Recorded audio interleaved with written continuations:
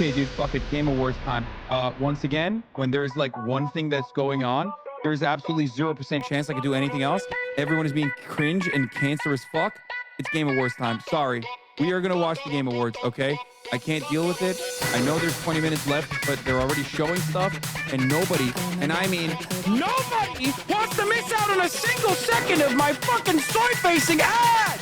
Oh, Bob! That's it! Game Awards!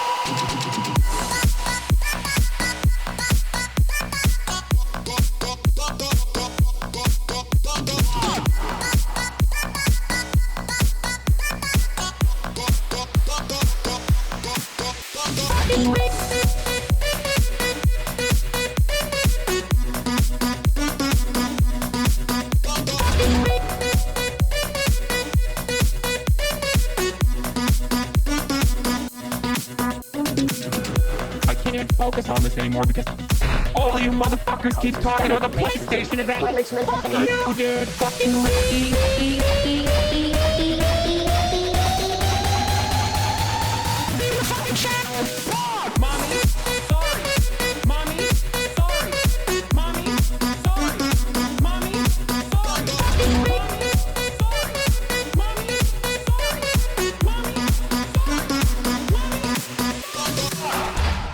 Dude, Megaphonics is literally just like What's going hitting on, everybody? the I hope everyone's having a fantastic evening, afternoon, pre-noon, no matter where you are in the world. I'm Hasan Piker, and this is the HasanAbi Broadcast coming to you live from sunny California, Los Angeles, folks. We're live and alive, and I hope all the boys, girls, and MBs are having a fantastic one because today's a beautiful day. Today's a wonderful day.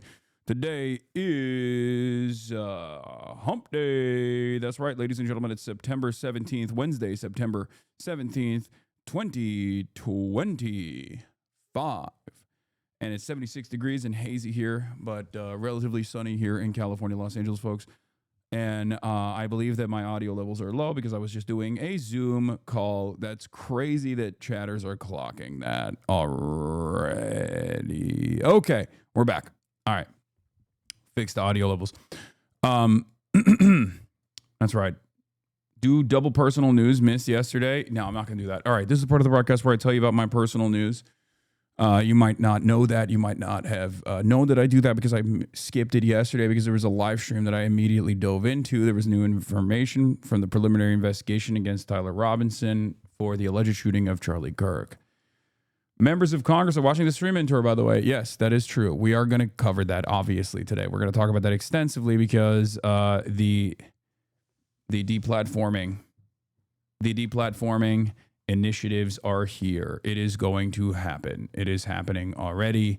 There's a Fox News attempt as well, and it will only continue to escalate from the right. But of course, this is we're at the mercy of the right-wing administration. So, yeah, we got a new Fox News hit piece. We'll talk about that. We'll cover that, all that stuff, all that good stuff. Anyway, folks.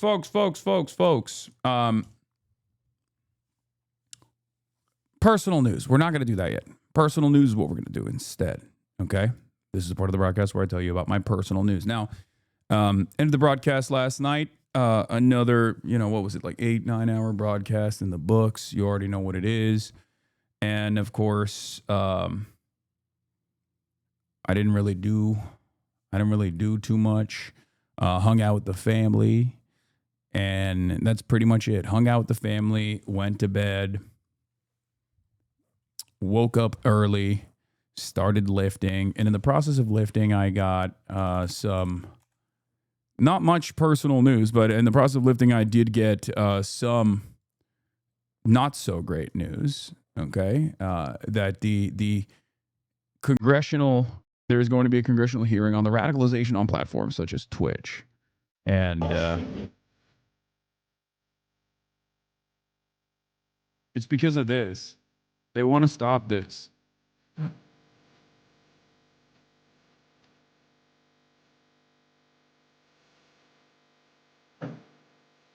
This is what they want to stop.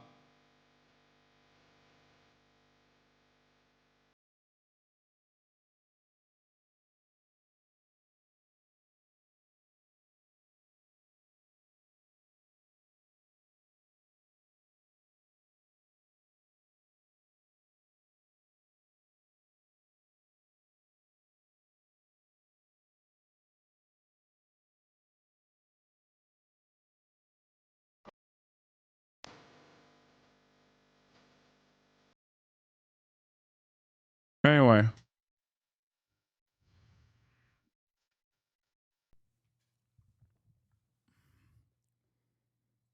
On a positive note, Gen V is back. Be real, it's because of your drip. It was a good run. Yeah, it's over. It's over. It's over. It's over. It's done. Why U.S. politicians like crybaby snowflakes? I don't know. But cool TikTok of a girl drawing you. What is this? It's been a while since we've done one of these. It's a pretty good face Drawing celebrities based on my boyfriend's description, like a criminal sketch artist. Okay. shape in general, and a pretty good jawline. But he definitely has like a scruff. Is that what you call it? Like overgrown 5 o'clock shadow, you know? And it looks good. And it's like a dark brown. Guess number 1, Pedro Pascal. I think that this guy is more handsome than Pedro Pascal. Like That's he does have crazy. bigger lips. He's not white. This guy is not white. okay. But he's I was very like white passing. I don't know if I can say that. Give me some traits that you think a man like this might have. Gamer. Stays in his room 12 hours a day. Typical nose. It's not a very different nose. Looks like very baby doll lips. He does kind of have some baby doll lips. Just give me baby girl. He does have eyes. I feel like they're kind of He like does. they're just kind of like diamond shaped. I don't know who this is. You know who it is. He got those diamond eyes. He has glasses. They're fairly big, like circular squares. If you know what I mean. I don't think I'd go to the barber and I'd be like, "Give me this guy's cut," you know. But I think a lot of people have his haircut, and it's curly. Low key be bone red though. Oh my god. Low-key be bone red. I'd probably not. It's just your time to guess now. Okay, well, at first, like, this half, I like Superman. It does kind of look. I can see how Right? you got like, Superman tell from me that. that's not David Cornsweat. He has like a shaved head. Oh. So I was like, okay, that doesn't make sense. I don't know. Is it like Hasan? Is Hasan? Is it really? It's Hasan. I was like, Oh. so he doesn't be bone red. He don't be voting. No, I was just trying to throw you up. Unless he does. Unless there's demons in his closet. Okay, I thought it was him. Release Like- the list.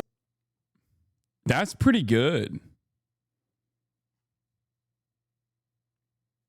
This is a HasanAbi hit. I just can't prove Capitalism it yet. or socialism?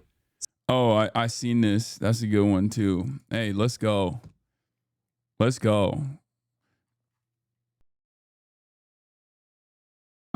Yo, this Fear Ant segment had me fucked up. Yeah. Have you seen the Netflix documentary about the? Oh Unknown number. Uh-huh. Yeah. Did you see that? Yeah. I don't want to spoil it for anybody. What's that about? What are your thoughts? Give me a synopsis. Well, it's about.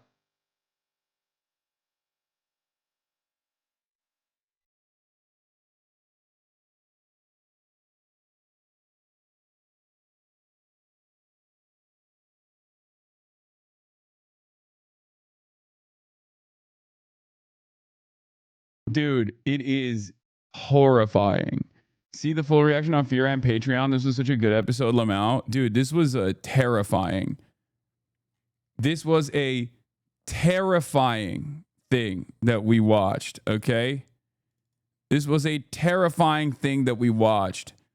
Or not even watched, but a terrifying thing that Cutie Cinderella showed me. Explained to me.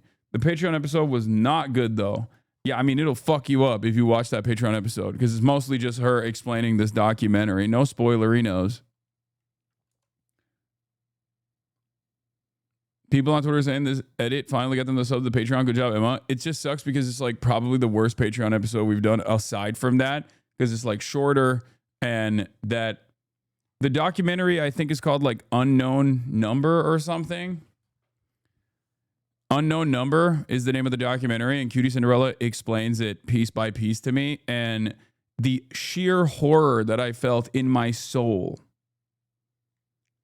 I did not know anything about it. And the sheer horror that I felt in my heart, in my soul, I mean, it was terrifying, bro. It was terrifying. Now, of course, as far as the rest of the Patreon goes, I mean, obviously there are limitations as to what we can and can't talk about, or at least what I can and can't talk about. And considering that my entire life, has revolved around very very divisive political things that are taking place. And I can't talk about those things on the Fear and podcast. Like I wasn't at my, I didn't deliver my best performance. Shorter by like 5 minutes. The Patreon app never hits the mark. Streets are calling you Turkish Cesar Milan, the dog whisperer. Bro, you sound like you want this to happen. What do you mean? Oh, that's the What do you mean?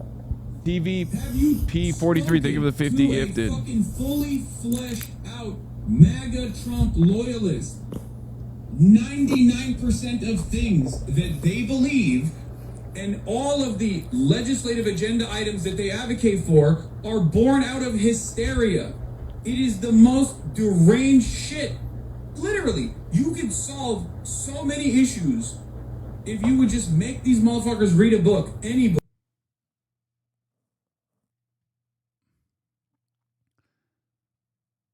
I think you unlike the sketchy talk. No, I didn't. Okay. You can't on desktop TikTok. It just doesn't work. See, I liked it, right?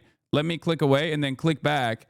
And it literally sometimes turns into like unliking it. Okay. I didn't unlike the fucking TikTok. See, I liked this TikTok before, but the like is gone. Why is it gone? I do not know. See, do you see? It happened in real time. Okay. Calm down, everybody. I'm not out here in the business of unliking TikToks. Okay, calm down. It happened in real time, so I'm glad you saw it. Okay, it's a bug. It's a buh. It's a buh. Web TikTok is busted. Will they fix it now that it's in the hands of American patriots? Probably not. Yes, Ben and Jerry. Jerry quit Ben and Jerry. We'll talk about that as well. But yeah, as far as personal news goes, there's not much else going on. Okay, there's not much else going on in my life other than the fact that it's coming. It's coming. It's my goat Bernie finally calls it a genocide after the UN findings. I'm glad that it took him this long to get there, but it just, I guess we'll take it whichever way we can. All right.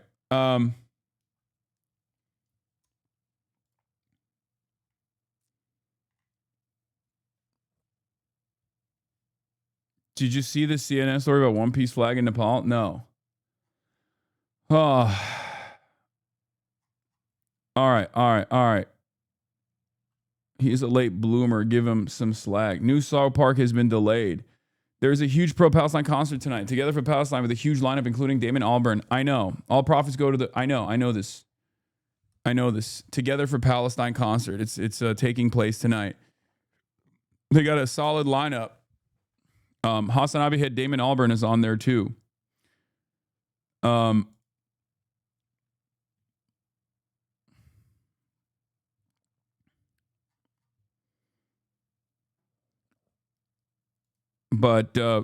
friend of the show Phineas, yeah, I saw that. He's on there. They're doing... This was crazy, bro. Brian, what are you doing, my man? You don't got an assistant that could tell you to pull the glasses down? I saw this and that's the first thing that I locked in on. It just made me so sad because he's the GOAT. He's awesome. Playlist for later. All right, let's just blast off and let's get right into it, okay? Because there's a lot to talk about today. All right, obviously.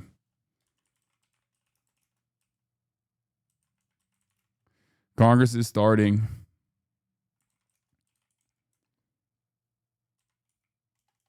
Deplatforming initiative by coming after Twitch, Discord, Steam, Reddit. Remember Brian Cox is the voice of the antagonist in the Manhunt video game in the back in the day? Oh yeah, that is fun trivia.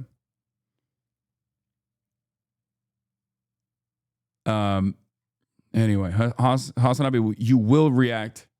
You will react to this today, or you are not a real girly pop. The downfall of Katy Perry, a collapse of a controversial empire. No. Okay.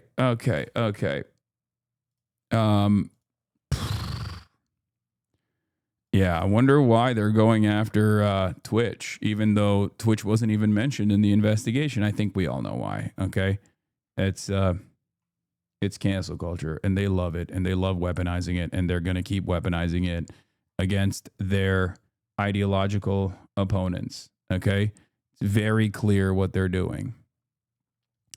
The GOP Oversight Committee is going to pull, if they can get them, CEOs of all these platforms and just fucking yell at them and play some clips off of their platform, clips that you have seen already being thrown around to try to be like, why do you have this guy on your platform? He's a radical. He's a dangerous radical. Leave Twitch for YouTube for the greater good. I mean, I think if I get banned off Twitch, I'm sure they'll pressure other platforms too. They'll try to like Alex Jones it. You know what I mean?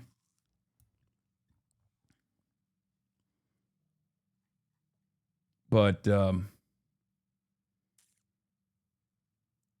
what point do you think they'll realize that maybe, just maybe, the worsening conditions taking place all around us and the fascistic takeover is what responsible for the radicalization happening? Yeah, we'll see. All right. Anyway, I'll get to that in a second. Start your own platform to compete with Rumble. Call it Crumble, man. Get in the right headspace. Okay.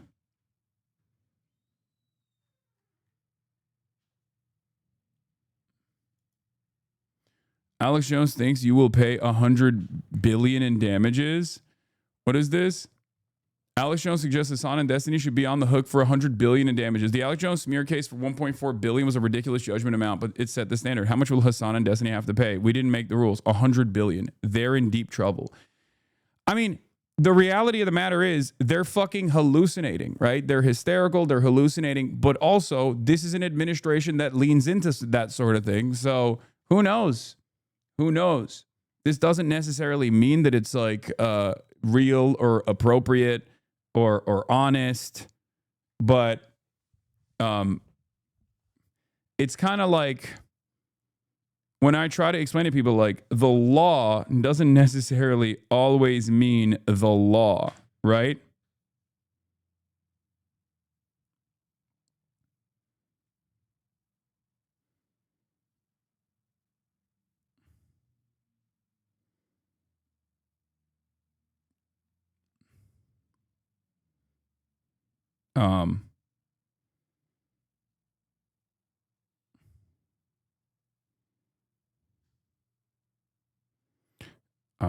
Hold on.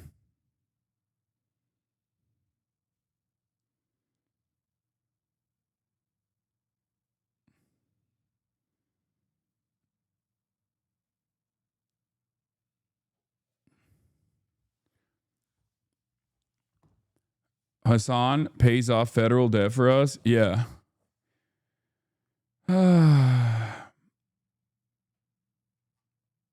Okay. I know Alex Jones' ass is not talking about paying damages. Yeah, maybe I'll have a fucking billionaire shadow donor that will cover all of my expenses. Ha, just kidding. Therein lies the problem. Therein lies the problem. But I think we all know. I think we all know what I must do. I'm pro-Trump now. It's time for the pivot. I'm pro-Trump. M Israel high. Donald Trump is the greatest president of all time. No one has ever done it like him. Okay? No one has ever done it like him. Where's the hat? Where's my apolitical hat? I'll get it in a second. Trump has the biggest penis. Trump's terrorist policies are chaotic but directionally good for the country. America's hot. America's hot, hot, hot. Capitalism is the best, and Trump is the best. I cried many tears. I love my president. He hated Jeffrey Epstein. He was a white hat pedophile. I believe it.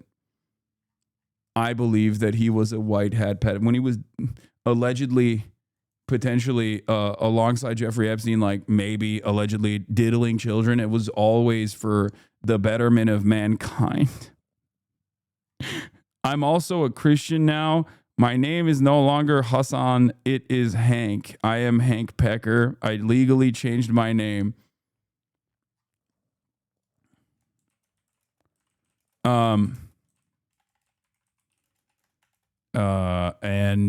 Yeah.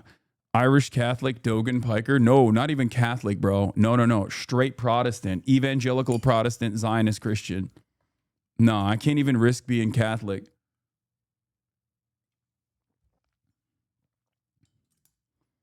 Yeah, I think that America should be able to have a white utopia. That's what I believe. The real reason why you feel a lot of economic pressure on your day-to-day existence is because of Guatemalan migrants and not because of your boss and your landlords and numerous other people of worth. They are the real marginalized. They are the 1%. How dare you speak about the 1% in such horrible ways? They are the true minority, the only one that matters. I care. I love them. I'm just doing common sense.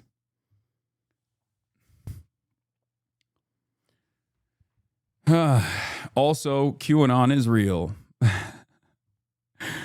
Ay.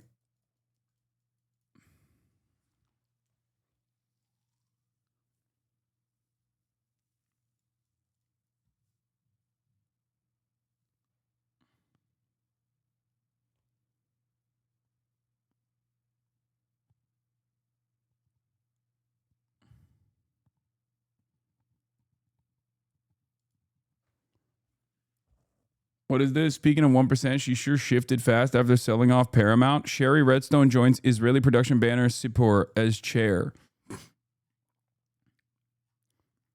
Have you seen the crazy David Carr update? Yeah, I did. I don't even know what's going on there. That's just freaky. We'll obviously talk about that too, but let me blast off first. Do we have a blast off, meme chatters? Is your soul shriveling as you say these things? No, I'm a grifter. So obviously,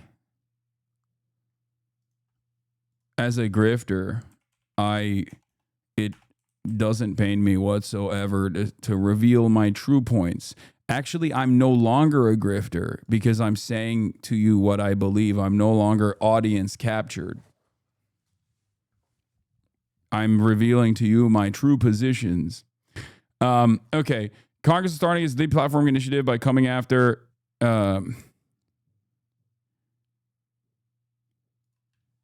hold on. By coming after Twitch, Discord, Steam, Reddit. Bernie calls it a genocide. We hit 3 million on Twitch, by the way. That was cool. I guess. We got the CDC. We got CDC updates. KIRK killer. KIRK killer. Evidence sparks further scrutiny by the right and left.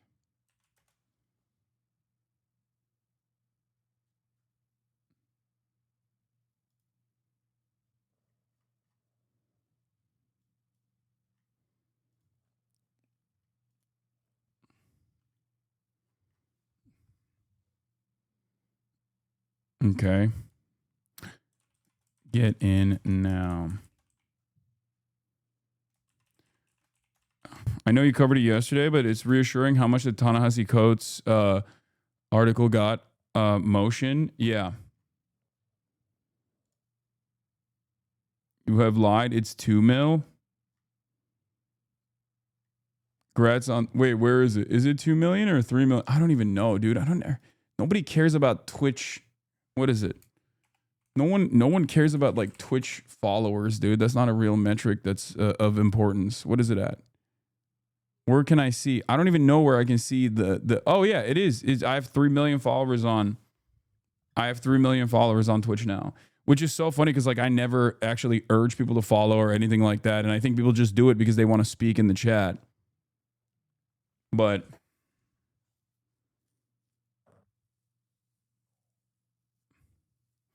Bestie, how did you get on Australian National Evening News, and why did they try to call you an Antifa terrorist? Did they? The interview that we did, the back and forth in the interview that we did was like quite cordial. Oh, you have 2.95 mil. It's rounded up. Oh, nice. Okay, well, hopefully we'll get it to 3 mil today. I don't know. I don't care. Efendim. Bir dakika duramam. Hayır. Hayır, hiçbirini giymedim. Baba konuşma ihtimalim yok şu anda lütfen. Hayır, ikisi de değil.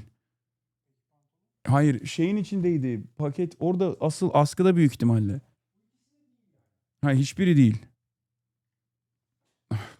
Okay. Where's the Australian broadcast? And because they are trying to make you the news, so people try to play catch up. New message from the suspect just leaked. Okay. It's in the playlist. Okay, we'll look at that. Anyway, here it is. Let's blast off. Far left himbo backs defund police and base socialist mayor Mamdani for mayor. Comrade Hasan. Blah, blah, blah. All this stuff. Shh. Hey. Baba kapıyı kapatır mısın? Hey, Kaya. Place.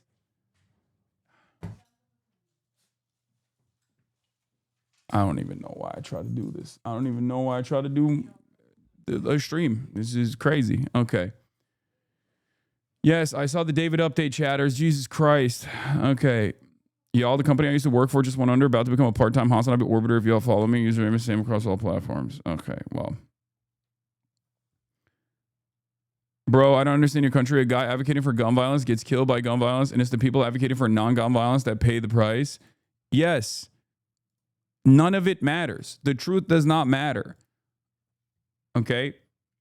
Virtually everything that I've advocated for over the course of tens of thousands of hours of commentary is anti-violence. But of course, you can find a totality of like 2 minutes, or maybe if you try really hard, 8 minutes of the utilization of a metaphor, hyperbolic language, memeing, things of that nature, and present it as like a compilation of my advocacy for violence or whatever. You can swing it in that direction, especially with all of the predisposition that the average normie has towards that sort of thing. Okay? And that is where we're at. That is precisely where we are at. And the Republicans are cynically, in a sinister fashion, using this as an opportunity to go after people that they consider to be political dissidents. I myself being one of those people, perhaps one of the most highlighted people. Benjamin S. Weiss, the Congress reporter for Courthouse News, says, lots of folks in the conservative right-wing media sphere have come after Hasan, one of Twitch's most subscribed streamers, in the wake of the KIRK assassination. Now Congress is demanding the Twitch CEO testify next month.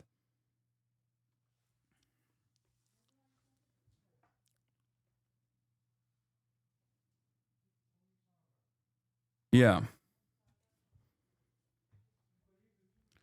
Do you think rates get cut today?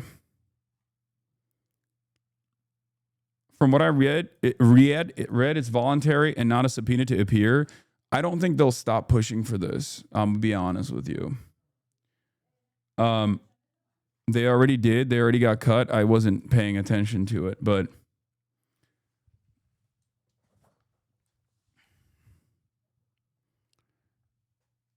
I wasn't paying attention to it. But yeah, I mean, I would show up for something like that, but I don't think they would. I think they would probably much rather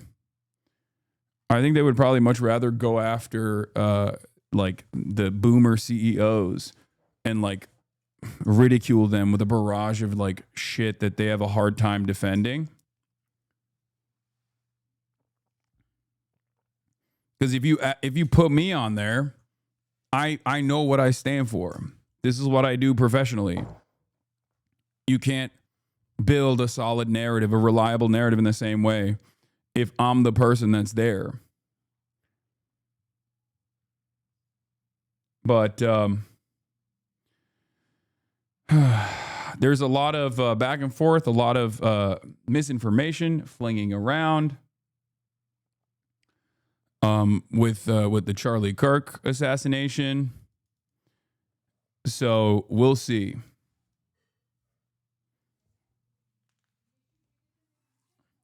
There is also a lot of people who don't believe the text messages that they revealed. But in any case, let's get started on the Charlie Kirk suspect, Tyler Robinson, allegedly confessing in a note. Tyler James Robinson.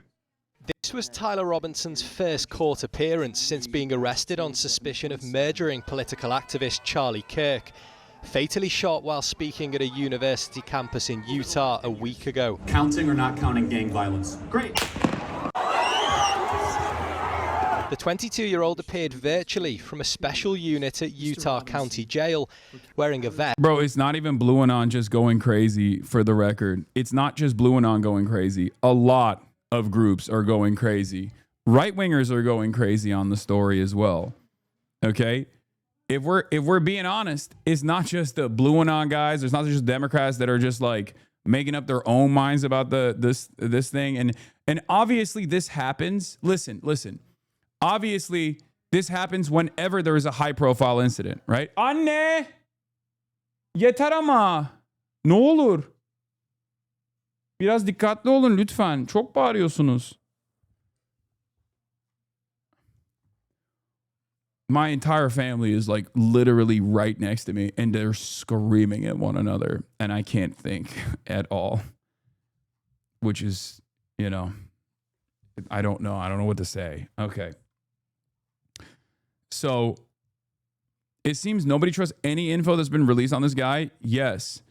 And part of that is because this always happens whenever there is an issue of national importance. There is an issue of global importance, and this story has obviously become like a global issue. So there's a lot of misinformation flying around. There's also this also happens with like the partisan media landscape that exists. People make up their own minds, right? People make up their own minds about like what took place, what transpired. There's also one very important aspect here, and that pertains to complete societal collapse in some ways, the erosion of the infallibility of institutions, the erosion of the confidence people have in these institutions, partially due to people like Kash Patel being the head of the FBI, partially people being propped up into positions of power and positions of prominence in this administration simply due to their loyalty to Donald Trump rather than their competence.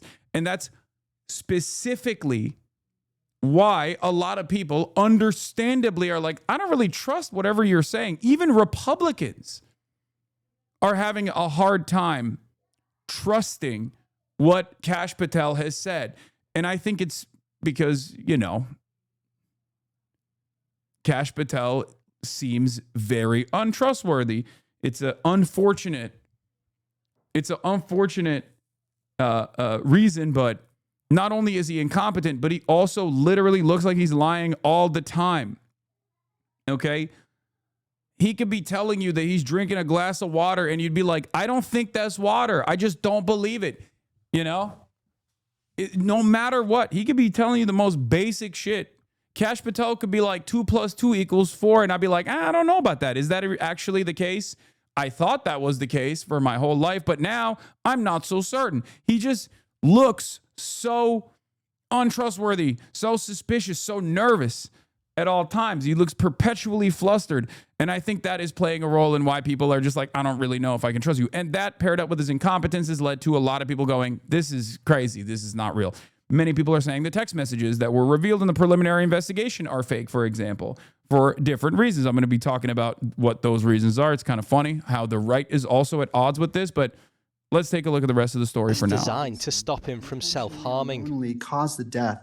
Charlie Kirk was a hugely influential ally of Donald Trump with a massive following online. Prosecutors allege Robinson confessed to killing him in a hidden note to a roommate left under a keyboard. The roommate looked under the keyboard and found a note that stated, quote, I had the opportunity to take out Charlie Kirk, and I'm going to take it. Police found a photograph of this note. After reading the note, the roommate responded, what? You're joking, right? I gotta grab my rifle still. To be honest, I had hoped to keep this secret till I died of old age. I am sorry to... Bro, this, like, I'm sorry. Some people are some people are suspicious over the veracity of these text messages because they're like, no fucking Zoomer talks like this. And I kind of understand that suspicion. But my suspicion over it is because he engages in cop speak on numerous occasions. And also on top of that, it plugs every hole in the investigation. Like, it is far too fortuitous. Like, he literally at one point is like, remember when I was doing the bullet casings? Lemau, I love writing memes on bullet casings that I will inevitably use in an assassination of a high-profile political speaker. It's like, that makes no sense.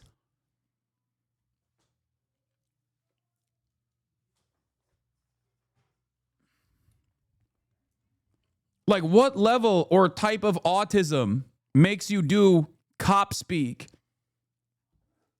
I don't get it. It's written by like a 45. It sounds like he wrote it. Like, those text messages sound like he wrote it like he was a 45-year-old cop. You know what I mean?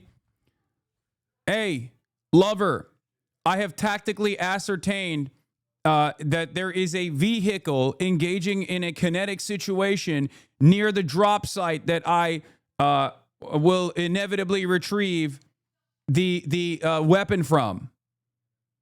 Like, I'm not Mr. Everything is fake. I'm not Mr. I'm suspicious. There's a grand conspiracy here at all. And I've actually been quite critical of a lot of the different conspiracies that have been flung around in this issue. People saying he's a groiper. People saying, that this is Trantifa. People claiming that this was Israel doing the assassination. Things of that nature. But like it just sounds very, very weird. Like, the text message back and forth is so strange. Okay?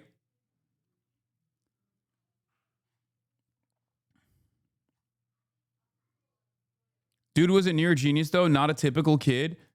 I mean, sure, he clearly wasn't a typical kid, but the cop speak is odd, no? And not just the cop speak, but just basically almost every text message exchange that they showed is pertinent to the investigation. And I'm not alone in this suspicion. Steve fucking Bannon has also raised the same concerns. Candace Owens has raised similar concerns. Matt Walsh has raised similar concerns. Like, these are not people that I am in agreement with at all. Okay? You don't get it? This guy's from Utah and raised Mormon. This is how they all talk. They all talk like FBI agents. A Mormon white boy texting like that is probably the least surprising thing. Like I said, it's just odd. It's just a strange text message back and forth.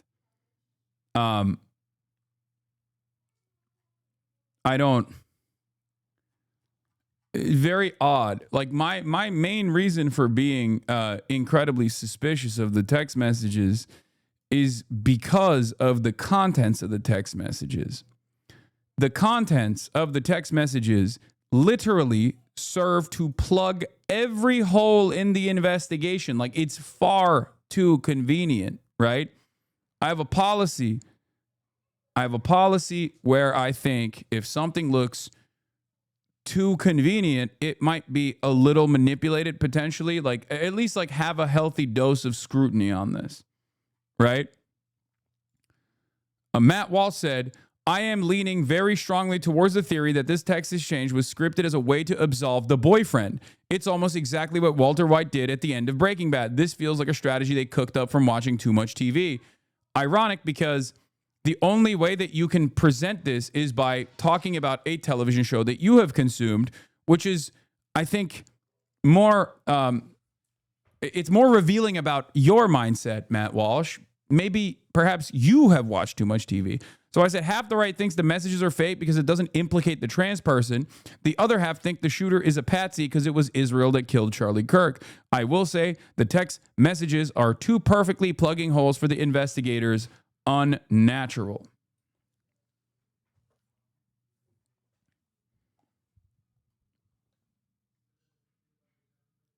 Yeah, this feels like Breaking Bad. Guy who's only seen Breaking Bad. Yeah, I know it's not a back and forth. There are ellipses in the convo because it's cut together. The cop speak is consistent with his upbringing. The rest of how he talks is consistent with being a Reddit kid. Also, the messages seem to cover all the bases because they're cut together from a longer convo and used to justify the charges. No, I understand that. I know that. That's not like an unnatural conversation that just took place like that. I know they cut the most valuable aspects of it. What I'm saying is putting that in writing is, I mean, this is the worst fucking screenshot. Jesus Christ, these guys are so stupid. Like saying that there is a squad car near the drop point or, you know, shit like that.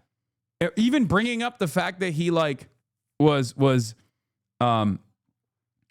stamping the bullets, like stamping the casings, you know? Like that's fucking strange. That's a strange ass thing.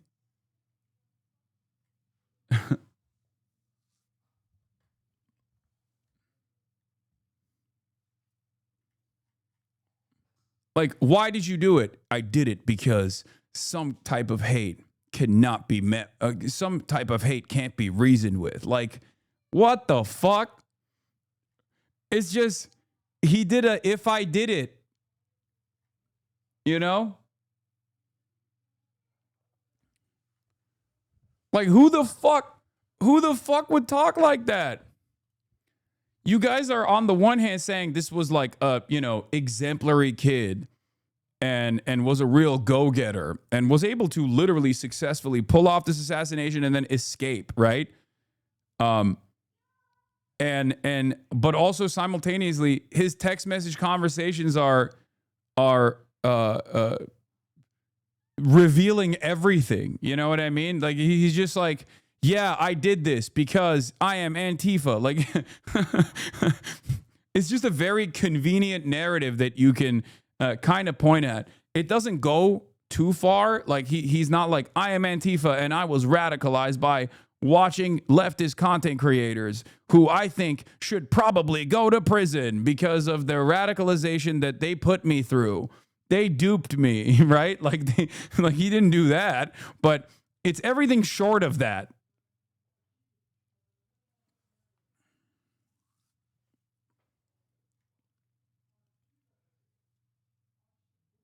Do you feel me?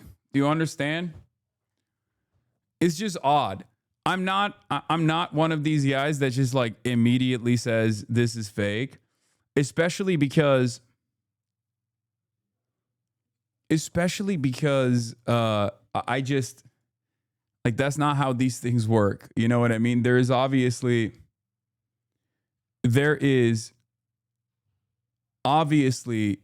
a level of healthy scrutiny that you can apply to official organs of justice. There's obviously always going to be like you know, some fucking around, but it's just strange. It's just strange. That's all I'm saying. It's a strange thing because it's a very convenient narrative. Involve you. In the text exchange, Robinson's roommate asks him why he did it. Why? Why did I do it? Yeah, I had enough of his hatred. Some hate can't be negotiated out.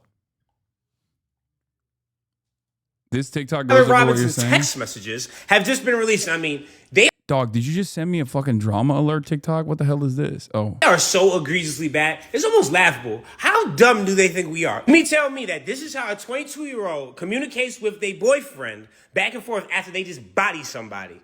Drop what you're doing. Look under my keyboard. Whereas conveniently a note, I had the opportunity to take out Charlie Kirk. I'm going to take it. What's the point of leaving this note to your boyfriend, but then texting them to admit to it anyways? Doesn't add up, not logical, stupid. This is kind of believable, like, oh, he's keeping tabs online. Why? Why did I do it? Yeah. So no phone calls back and forth, no FaceTime, enough of his hatred. Some hate can't be negotiated out. If I ain't able to grab my rifle unseen, I will have left no evidence. This sounds like a book written by... Yeah, bro, it just feels as though... How do I say this? It feels too convenient. Okay? Like, that's it. Because there are other Discord messages where you've seen the way he talks, where he's like, I'm EP, right? Like, there are Discord messages with that kind of show the pattern of how he communicates with other people. You know, talking about like fucking cat memes or talking about the weather or saying he's EP. And then here he's like, this is me. I did the assassination of Charlie Kirk because I hate, and some hate can't be negotiated with. I was going to retrieve the murder weapon by circling back, but there was a squad car that was placed around.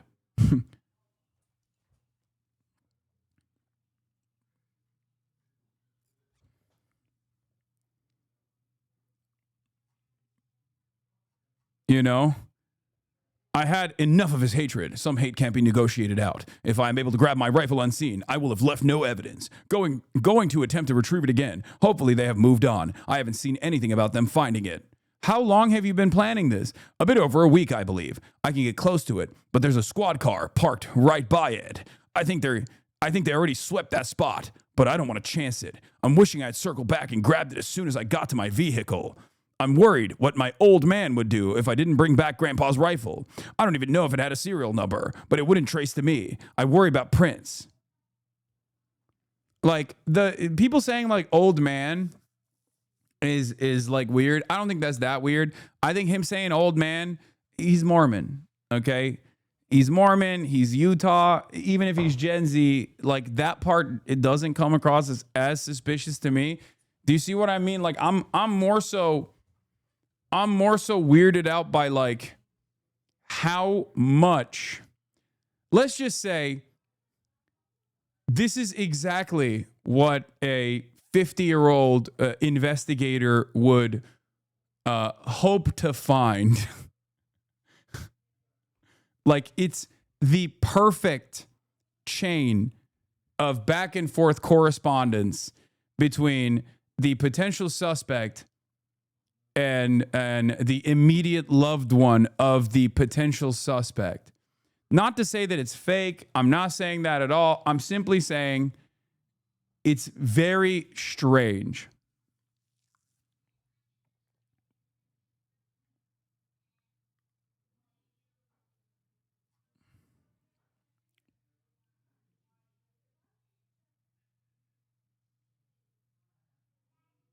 He's like, I have planned the perfect crime and I will never get caught. Now let me outline all the steps I am doing.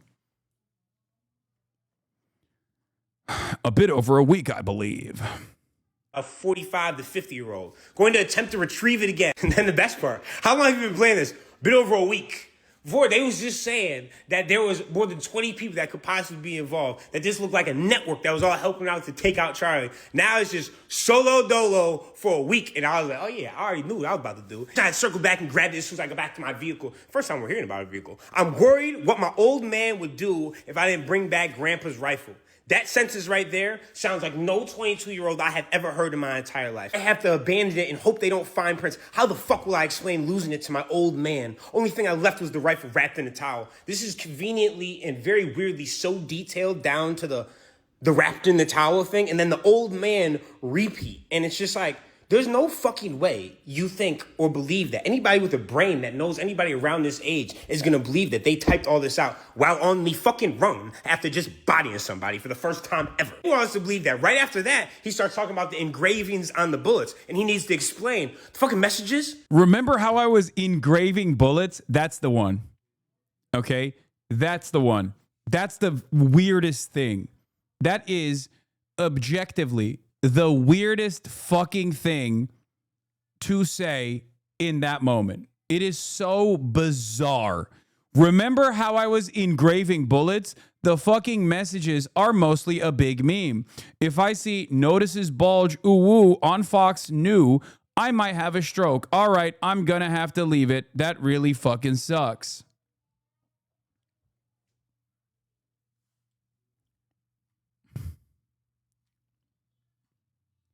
Why would he?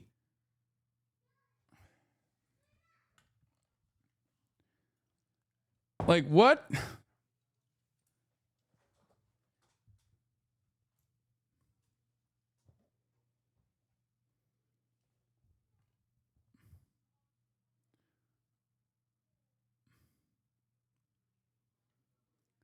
Do you think maybe his fan was telling him what to say? No. I don't know. I don't know how, what caused him to write this kind of shit unprompted. Also, he says, notices bulge ooh woo, even though the bullets say OWO, but like, I think that's a distinction without a difference. I don't think it was, I don't think it's that I don't think that's ultimately that consequential. Because like many people also say ooh, right? Like that's what people, that's what I thought it was.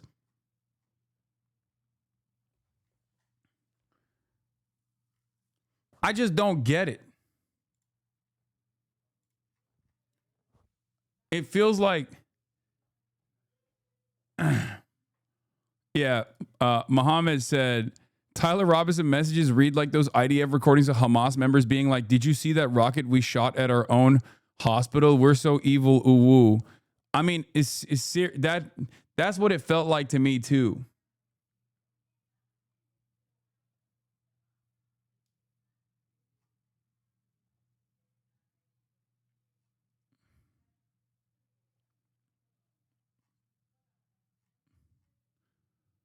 You are old.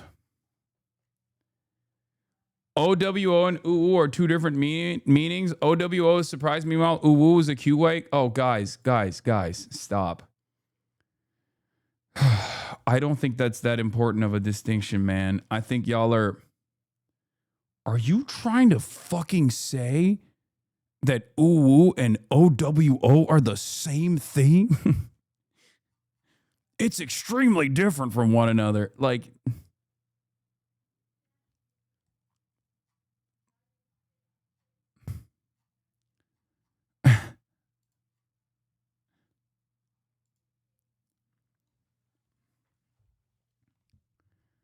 bro, your entire fan base takes that shit seriously. Let's not pretend. Okay, I don't give a shit what my entire fan base takes seriously.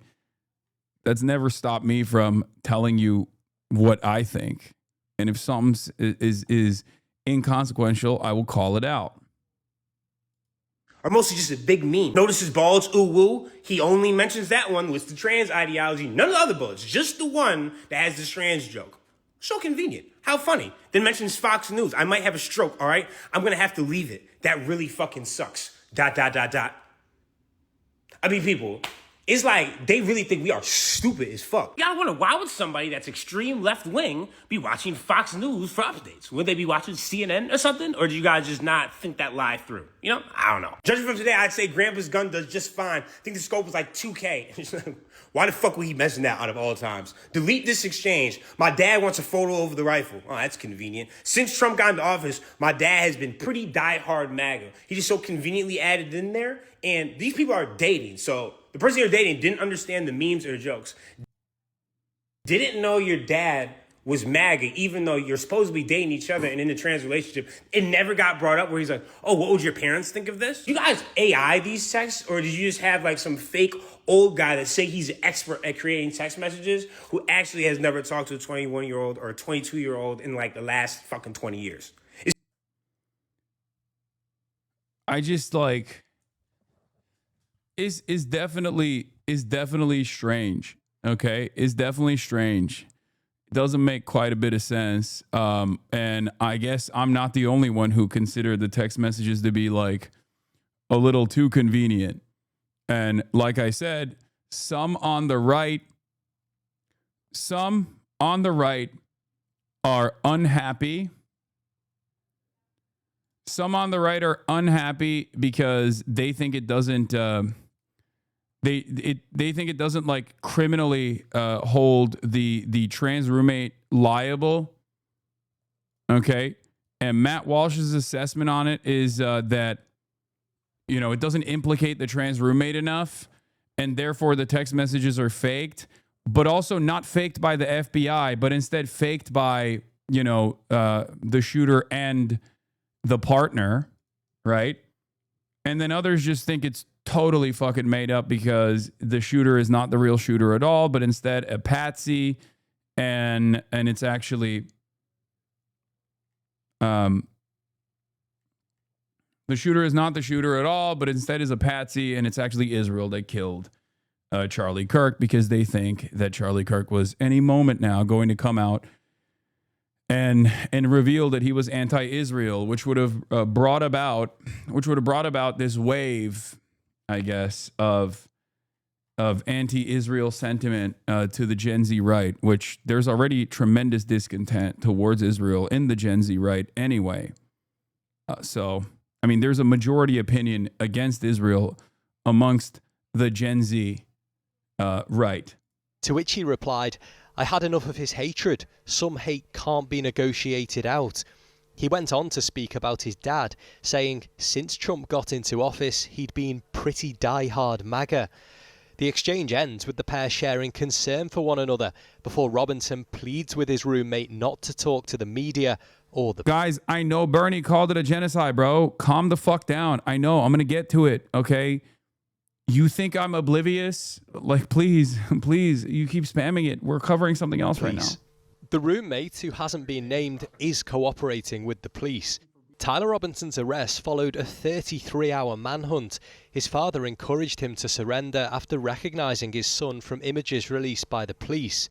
Robinson hasn't entered a plea to the 7 charges he faces, which include committing a violent crime in the presence of children and aggravated murder. Join me in welcoming the next Vice President of the United States. It's alleged Robinson targeted Charlie Kirk because of his political expression.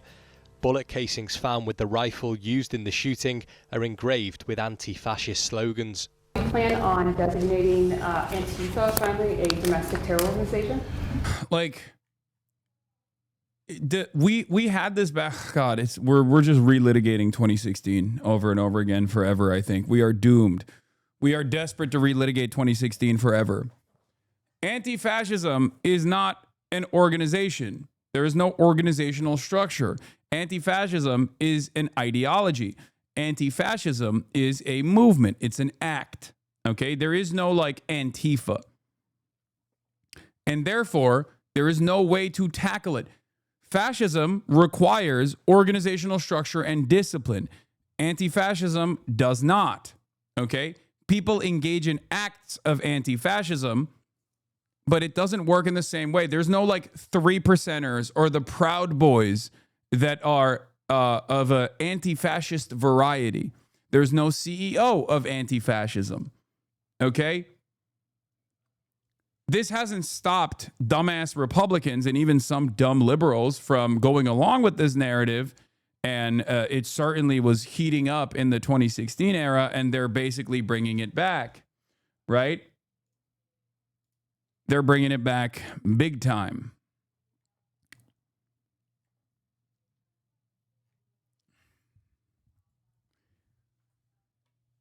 But that is, of course, by design. It's vague, and I think many of these guys also understand that it's just like an action that people take, so they can say anyone and everyone is Antifa, okay? Because technically there is no real RICO charges that you could present, or real terrorism charges that you could present towards people who are anti-racist, for example, and engaging in an act of counter-protest against like fascist mobilization in their neighborhoods or whatever, because there is no organizational structure. They can just say everyone is Antifa, because technically anyone who is anti-fascist, myself included, and many of you as well, are a part of the organizational structure that they've designed of Antifa. It's very stupid. Also, there is the other side of the story, which is, what are you if you are anti-fascist? That means, I guess, you are pro-fascist, right? It's just another thing that a lot of people basically have recognized. Like, one of the most organized anti-fascist acts was conducted by the Allied forces in World War II. That was Antifa. That was an anti-fascist action. Okay? So clearly, it's not a real thing. Well, it's something I would do, yeah. Anti-fascist groups are increasingly the target of President Trump. It's thought his team could soon introduce an executive order to combat hate speech.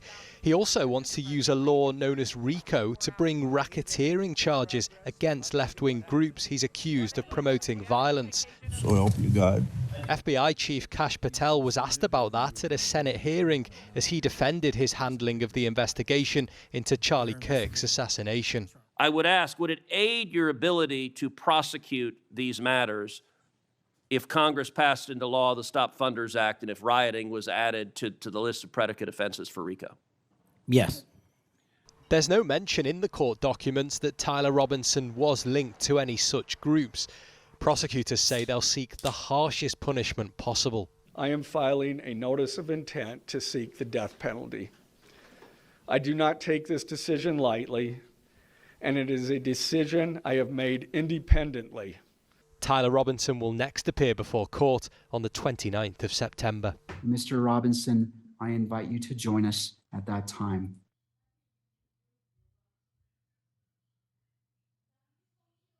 After sleeping on the text exchange released by the prosecutors, you guys, I just want to say I'm calling bullshit on it. I do not think these are legit, and I'm not alone. There are bipartisan calls right now that what the prosecutors received from the FBI is total bullshit. It's not making sense. Put this up, Kylie. I am still okay, my love. Now, I have a 22-year-old son. He doesn't speak this way. A little while longer yet is another quote from the letter. Till we died of old age. Grab my unseen, a bit over a week. And then he refers to a squad car.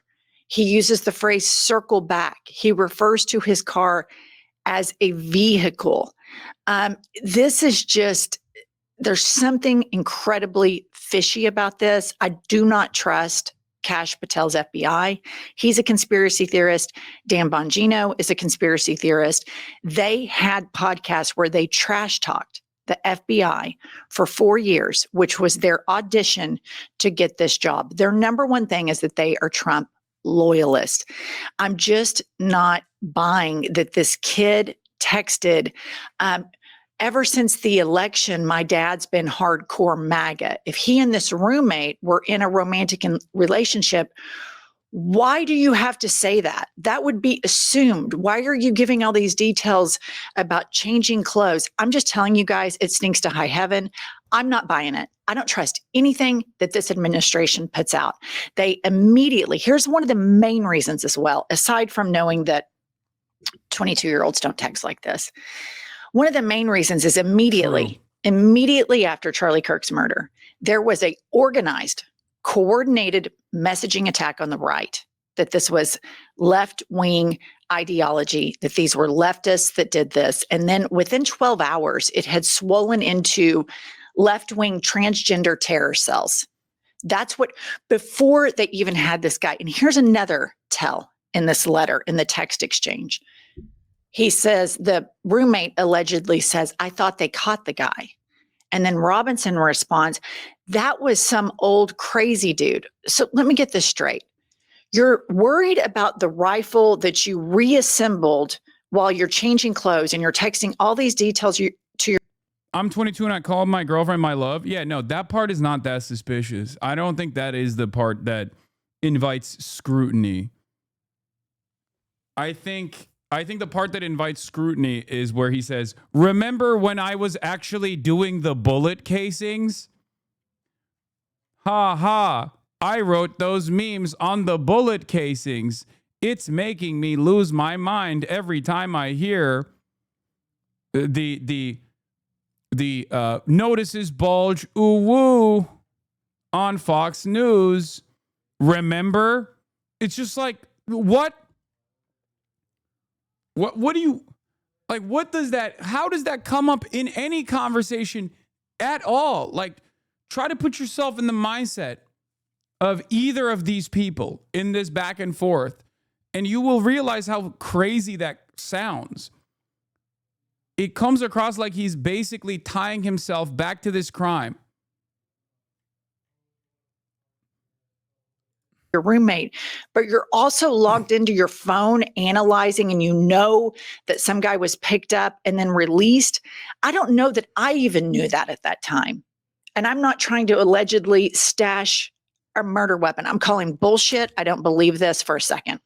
I agree with you. It's too convenient, given what you said. The immediate narrative was it was a leftist trans person, but he didn't fit the narrative. White, Christian, MAGA, Mormon.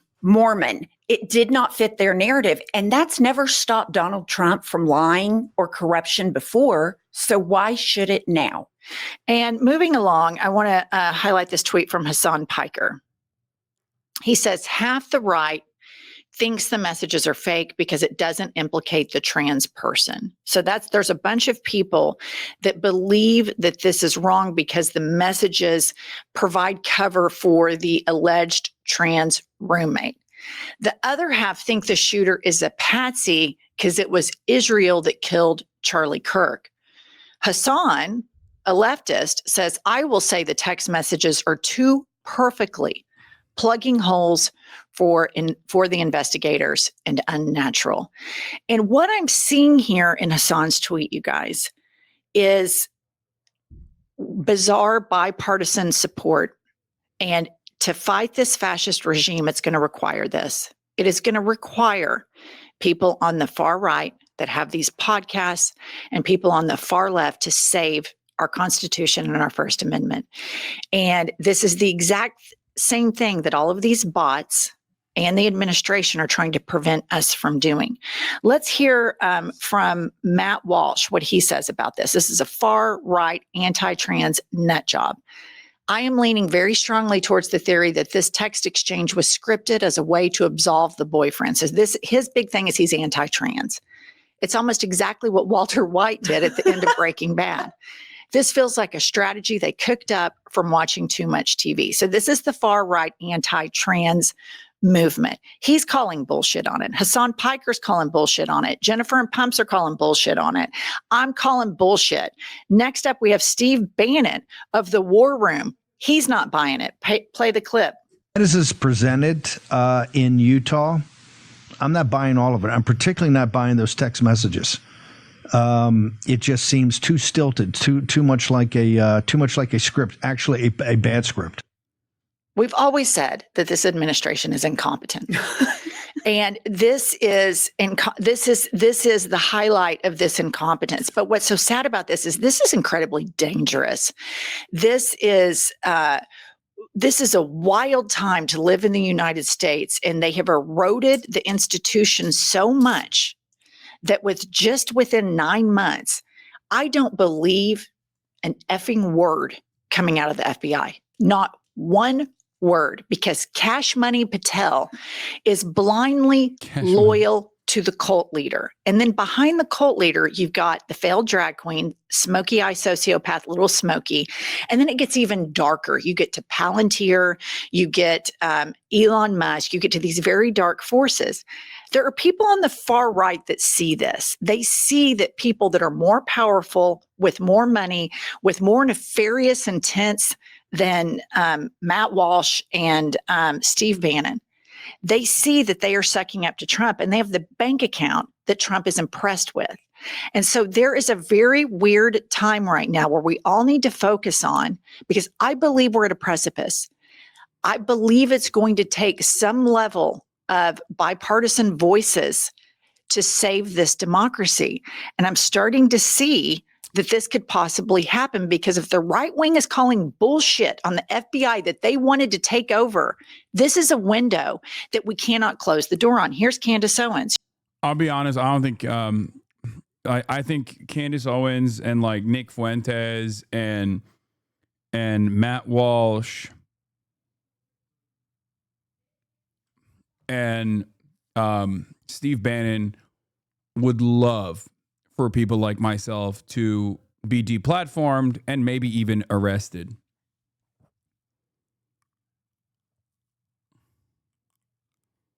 I don't even believe for a brief moment. I think they're just farming the discontent. I think they're farming the discontent. I don't think there's any like higher priority that they hold. Like my consistent anti-Zionism is not something that they care about. Like their anti-Israel opinions, I don't think. What is this? Yikes, brother, your take on this didn't age well. Oh my God, dude. We have more pressing matters currently. Okay. Like this is a great example of this. Jackson Hinkle, Hasan, Piker, Destiny, you're going to jail forever, right? Like these guys are fantasizing about this. To jail, little man. Jackson Hinkle, you're going to jail. You're going to prison. You are going to jail. I can't wait until they put Jackson Hinkle under the jail, dude. Do they even make a cell that small? They're going to have to get the cell for animals. They're going to have to get the cell for midgets and women to put Jackson Hinkle away. Jackson Hinkle, Hasan, Destiny, you're going to jail. I don't know how to tell you this, but you're going to prison forever. Hasan is being deported. Destiny and Jackson. I'm literally an American citizen. Like I was born here. You know what I mean? He's just fantasizing about the administration just like doing this kind of stuff. But I don't even think Jackson Hinkle is in the United States. Jackson Hinkle are being imprisoned forever. The world will be a better place. Born Aryan sent $30. Born Aryan sent $30. What a fantastic way to end that clip. Yeah, Nicolas Fuentes talking about deportations. Remind the viewers that this is a Nazi. I mean, you can kind of tell, I think, by Born Aryan sent $30.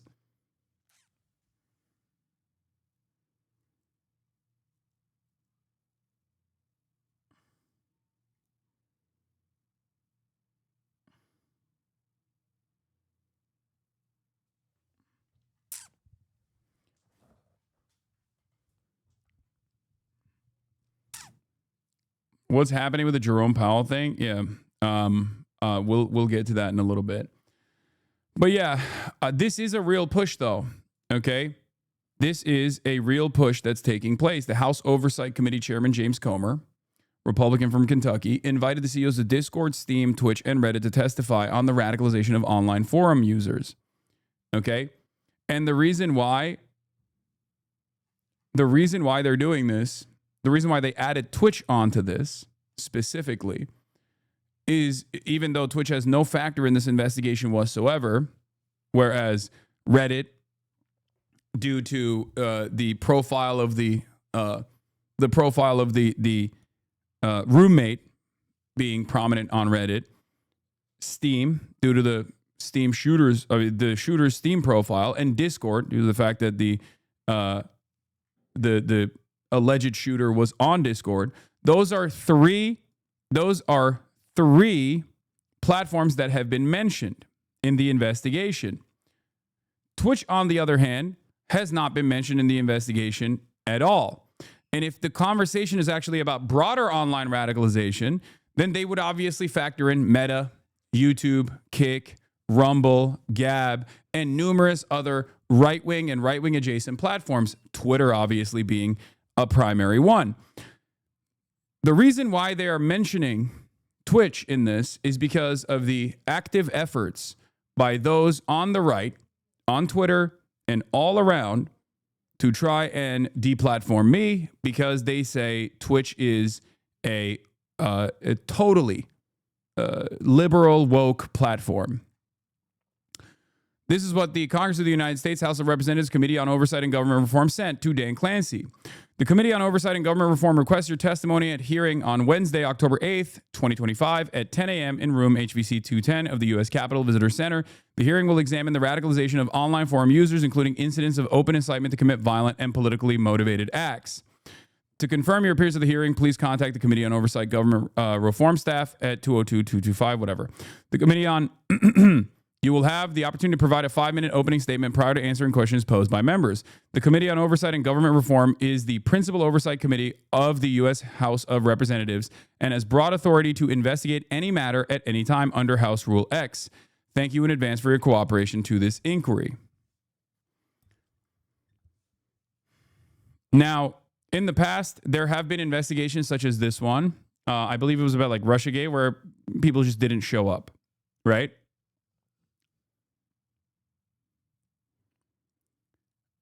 Let's be real. The reason why they sent this to Valve is because Discord, Valve, Steam, and Reddit have been mentioned in this investigation.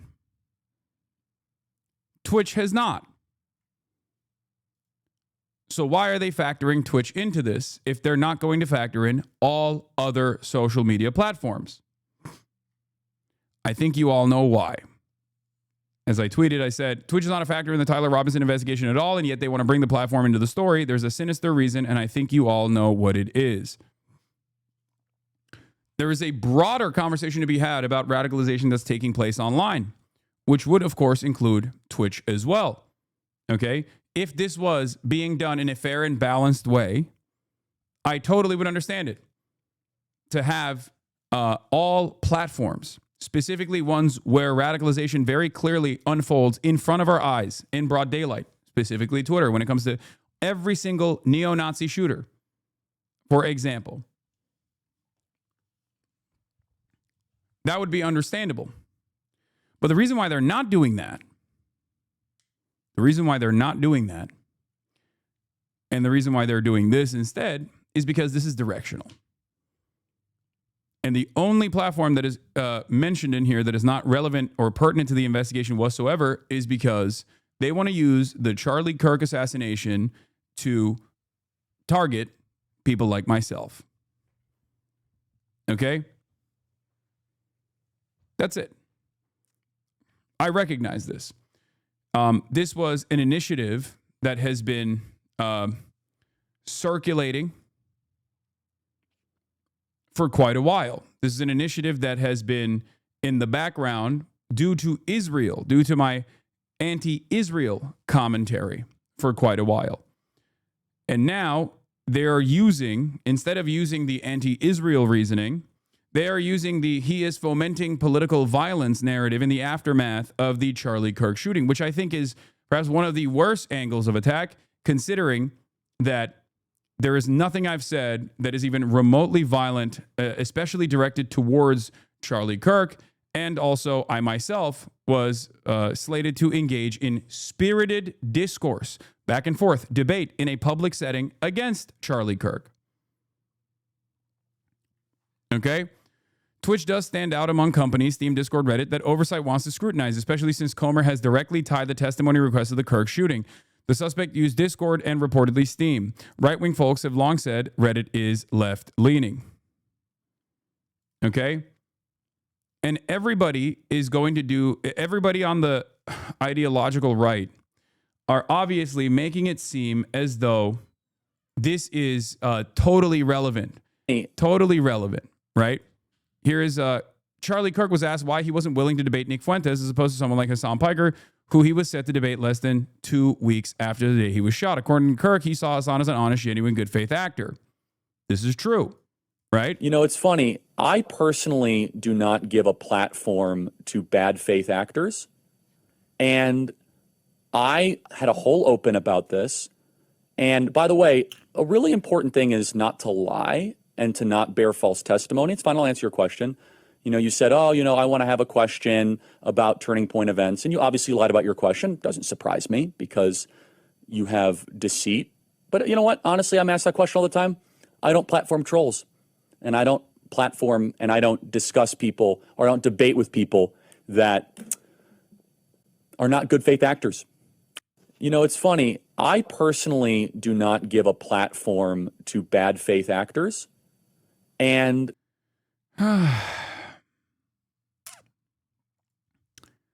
so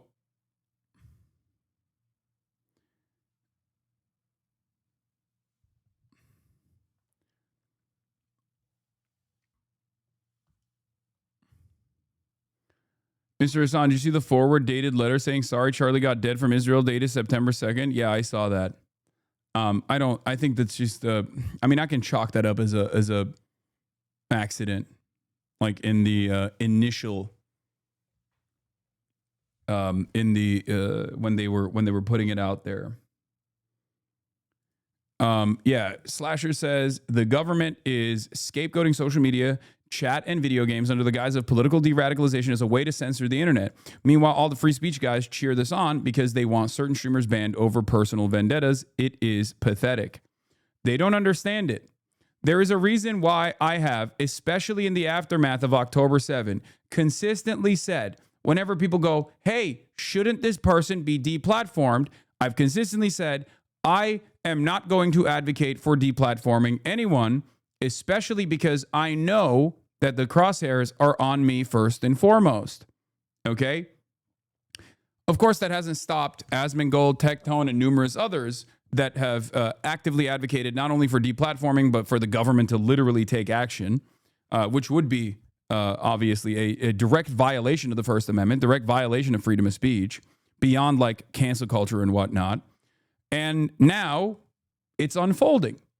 Not that it matters. Moral consistency in this regard does not matter.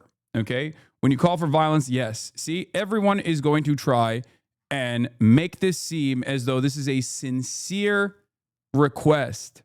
Okay? That's it. That's all this is. Right-wingers that want to enact out a personal vendetta over a Twitch streamer that they dislike will try to turn around and say, no, dude, you've been calling for violence. You're radical. You've radicalized people. Okay? And the reason why they can't associate me with anything related to Charlie KIRK is not seemingly stopping them from continuing along with this narrative. Right? Now, of course, as I've said already, ban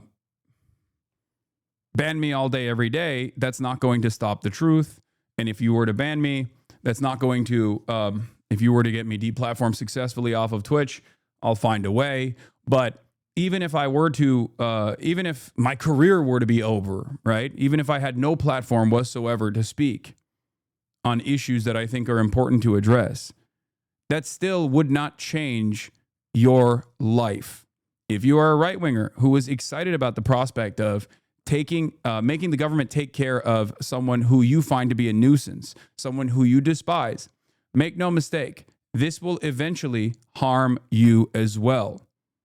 Okay? Not only will this eventually harm you as well, because of course they're going to come after you too, because this is about broad censorship. There is going to inevitably be an opinion that you have whether it be on Israel, for example, or any number of different reasons. And the government will say, this is political dissent. We don't like it. And they will come after you too. I know it's very difficult for you to comprehend that right now because you're too excited at the prospect of imagining a world where you've taken a scalp, where you've successfully been able to deplatform this woke Antifa guy, right? Having said that, however, this is not going to put more money in your pocket. This is not going to make you more likely to retire at a reasonable age. This is not going to make your health care more affordable or free. It's just not going to fix any of the real issues in your life, the issues that I fight for every single fucking day.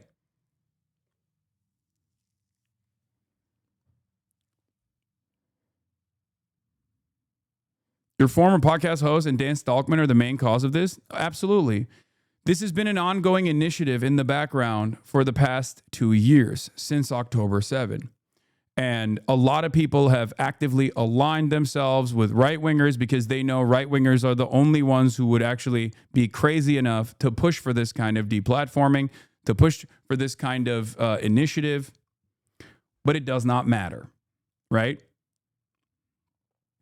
The very same people that always said cancel culture is so stupid, using like age-old things that are taken out of context to associate a person's entire worldview with like a 10-second fucking soundbite is so stupid, are very clearly utilizing that and weaponizing that entire thing, as they have done so over and over again. Okay?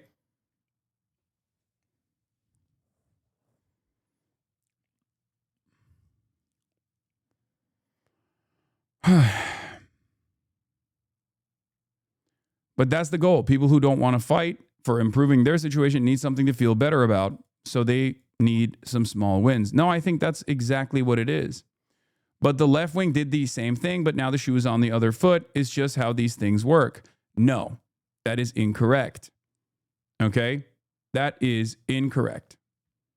Especially for someone like myself. If you're coming to me and telling me that, you're definitely wrong. Okay?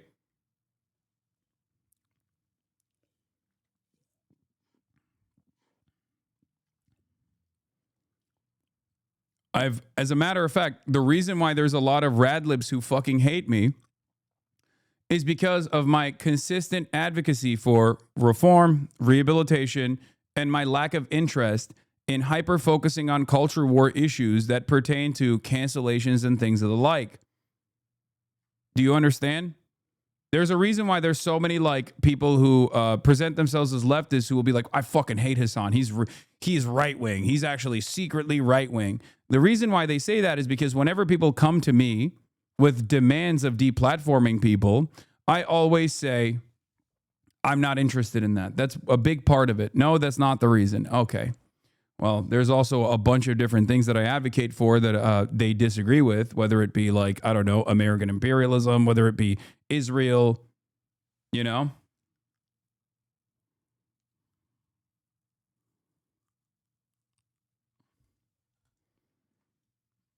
Whether it be getting people to reconsider the way that they've learned about American history, for example. There's a million different reasons why someone could be upset about my commentary.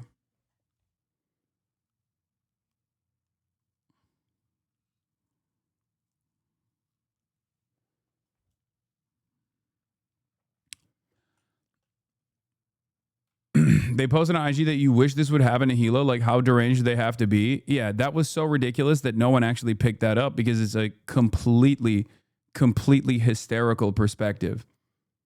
Okay?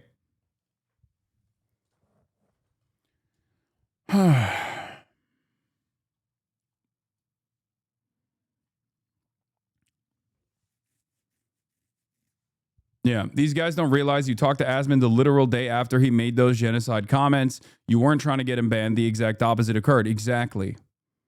And many people yelled at me over it. They said I was actually whitewashing and laundering his reputation.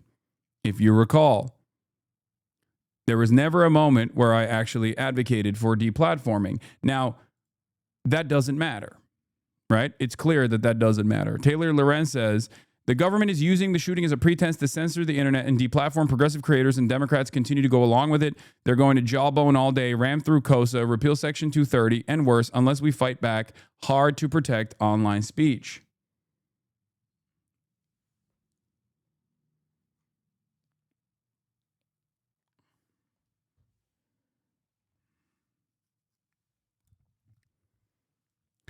A big part of this equation is anti-Israel sentiment. I promise you, if I was a pro-Israel progressive, okay, which obviously is oxymoronic, but if I was, this wouldn't be as major of an issue. 100%. There would be no calls to deplatform someone such as myself by the ADL. There would be no calls. There would be no liberals turning the other cheek when they see this initiative coming from the right. This is punishment directed for that issue first and foremost. You can try to find any way to cut it in your mind to make it seem as though there's other reasons for it. Oh, he deserves it, this and that. But people only say you're secretly a right-winger because many people prescribe to categorize beliefs instead of allowing for nuance where morals, belief, ethos determine specific responses to real-world issues. Theory only applies so far.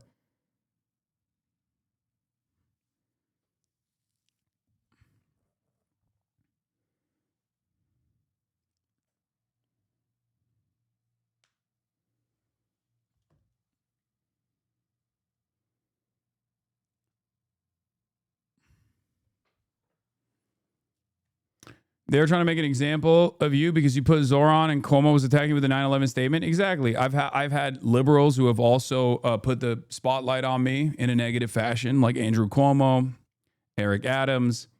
This is a real fear for some people. I mean, obviously, Richie Torres was the first guy who pushed for this long time ago, leading up to the election. This was before the election. I just noticed the hearing is one day after October 7th. Yeah.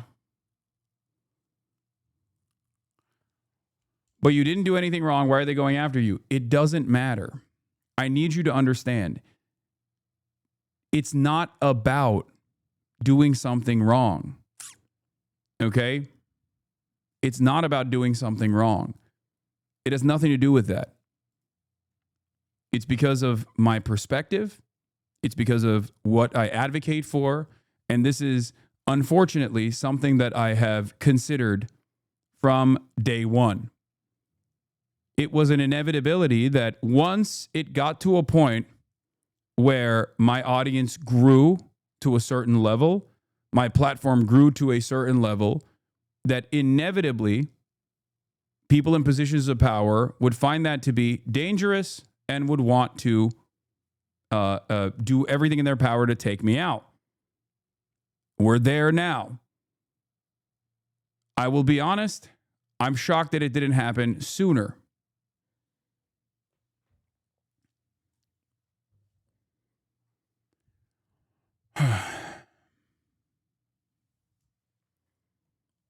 That's it. But remember, there is this mentality that you have in your mind where you think the government, why are they doing this? This doesn't make a lot of sense, right?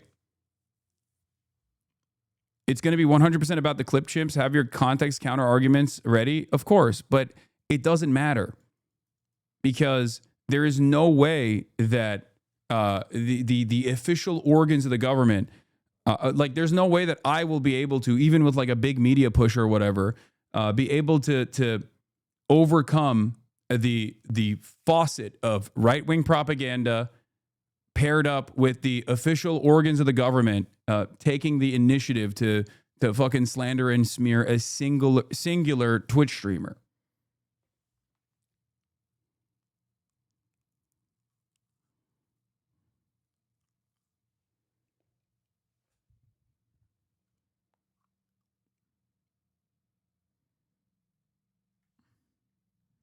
That's it. That's it.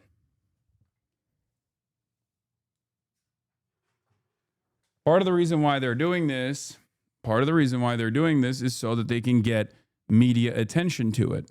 Here's a corresponding piece.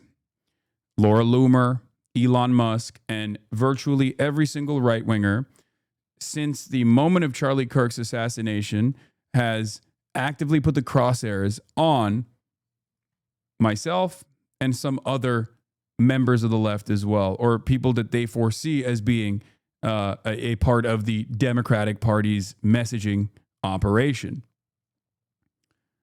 I'm the most visible and the most accessible left-wing content creator in North America. So, of course, I would be public enemy number one.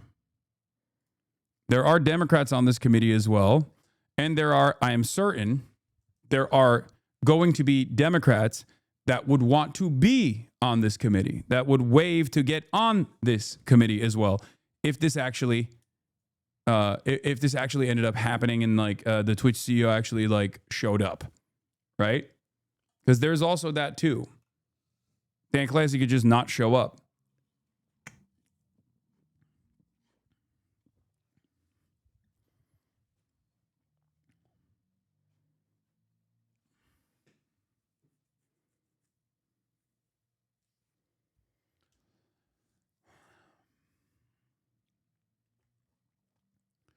There are congresspersons on the minority side that I know personally as well, that I can talk to as well.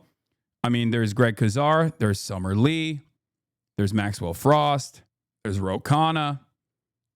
So there's Ayanna Pressley. There are certainly Democrats on there that I am certain would do a decent job of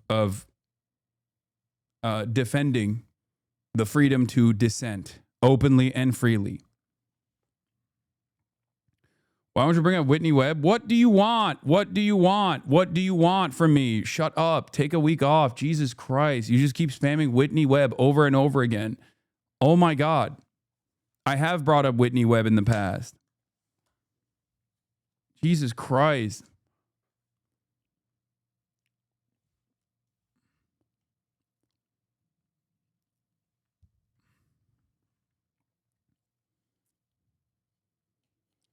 Your saving grace here is that ranking member Robert Garcia has said he's seen your content and knows that you're not the issue. He's also said some more. He said more in some circles. I mean, there's that as well. Oh, Lamau, they didn't invite the YouTube CEO. That means they have control over YouTube. I hope Dan doesn't go in there like a naive guy. It's very odd.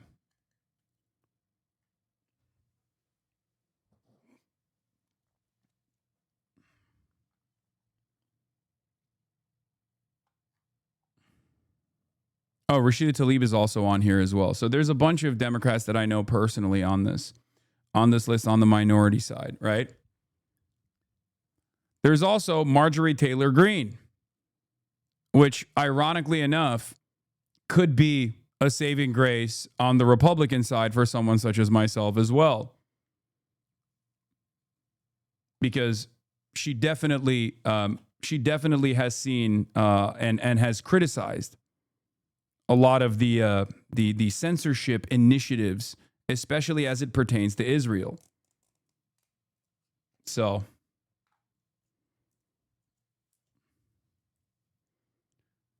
of course, that doesn't matter. I think there is a higher priority to clean up and pack up any kind of political dissidence, any kind of political counter messaging. So I suspect that she won't be as enthusiastic. For people that say, dude, spam the context, there will come a point, I hope, where you will understand that context is irrelevant. Okay? For slop tubers, context is irrelevant. This is about smearing. This is about attempted deplatforming. Context does not matter. The truth does not matter. Okay? What matters is the fight you have to put up. It's that simple. Lying is overpowered, and everything here is being done in a partisan basis.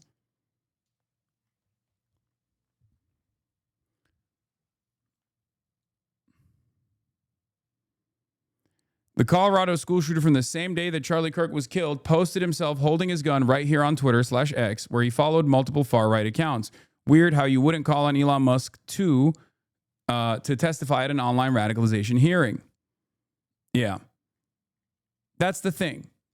Every platform, America is violent across the board, and every single social media platform has reflected on that violence. Every single social media platform has had a shooter, a political shooter, a mass shooter, a school shooter, either get radicalized on said platform or post on said platforms. There are obviously protective measures in the legislation that try to ensure that these platforms are not held liable and therefore can continue at least like presenting some semblance of free discourse. But that environment is changing.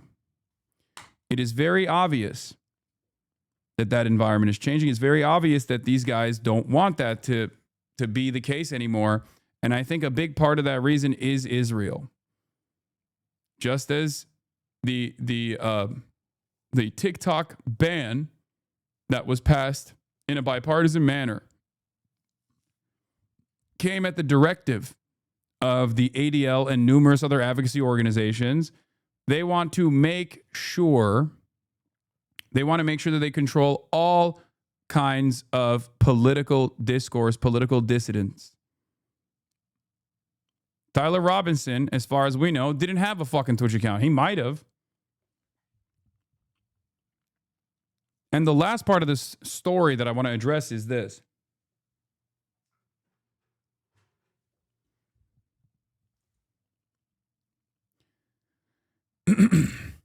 The overwhelming majority of violence from nonpartisan independent investigations and even the Department of Justice, the overwhelming majority of political violence and domestic terror has happened in the hands of the far right. Far right anti-government extremism is responsible for the majority, the overwhelming majority of domestic terror incidents outside of 9/11. Okay? That's it. And there have been shooters that have detailed their ambitions, channeling the right-wing rhetoric that you hear from prominent right-wing content creators, all the way from Tucker Carlson to even Tim Pool and Ben Shapiro. And yet, no such initiative has ever been taken against those commentators. And the reason for that is because it creates a dangerous environment of censorship that liberals and Republicans alike understood up until this moment. Okay?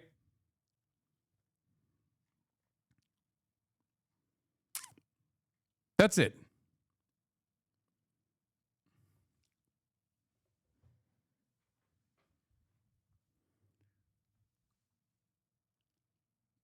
We are now moving in the direction of the government taking a heavy-handed approach in silencing political dissent.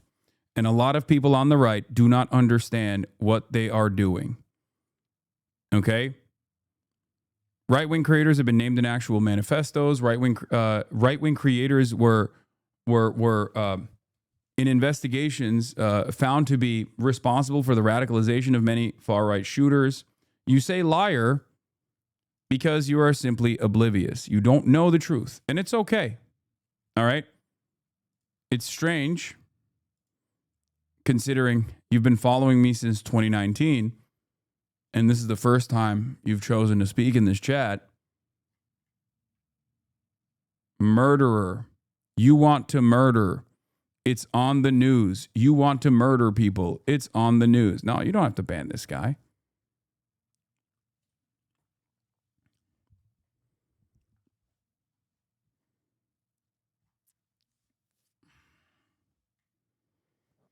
So many 2019 follows chirping for the first time this week. Yeah.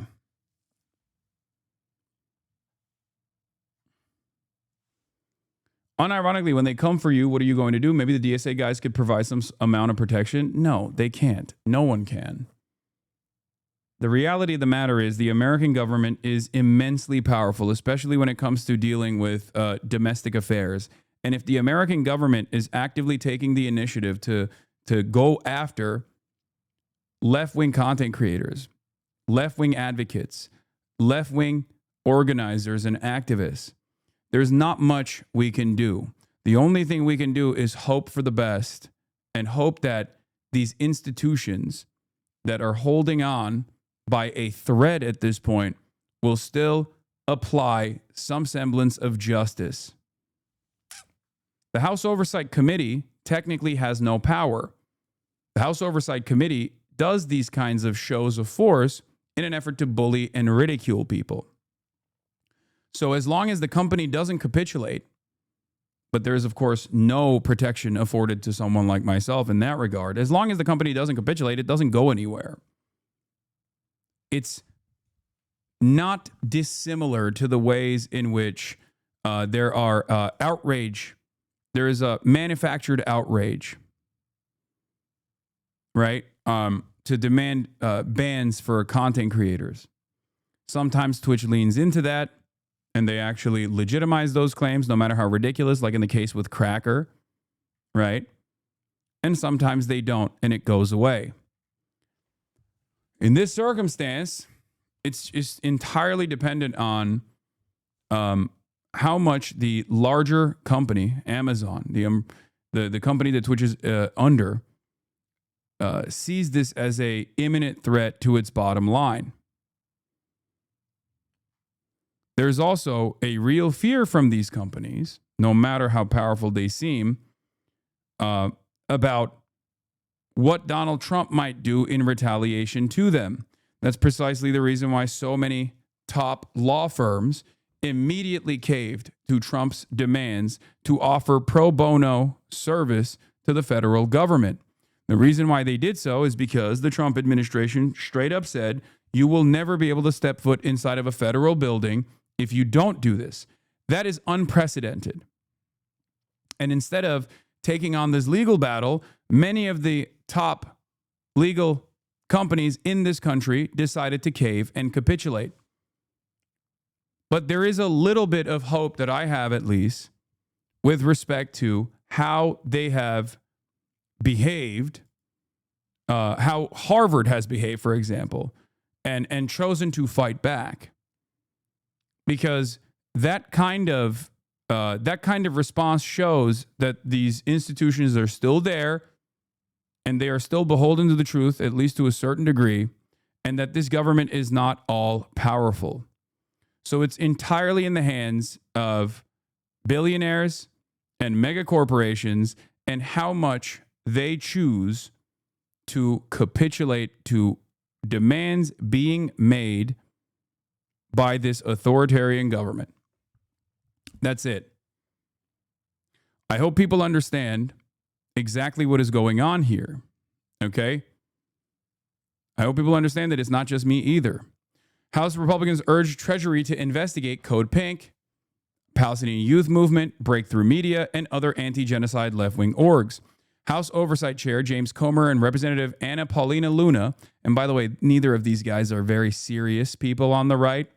It would be far more consequential if it was like Tom Cotton, for example, that's pushing for this sort of thing. Those guys have a lot more institutional motion within the Republican Party.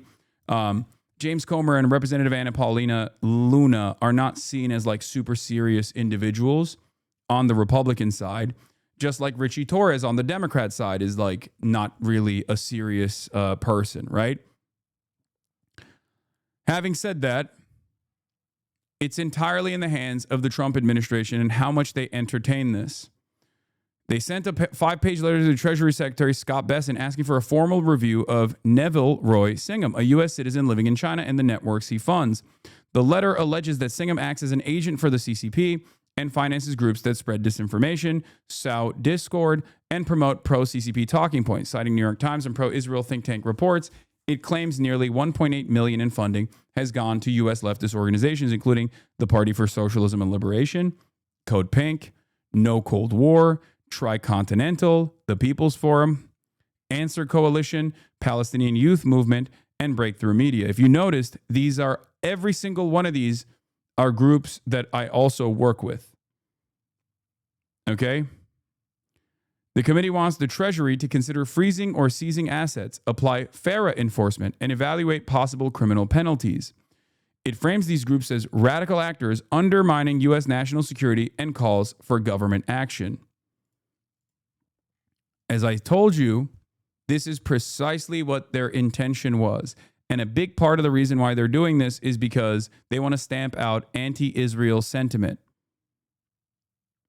And if you have any opinion on this issue, if you cannot recognize that this is being done at the behest of a foreign government, the foreign government of Israel, and you think there is validity to these claims being made, you are a sucker. You are being duped.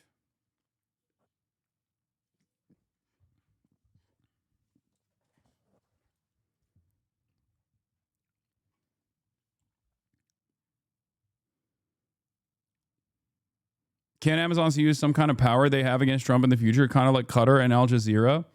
I don't know. I don't think Amazon knows me all that well.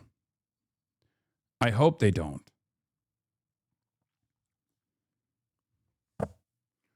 Isn't this just more McCarthyism? Not just about Palestine, but about any left-leaning beliefs? Yes, this is precisely what it is. And for the longest time, the reason why this kind of counter-narrative and leftist commentary was allowed on U.S. airwaves on the independent side of media, it was obviously not allowed on mainstream discourse all that much with regular frequency, but it was allowed to be on the independent side of news media, was because it did not present an institutional threat. But as tensions keep bubbling up, as the material problems that Americans are experiencing are not solved, and the discontent grows, these guys do not want people to be directed towards wanting to take action in an anti-capitalist direction. They are not fearful of fascism.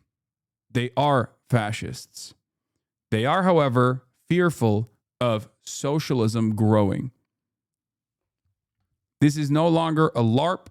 This is no longer an accurate assessment of history. This is happening in real time. It feels like you're giving up. What makes you think that I'm giving up? I'm just telling you what I foresee happening, as I have done so for the past decade. As many naysayers and haters of mine, both on the left and right, have said, you're a LARPer. You're not a serious threat. You're not a real radical. I have always tried to moderate my discourse to the best of my ability. But of course, if you're live for fucking 8 hours every single day, 7 days a week, there are always going to be things that you've said that can be manipulated, that can be used against you. And you can cut hours and hours off of shit like that, as a matter of fact. You're a joke. I wish I see myself as one, and I wish the government would see me in a similar vein, because if I was seen as simply a joke, this would not be happening.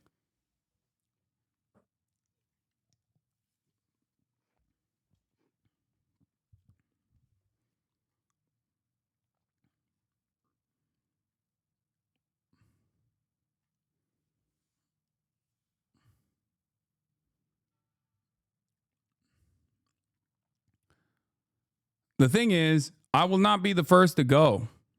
Okay? It's not going to stop. It's not going to stop with people like myself. It's going to expand.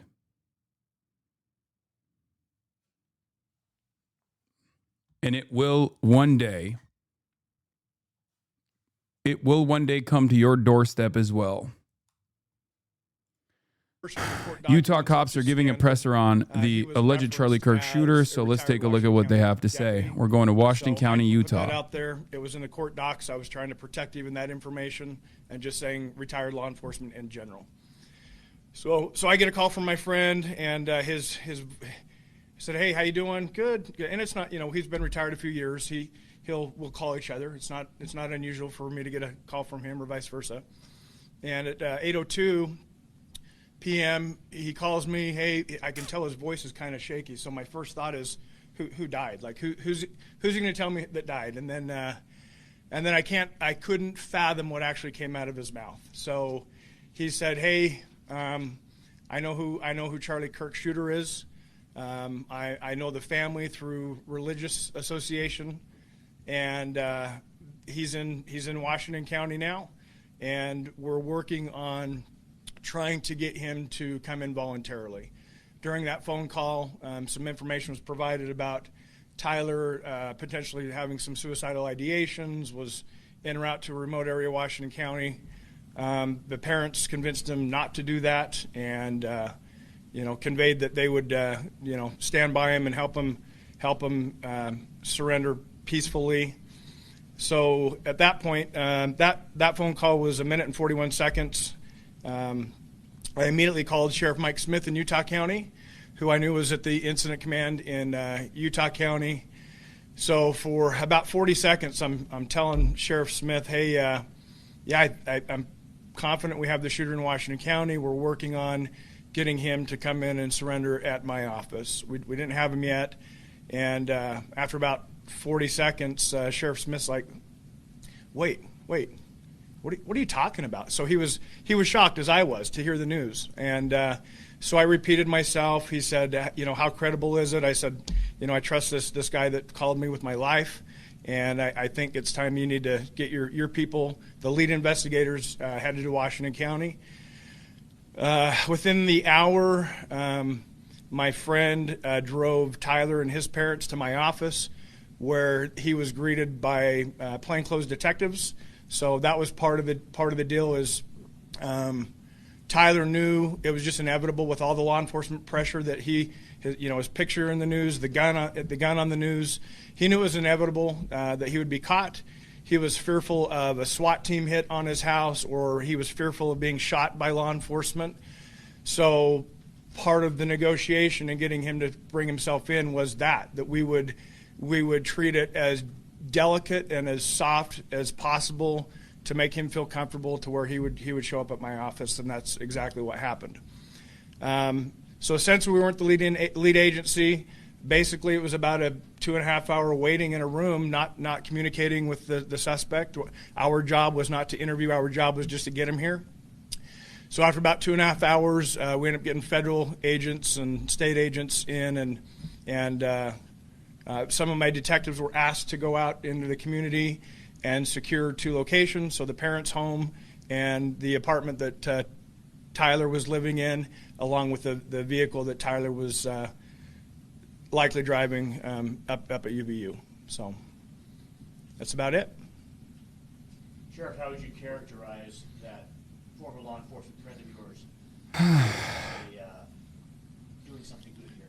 Yeah, outstanding. He deserves full credit. I think that a lot of it is just the community relations, right? So Tyler's family trusted this individual. They knew he was involved in law enforcement at some point, and enough community involvement there that they trusted that they could go to this individual and he could contact me directly, and that we could facilitate a peaceful, calm, relaxed surrender, put it that way, right? Make him comfortable for a couple hours, make sure he has water, no communication until the lead investigators arrived. So. Sheriff, you mentioned you got a call from a retired detective. What went through your mind in that moment when he told you what was about to happen? How did you negotiate with Tyler or his family? So what were your first impressions when? So shock, right? So like I said, I couldn't imagine the conversation that occurred in that minute and 41-second conversation.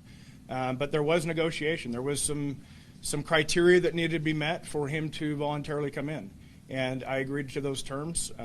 What did he ask for? Can I ask? He basically for a peaceful, gentle, comfortable transition for him to come out. Again, he knew he was going to get caught. He didn't want a big SWAT team hitting his parents' house or his apartment. He was truly fearful of being shot by law enforcement. So that the conditions were as relaxed and comfortable and almost to the point of, inviting. And if at the end of the day we accomplish him surrendering peacefully on his own, I'm gonna make some concessions to make that happen. And what was his mood when you first saw him? I would describe it as quiet and somber. So not talkative, just no. Go ahead. There's been reports that this family friend is also potentially a youth pastor or connected through the church. Is that the same person? No church leadership, just an association through their religious. Was it somebody in the board, LDS board? Yeah, I would say that, but not in leadership. Unfortunately, the bishop of that ward has been drug into it because of some of the media reporting. But that's not accurate. That's not accurate. About the bishop. Yeah, the bishop wasn't involved in this. You're not releasing the identity then to the family? No, absolutely not. If you can speak to it, did the sheriff's office have any interaction with Tyler Robinson in previous incidents? I've been asked that a few times, so it's well known, it's in the media. Tyler's apartment was in St. George city limits. The parents' home was in Washington city limits. So since the sheriff's office is primarily patrolling small rural communities, the unincorporated areas of the county, if there were any calls to the residents in St. George City, the highest probability that just St. George City would handle that, not the sheriff's office. So I don't have any data that would support that one way or the other. Sheriff, have you interviewed his roommate, Robinson's roommate? No, we're not the lead investigators, so we wouldn't be doing that. Sheriff, how would you characterize the parents of what you knew that night? I don't know anything about them. What did they mention in the phone calls? No. Sheriff, how do you feel about the fact that this surrender happened as it was in the police office, at the police station, and kind of was peaceful, inviting as you framed it, and not like a SWAT situation or a big officer? What do you have to say about your friend David? Right. Brother, my friend David, I met him one time for approximately 3 seconds. Is there something that happens around the world that you can't find a way to fucking tie back to me somehow? My best friend. Someone who I held near and dear to my heart and soul. Constant supervision and things like that, but that didn't occur. Yeah, so. How did you feel about that? David is a musician. Well, obviously it was a big deal. Not only national but international. You're seeing a people crazy all over the update world on for Charlie the Kirk. the investigation. They found a have that decomposing happen, body in his car. We'll get to that later. I've had thoughts and heard comments about, this kind of stuff doesn't happen in Utah. Unfortunately, it did. But then to have the suspect be a Utah resident who literally went to the same high school I went to. I mean, we're like 30 years apart, but I went to the same high school. He happened to go to the same high school here in Washington County. So it's a double shock factor that one in Utah, and then the suspect happened to be homegrown Washington County boy. So it was just the before one 9 of p.m. us narrative. They just keep saying that. Nope. Made sure he had water, made him comfortable sitting on a couch in an interview room, and just sat on him until the lead investigators came in. So his parents didn't say anything? No, not again. That was not our place to ask questions. It was just, we have you here. We're in a holding pattern until the lead investigators get here. So There's a lot, Unc, like more that shit wouldn't came out, be like so in much our more about wheelhouse. David. No, We I wouldn't know. even I saw some of the attempt to updates. It's interview crazy. Any of them. Can you provide some more details about this detective, a friend of yours, a retired detective? Was he a member of your homicide unit, violent? He was a detective. for many years. He was a detective. So in our agency, our detectives, like some cities, you have detectives just working homicides or just working sex offenses. Ours is all encompassing whatever case comes next, and you have the smaller caseload. You're going to get whatever case that is. How long has he been out of the force? About 3 years. How grateful are you the fact that this ended the way it did and not in a violent outcome? Oh, very, very, very much. Like I said, concessions were made to make that happen. So if, again, peaceful surrender, make him comfortable. He's accused of a horrific crime. So it's kind of odd to be in that, again, accused of a horrific crime, but then we are treating him very civilly, very humanely, and that's just part of the job. We do that on a regular basis, try to make people comfortable so they're relaxed and not bombard them with negativity or hammer fist or stormtrooper type approach. We wouldn't do that. Sheriff, how many total phone calls were made between you and the retired detective? There were several follow-up phone calls that night. One was between my command staff and my friend, just them letting me know, hey, he is in the building. We have him in an interview room, and there's been several follow-ups since then. Just me checking in on him, and all the way from that first call to say we're here, kind of a phone call. Correct. Prior to him turning himself in, did you guys have any clue that maybe he was in the Washington area? No, not even a hint. And that was part of the shock factor, right? Is he could have been anywhere. Most people that are involved or accused of things like that, they'd want to get out of the area as soon as possible. So the fact that he came home basically was part of the shock factor, I think. You said he was afraid of being shot. What did he say exactly? How did he express that? Just that.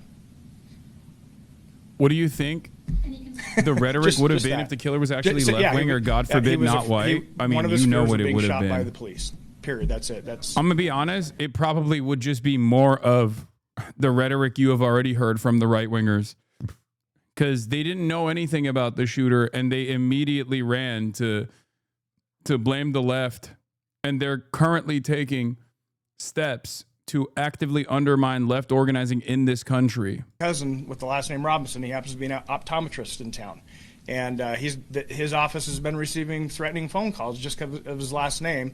So to put somebody in that kind of burdensome situation when they had nothing to do with it, no relation to the family, just think about how the actual individuals involved in this incident are feeling right now.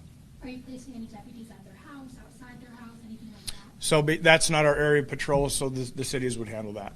If that request came in, but I don't have any insight there. Sheriff, can you describe the handoff that occurred from Tyler Robinson to the authorities that came down from the north? Yeah, they parked in my parking lot. Oh wait, the lead investigators. So by the time they were in town, Tyler was sitting in an interview room with his parents when they arrived. So they were already in this building when the lead investigators arrived. And how did that handoff go down? Was he handcuffed? No, he was sitting on a very comfortable couch with a water bottle in his hand, not restrained. He was again cooperative, somber, quiet. Sheriff, since then, what has this whole ordeal been like for your county and your office? I've all of a sudden received a lot of media requests, so that's what's changed in my world. So the parents were in the room, in the interrogation room. Correct. What is this? Correct. That was part of the negotiation to get him here, is that the parents would be with him when he arrived. Can you explain the last moments that did they hug? Was mom crying? I don't have any detail on that. Sorry. And he was turned over to FBI or state? It's a joint investigation between the FBI and the state of Utah primarily. Anytime anything this large scale happens, it's all hands on deck. So we're going to need a lot of, just covering the campus and securing the crime scene up north. We've had, active shooter incidents down here recently where every law enforcement wearing every uniform in the county is going to go to those types of scenes. And just to be clear, he was not handcuffed when he was... Correct. He was not handcuffed. No. Did the Sheriff's Department help secure the perimeter? Office. Excuse me, thank you. The office, did you help secure the perimeter or the... Yes. So since the lead investigators were 3 hours north of us, it took them a while. So that was again, I describe it as an agency assist. We went and just secured the homes. We didn't search the homes. We didn't communicate with anyone within the homes. It was just, we were just locking things down until they arrived. That was Thursday night? Yes. Thursday night. Yep. Is the roommate in protective custody? Or? I don't have any comment on that. How would you characterize the interactions between the parents, Tyler and Tyler, in the time they were sitting here? They were together. That was it. I can't point to any emotion or body language or anything to that. They were just with him. So. Was he recorded in that room? All of our interactions in that room are recorded. I know there was some discussion of him being potentially suicidal instead of surrendering when he was in the holding room here. Any concern about that? No.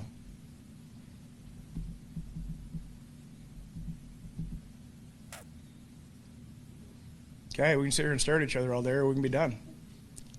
Good? Okay, thank you.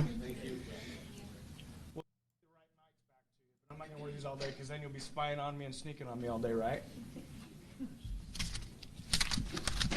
The officer sounds very Mormon. I mean, he is. All right, well, we didn't really learn anything new from that, but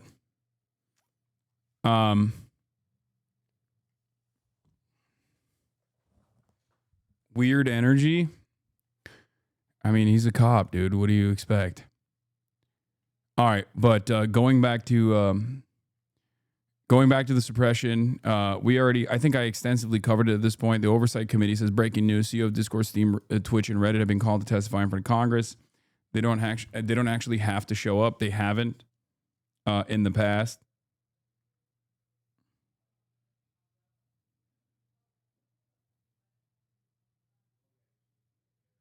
But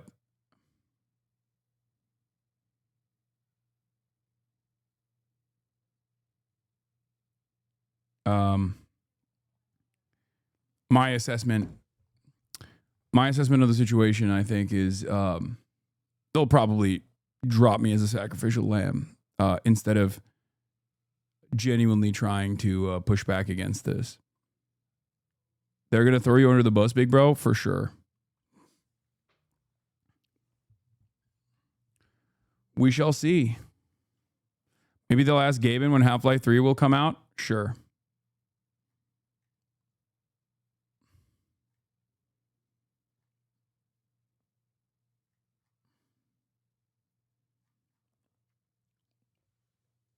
Are they asking every social media guy except Twitter? No, the other social media companies that they're demanding show up to this because they're angling this as like radicalization in the aftermath of the Charlie Kirk assassination. The other social media platforms are ones that have been mentioned in the investigation, right? Reddit, due to the roommate being on Reddit. Discord, due to the fact that the alleged shooter was on Discord, and Steam as well. Twitch is the only platform that they added on to that, even though it was not mentioned in the investigation whatsoever. There's no evidence that the shooter was on Twitch. He could have been. I mean, he could have been on every single platform, right?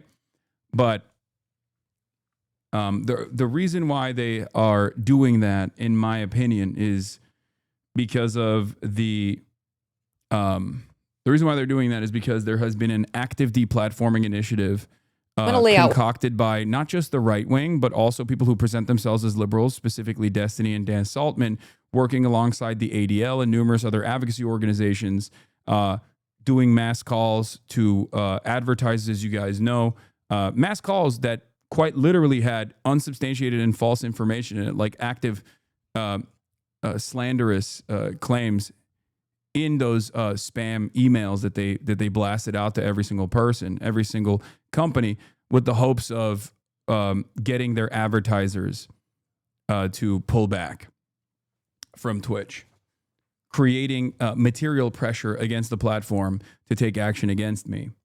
Now, there's obviously a level of material harm that any platform will take on in an effort to stand on the principles that they abide by, which is, this is a platform where we're not going to take the initiative to ban certain people that are not in violation of the terms of service. But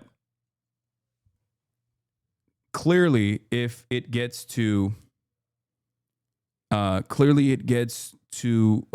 level where there's like this much political pressure, then the company Amazon is most likely not going to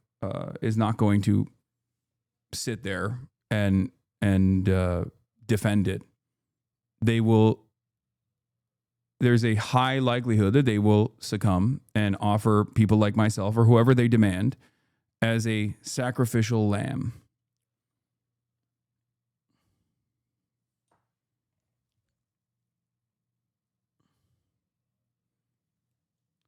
I feel like you get so many articles. Wouldn't there be some sort of uproar about you getting kicked off? Yes, but that doesn't really mean too much.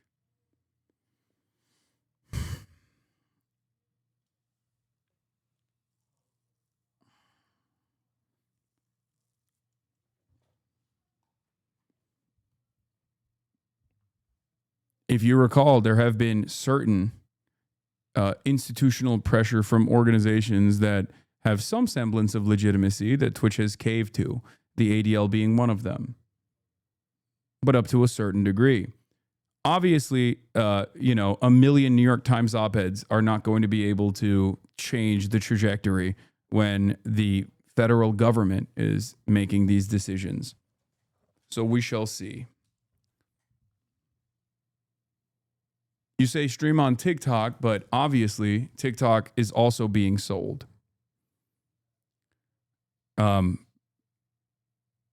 Every single major independent, every single major quote unquote independent social media platform has been taken over. Anyway, there was also this Theodore Jedediah Cruz. Yeah, as Todd Blanche, the Deputy Attorney General, just said, right now they don't have any evidence of an organization. Obviously, they're still looking into this. But on the bullet casings, I don't remember there being a transgender one on there. I remember him saying there was one that said, if you can read this, you're gay. It was referencing internet memes. But on what you just said there about investigating there is, hold on a second, Caitlin, there is a transgender if there is funding, one. Hold on, Caitlin. Caitlin, there is a transgender. Go ahead. There's a reference to... do you see my bulge, which is, I'm told, is an online meme for transgenderism? And Director Patel testified that the murderer here was living with his romantic partner, who was a transgender man transitioning to being a woman. And incredible stuff from Theodore Jedediah Cruz, by the way. Classic. So, as I have spelled out earlier, there is a lot of back and forth. There is a lot of back and forth in the aftermath of the Charlie Kirk assassination. And this was the last thing I was going to show about pressure. Media taps Twitch star told viewers that kill Republicans for comment on Charlie Kirk's assassination.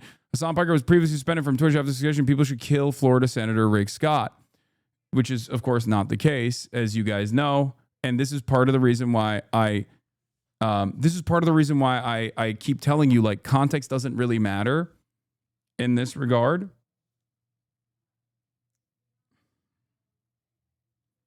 Do you understand? Context and clarifying these sorts of things do not matter.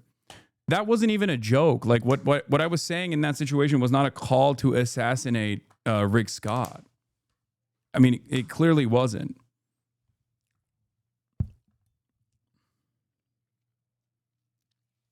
So, and it's one that I've clarified as well, but they still keep pushing it. Okay? And of course, the reason why they put kill in air quotes is so that there's a little bit of plausible deniability. Okay? Several mainstream media outlets platform pro-communist commentator Hasan Piker, who was previously called for people to be killed on Twitch, to weigh in on the assassination of Turning Point USA founder Charlie Kirk from a left-wing perspective.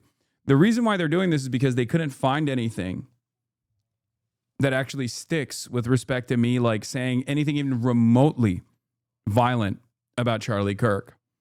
So they're just sticking to the old notes, okay? Piker had been scheduled to debate Kirk at Dartmouth College later this month, but Kirk was shot and killed last week during a campus event at Utah Valley University. The two have debated multiple times before at Politicon events. In the days following Kirk's death, outlets including Vanity Fair, Politico, and the New York Times interviewed Piker for his reaction and what the tragic killing might mean for political commentators moving forward. In an interview with the Vanity Fair on Friday, Piker was described as immediately traumatized after seeing the video of Kirk being shot, but he went on to criticize the ways people have begun eulogizing Kirk for whitewashing the incendiary, explosive, and dehumanizing language that Kirk had used. Again, this is what they're mad about. They're mad that I have a difference in opinion with Charlie Kirk, okay? Which is crazy. You are no longer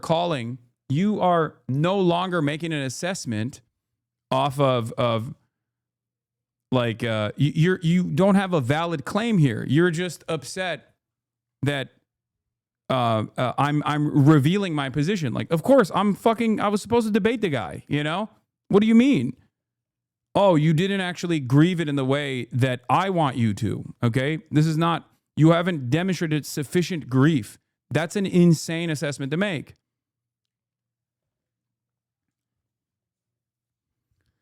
It's just that I think people venerating a person with what I consider to be morally repugnant political ideology is going to have unforeseen secondary consequences as far as normalization of this ideology, Piker said. We're seeing that in every aspect of society already, and this is very frustrating. Though he criticized Kirk, Piker condemned political violence across all publications, telling Politico on Thursday that he never advocated for such a thing and never would. He added that he feared political repercussions in the wake of Kirk's death, though did not elaborate on which side. I think it's pretty obvious what I was talking about, on which side. Okay?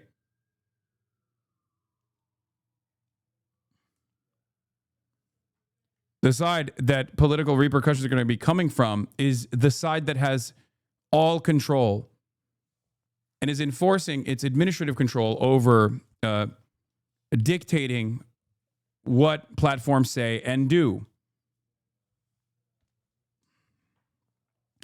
He went into more detail with the New York Times on Friday, claiming that Republican lawmakers were taking advantage of the confusion surrounding the shooter's motivation to foment calls for vengeance. But that confusion, I think, is being utilized by many, including people in the positions of power, like the administration and many other prominent Republicans in Congress, to enact some sort of vengeance or political persecution of all political dissidents that have spoken out against either Charlie Kirk or even the Trump administration, Piker says. The New York Times also ran an opinion piece by Piker on Saturday titled, "I was supposed to debate Charlie Kirk, here's what I would have said." In it, Piker tied Kirk's death to what he described as lax gun laws, civil decline, and social challenges linked to capitalism. The social challenges include rising rents and homelessness, the destruction caused by climate change, titanic levels of inequality, and too many others to name here. Our capitalist way of life, always accumulating, never evening out, leaves more and more people to deal with these problems on their own. And what's interesting about this was that this wasn't just about my assessment on what material circumstances led to Charlie Kirk's assassination. This was about the desensitization that many Americans feel towards unlimited violence that they see, okay? And many Americans that engage in ultra-violence, whether it be school shootings or mass shootings or even gang violence, as Charlie Kirk tried to talk about, okay? This was a broader context. It wasn't just limited to Charlie Kirk's assassination, of course. In a comment to Fox News Digital, a New York Times spokesperson defended speaking to Piker as a way to better understand Kirk from different perspectives. The Times has published dozens of news articles and opinion pieces about Charlie Kirk after his assassination to help readers better understand him and this social and political era. Kirk and Hasan Piker had debated each other before and were about to do it again. They saw value in talking to each other, and they said they weren't afraid to engage in open debate about issues and ideas, the spokesperson said. That is actually a very good response. That's a shockingly good response from the New York Times to basically say, like, the fuck are you talking about? These two dudes obviously did not have interest in doing violence to one another and wanted to do the spirited debate that you guys claim you want to take place. Fox News Digital also reached out to Vanity Fair and Politico for comment. Piker, who's openly supported communism as an honorable goal in the past, has a history of using violent language to stream against political opponents. Earlier this year, Piker apologized after being suspended from Twitch for urging people to kill Senator Rick Scott while on stream. Republicans are not tackling providers. They're not actually going after false billing. They are trying to cut recipients. Fraud is not happening at the point of the recipient. If you cared about Medicare fraud or Medicaid fraud, you would kill Rick Scott, he said. Now, this is what I mean when I say Fox News can't get away with just like pure libel. Okay? Someone said, you're going to jail. Yeah. Dog, I didn't even get a fucking phone call from the Secret Service for this because everyone with two working brain cells, even with this quote, can understand that I was talking about the hypocrisy of the Republicans. Okay? Something that I also apologized for as well. This is not like a call to action, a call to assassinate a fucking sitting Republican, okay, an elected.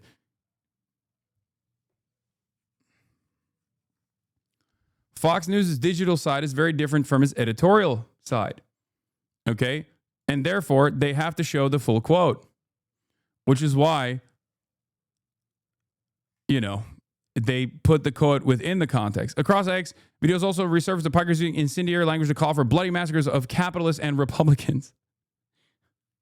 Yeah, kill them, kill those motherfuckers, and murder those motherfuckers in the streets. The streets soaking in fucking red capitalist blood, dude. Piker said regarding property owners who choose not to rent out empty homes. Okay.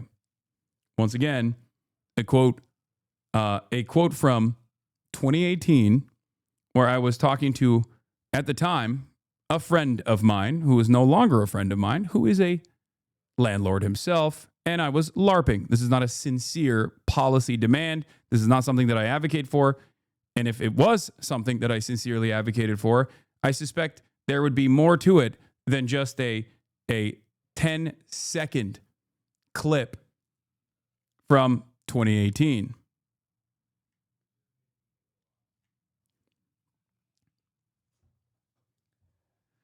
Anyway, nobody else knows about the Oompaville thing. Hasan, you should watch the new Oompaville vid. Dude, please stop.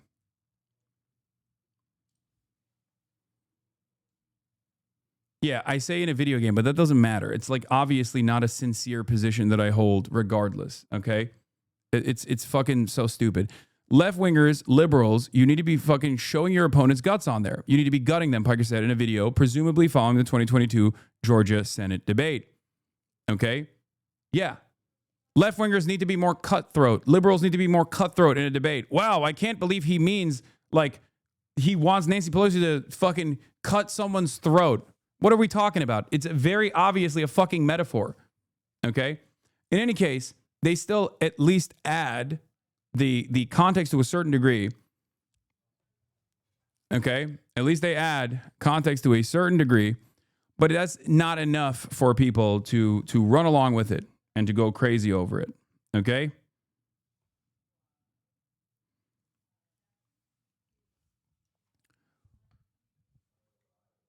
So,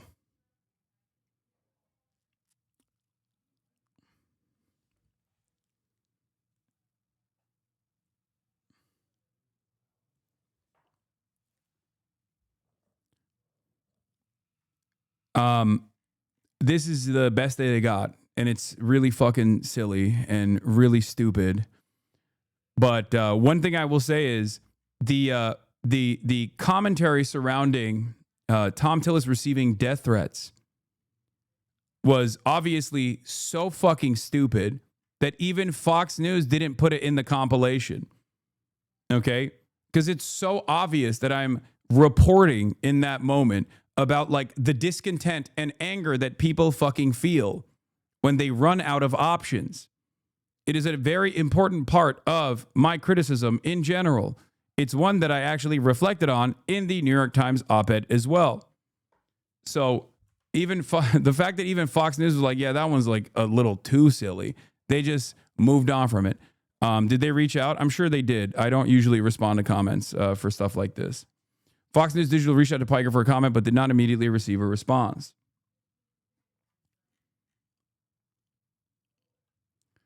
I can't imagine this is going to be a story a month from now. Right-wingers have the attention span of infantile goldfish. I feel like the masses won't care about a meeting on political radicalization on social media. It'll be just roaches of the world. Yes.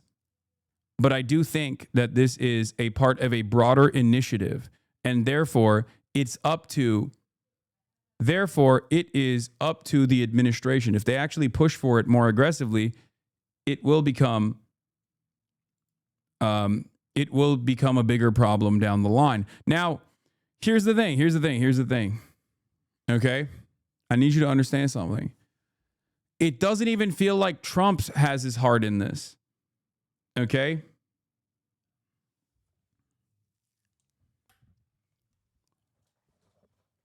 It doesn't even feel like Trump has it in him to make this a broader issue, considering that he skipped the vigil, and every single time they ask him, because he's such a self-important, narcissistic madman, he literally doesn't think he's involved enough in the story, so he just moves on to the fucking ballroom. Or you find him doing dances at the Yankee Stadium on the night of 9/11, only a day after Charlie Kirk was assassinated. It's very obvious that he doesn't give a shit about this beyond the fact that Steve Miller and J.D. Vance want to use this as an opportunity to prosecute all political dissidents and erode the First Amendment. That's it. So his heart is not even in it. And Stephen Miller and J.D. Vance are not necessarily as popular as Donald Trump. So clearly, this is, it's up for debate exactly how successful this initiative will be. Previous hearings have been a pretext for boosting a right-wing algorithm. Exactly. Every single one of these previous hearings have always been around how the right is suppressed. And it's interesting because it's funny. I literally debated, I think I debated Charlie on this issue as well. The notion that like these social media platforms are woke. Back in 2016, that was all the rage. That's what people used to say all the time. And they used to say that even though Ben Shapiro and numerous other right-wingers were dominating these platforms, and they just still kept saying that. They designed a media narrative that the right was constantly being undermined by these supposedly woke, transgender, DEI, Antifa social media platforms.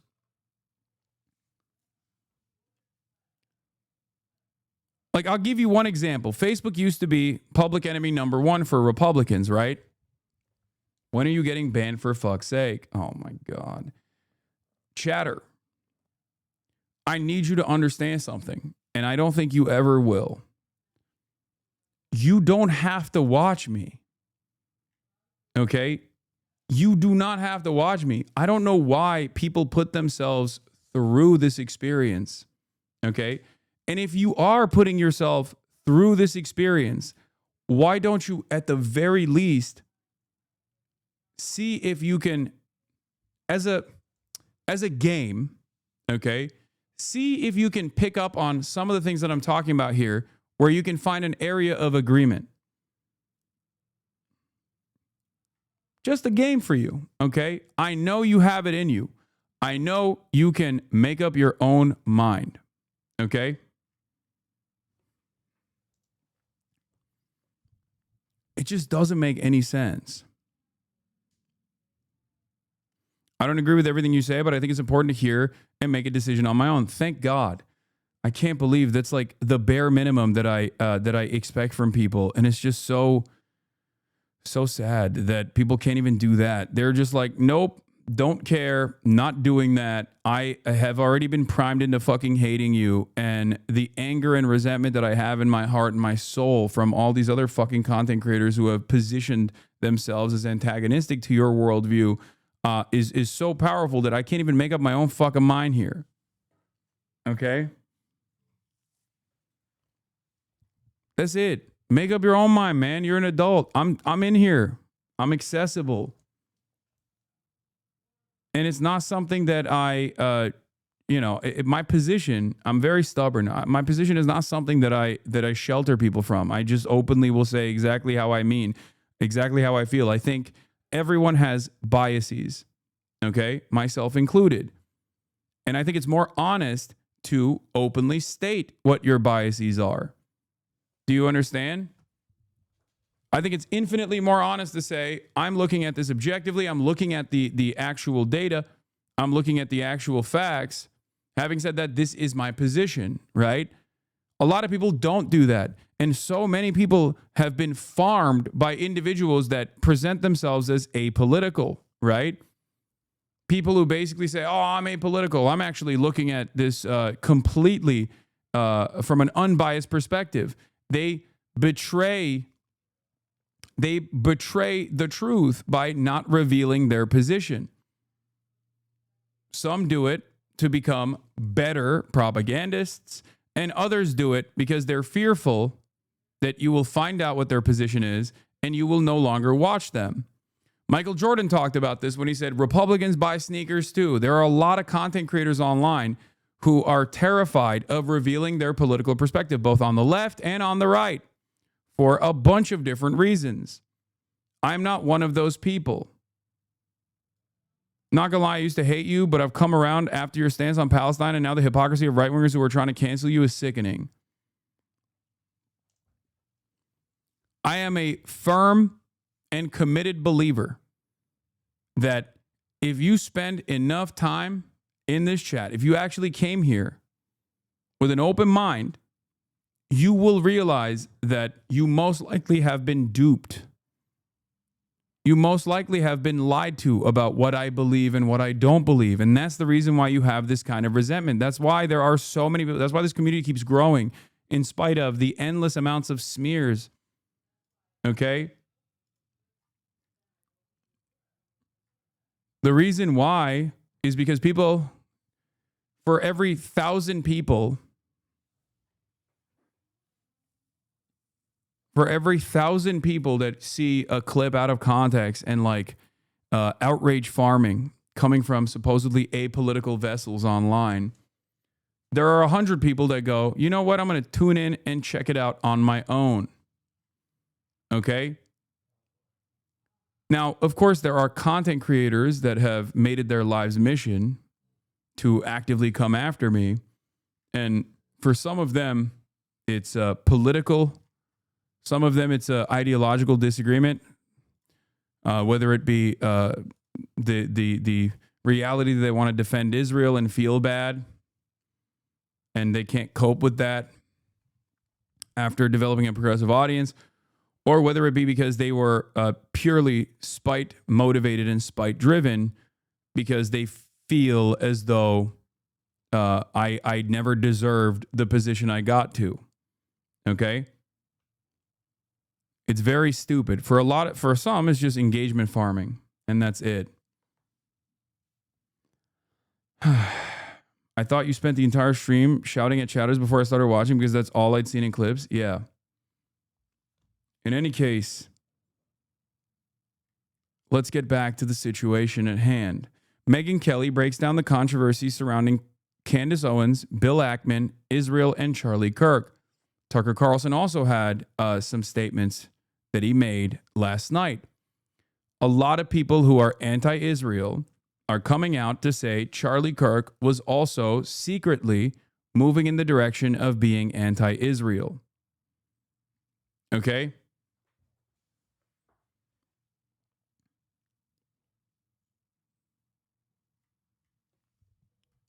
Now, I don't know the veracity of these claims.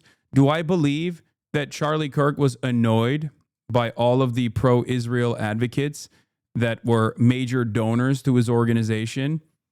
Absolutely.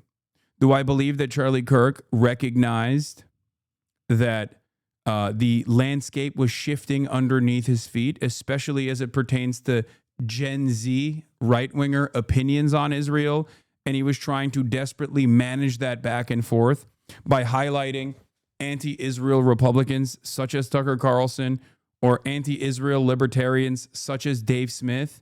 Absolutely. Do I believe that the gray zone reporting is correct, especially as it pertains to how angry Zionist advocacy organizations got when they saw Charlie Kirk even offer any talking time to the likes of Tucker Carlson and Dave Smith, even if it was, from Charlie's own estimation, for the greater good from his perspective, right? The idea that like there is ideological diversity within the right, that's a good thing for the right project, okay? For the right movement, for the conservative movement in this country. But he was very frustrated because he was a firm and committed supporter of Israel. That much is clear. Okay? He was always a firm and committed supporter of Israel. No, he did not say they were ethnically cleansing Gaza. He said the famine was fake. He said the genocide is fake. He has always been antagonistic to the pro-Palestinian position. He said Palestine is not real. He's made jokes about how I used to often say, if you, to gay people, like if you were gay in Palestine, Hamas would throw you off a roof. Well, there are no roofs in Gaza anymore because those stupid Muslims decided to fuck with the Jews. So I know he said Israel's intentions were to ethnically cleanse, to try and ethnically cleanse the Gaza Strip. That was immediately after October 7, and that was on the Patrick Bet-David show. Please. He said it to Patrick Bet-David, and I think he said it early on in 2023. His position after that was pretty obvious. You can recognize that Israel was going to ethnically cleanse the Gaza Strip and also simultaneously think that is a good thing. Okay? Anyway, all of these things can be true at the same time. Charlie Kirk could have been incredibly annoyed for very good reason with the envoys of Israel that were donors of his that were demanding complete fealty in return for their investment. This is stuff that one could expect just by having one conversation or just by encountering one conversation with a pro-Israel person. Okay? The fucking sheer arrogance, the sheer sense of entitlement, and demands for unconditional loyalty partnered up with the how dare yous, you are Hamas and you are anti-Semitic, is instant. Okay? It's instant. So all of those things are most likely true. Okay? The example I will use is of Bill Clinton. Bill Clinton and George W. Bush despised, on the record, despised Benjamin Netanyahu and Israel in general, like Israeli politicians in general. And yet, they obviously kept up the unconditional loyalty and support to Israel.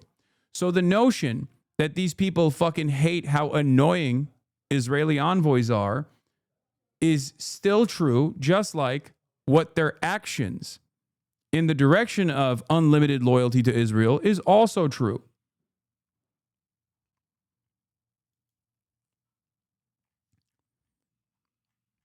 Okay?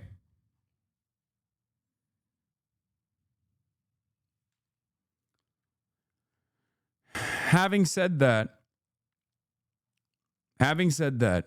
I find myself in this unique predicament where on the one hand, I think that it's not totally and utterly insane to assume that Israel would engage in a high-profile assassination on U.S. soil even, okay? Like, that much is true. Israel has done increasingly more ridiculous things, okay? They have no care or consideration for international law, or they feel unstoppable, right? And they are desperate right now because they are a global pariah.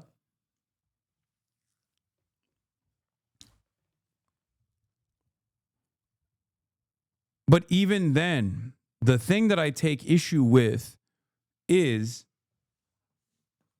the notion that Charlie Kirk was getting cold feet on his support for Israel and was going to publicly turn on Israel. And that was going to create a faucet of anti-Israel sentiment amongst the Gen Z right. The reason why I take issue with that is twofold. One, Charlie Kirk does not command the attention of the Gen Z right in the ways that you think he does. He is not capable of hypnotizing them. Okay? And perhaps even more important than that is that Charlie Kirk was not going to sidestep the Trump administration. That is the most consequential aspect of this speculation. The notion that Charlie Kirk was going to sidestep Israel or go against Israel publicly is silly. And the reason why it's silly is because Charlie Kirk was not going to go against Donald Trump. And Donald Trump is the number one dick rider of Israel. Maybe number two after Joe Biden. Okay?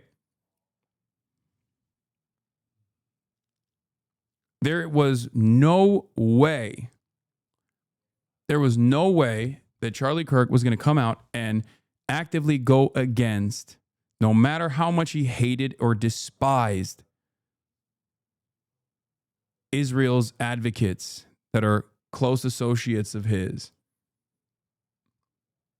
He was never going to go against Donald Trump. And the evidence for that is Jeffrey Epstein. Charlie Kirk made a major deal out of Jeffrey Epstein leading up to the election and certainly after the election. And once the Jeffrey Epstein story put the crosshairs on Donald Trump, Charlie Kirk talked personally to Donald Trump and openly explained to his audience that he had gotten a boss call from Donald Trump and he was no longer going to talk about Jeffrey Epstein. So while Charlie Kirk, when talking to Megyn Kelly, for example, openly expressed his frustration with the pro-Israel donors that were smearing him as an anti-Semite, there is still no evidence that he would have turned on Israel publicly because Donald Trump is not turning on Israel publicly.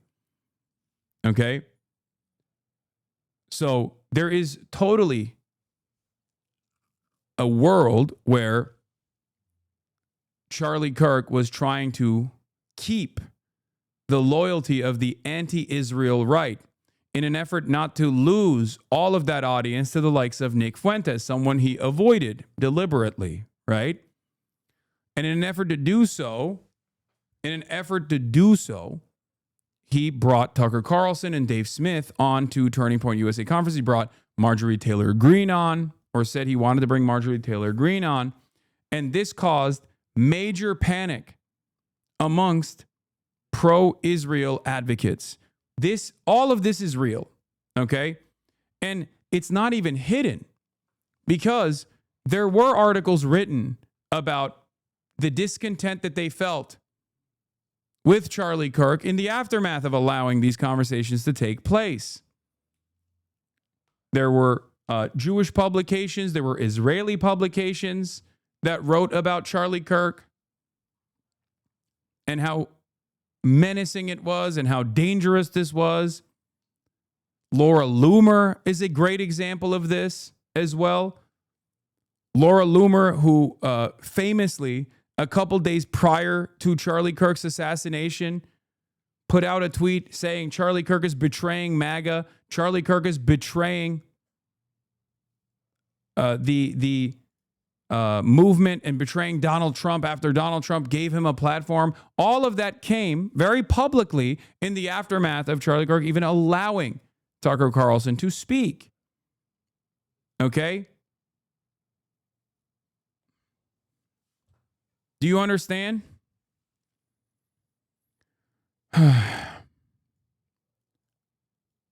But once again, as Sina Tusi also points to, what's striking isn't the conspiracies, it's the scale. Candace Owens' video on Charlie Kirk and Israel from yesterday has 7+ million views. Forget the Beltway or legacy media. The grassroots conservative base is openly fracturing on Israel in a way unimaginable even a few months ago. Okay?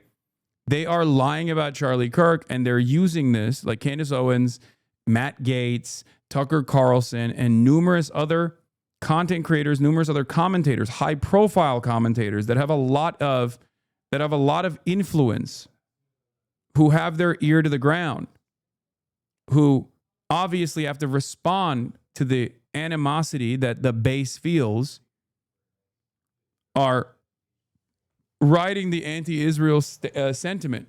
So much so that this is actually shifting the administration's priorities, in my opinion, away from the Trantifa shooter narratives back to having to deal with how this wasn't an Israeli operation that assassinated Charlie Kirk at all.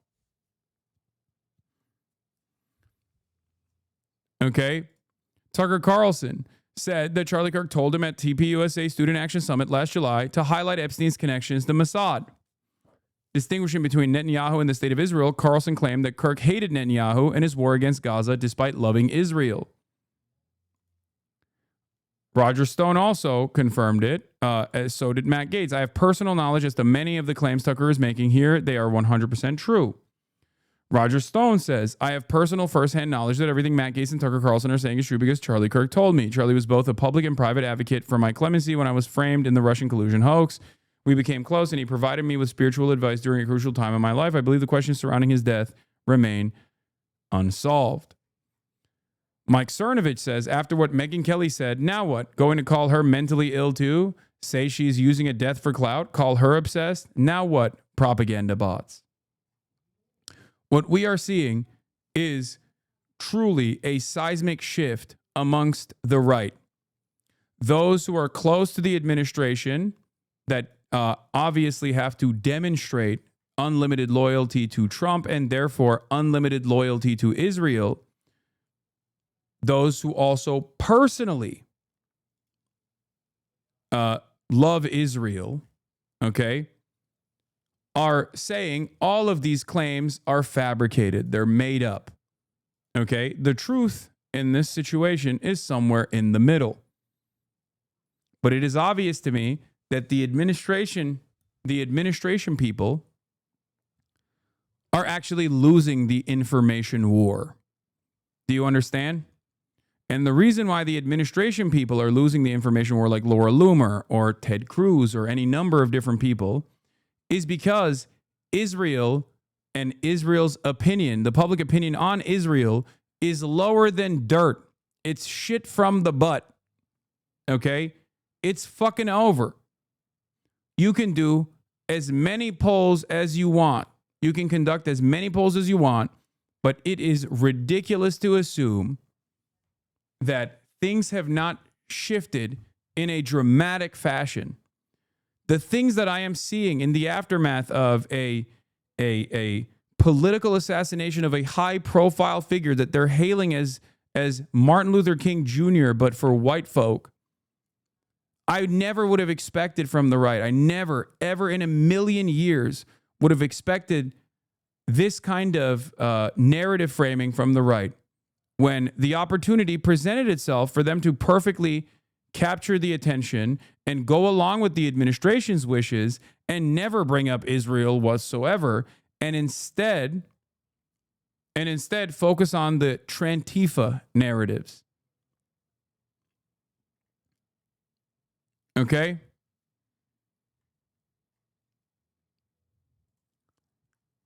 But once again, what's interesting about this is, and I want to know if there is, does anyone have the old Laura Loomer post?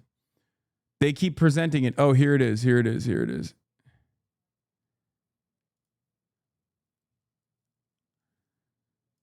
I don't ever want to hear Charlie Kirk claim he's pro-Trump ever again. After this weekend, I'd say he has revealed himself as political opportunist, and I have had a front row seat to witness the mental gymnastics these last 10 years. Lately, Charlie has decided to behave like a charlatan, claiming to be pro-Trump one day while he stabs Trump in the backs the next. TPUSA was only able to thrive thanks to the generosity of President Trump. She said this after the Turning Point USA conference had a bunch of high-profile speakers, such as Tucker Carlson and Dave Smith, that were able to speak out against the state of Israel and its genocide. Okay? So the discontent from the pro-Israel MAGA side wasn't even hidden. Laura Loomer is, unfortunately, a moral compass for this administration. It sounds insane to present someone who once famously got banned off of every application, including the goddamn weather app, basically, for being so Islamophobic. A person who tried to start an ISIS fan club at her college campus and got expelled for doing so, that person has the administration's ear. Okay? That person has the administration's ear. She's been able to successfully revoke visas, for example.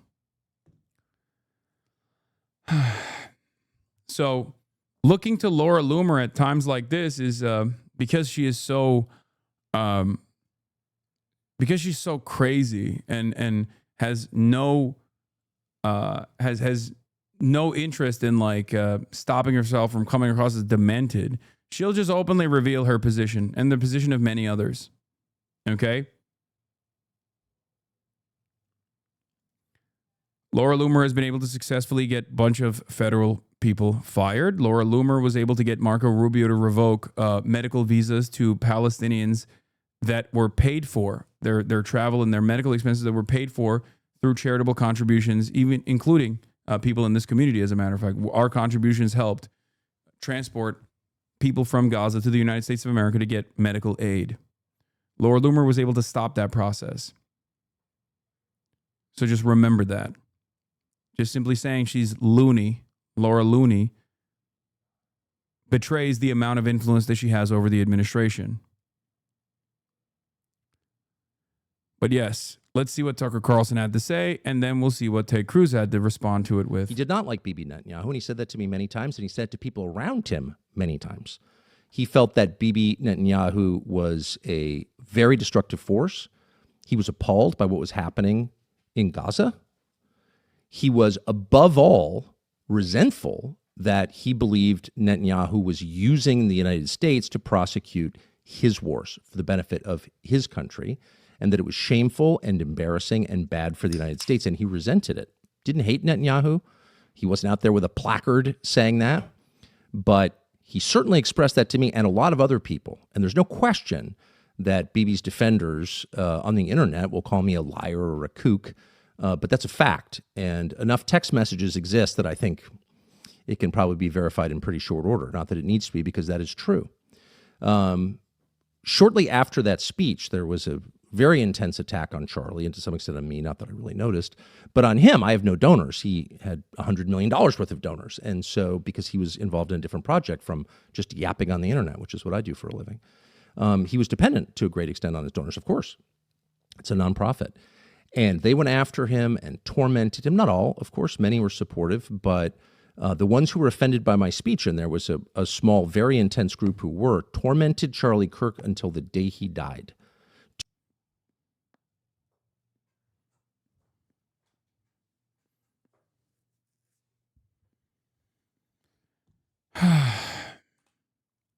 Ted Cruz responded to this and said, "I'm getting really tired of Tucker and his cronies falsely claiming Charlie agreed with me that Israel's a terrible and the problem in America is all the damn Jews. I knew Charlie well, and indeed, the very last conversation we had was how deeply concerned he was about the rising toxic wave of anti-Semitism on the right." You want to know something crazy? I believe that too. Okay? Because in many respects, and I think this is because I understand Charlie Kirk's position and the Turning Point USA's position on this, he was seeing himself as the connective tissue that would hold together all of the different right flanks, including anti-Israel right-wingers and pro-Israel right-wingers. So this actually corresponds to much older conversations that I had in private with Charlie Kirk, all the way from 2017. Not sure if he actually had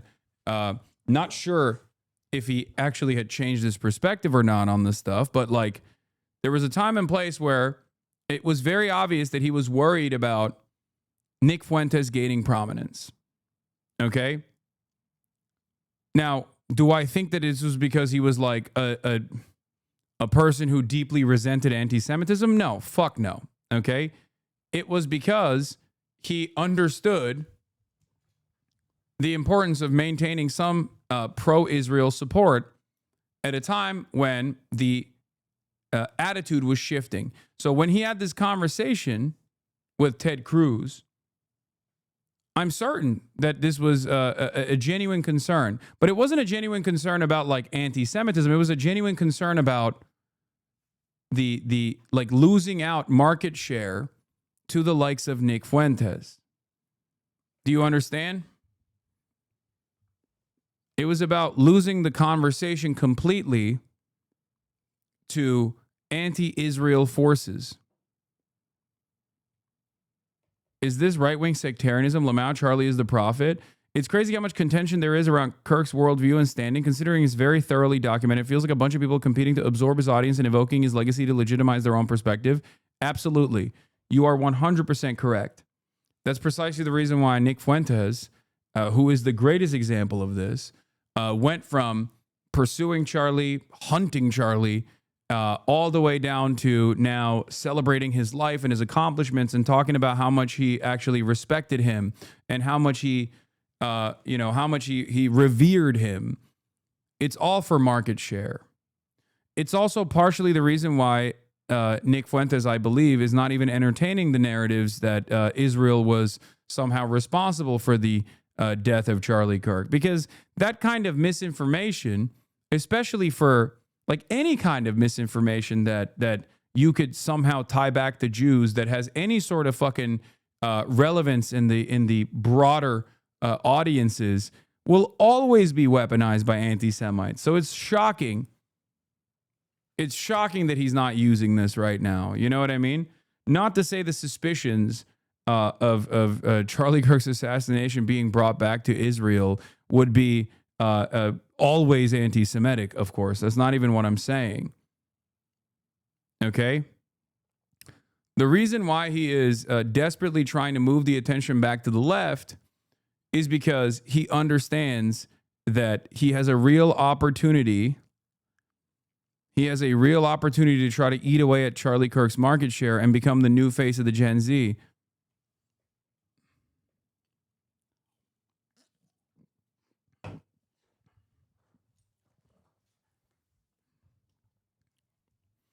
Forgive me for being a bit tired of the right will succumb to soon to infighting narrative after like half a dozen tries over the past few years. You usually don't follow that narrative. What has changed here? I don't believe the right is going to succumb to infighting on this issue.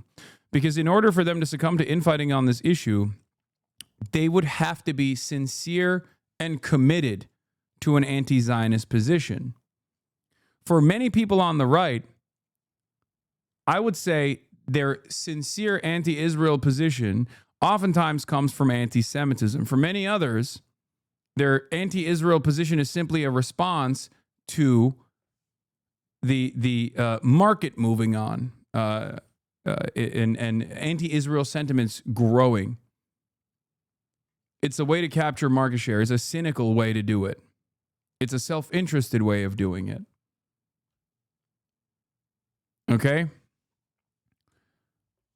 And if there is no real, genuine, firm commitment to anti-Zionism, okay, an anti-Israel sentiment, they'll just discard it in a moment's notice in order to in order to gain prominence in the right. Grifting. Okay?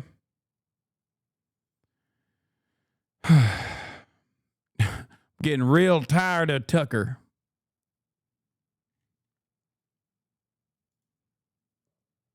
So,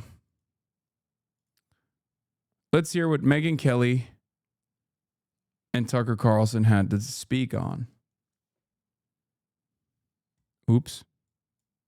I think it's fair to say he was the kindest. I mean, for real, and in private too. Even people he was really mad at, he would always say, "Well, I understand where that person's coming from." It's like, wow, his decency was a challenge to me, who struggles to be that. Why was that so offensive to people? Because it was power. It's so much more powerful, frankly, than negativity and anger. Yeah. It's infectious. It's a contagion. It's like a magnet for people, whether they like him or not. They're drawn to him, and he was converting people. So he was a huge threat. That's really, like, I've been asking myself, this question a lot over the past week. You know, let's take the accused shooter in this case. Yes. And let's say, okay, it was motivated exactly as the authorities say. And he thought Charlie was, quote, too hateful. And this is a guy who's into furries and he's into trannies and he's living with one and, you know, all the things. Why would Charlie have been targeted by this guy for that?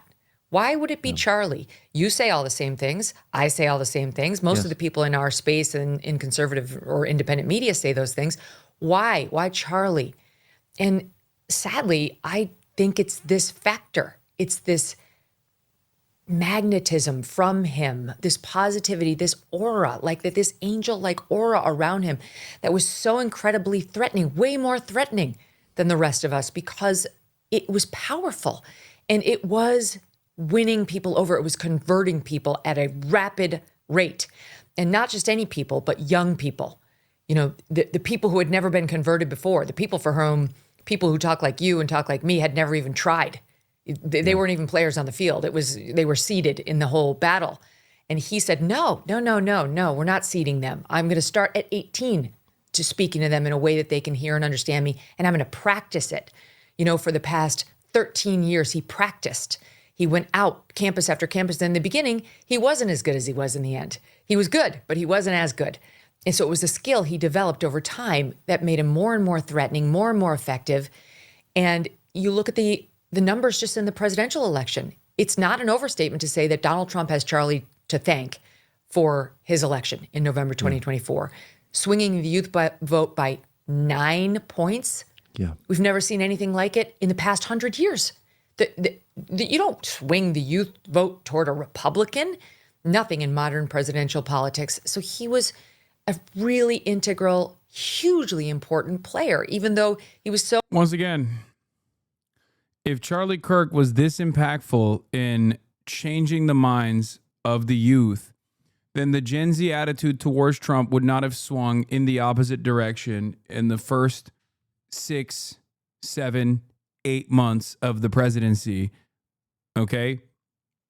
Charlie Kirk was still around to see the attitude shift dramatically back in opposition against Donald Trump. So my point always is he certainly played a role, especially on TikTok. He got an algorithmic boost on TikTok because TikTok and the Chinese government wanted a stay of execution at a time when they were threatening a ban.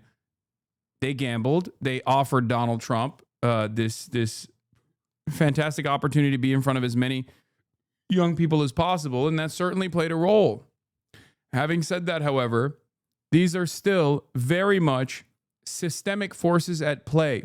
The resentment that the youth felt towards the Democrats were not born out of Charlie Kirk's acumen, his political acumen, his SJW slam dunk compilations. That's not the reason.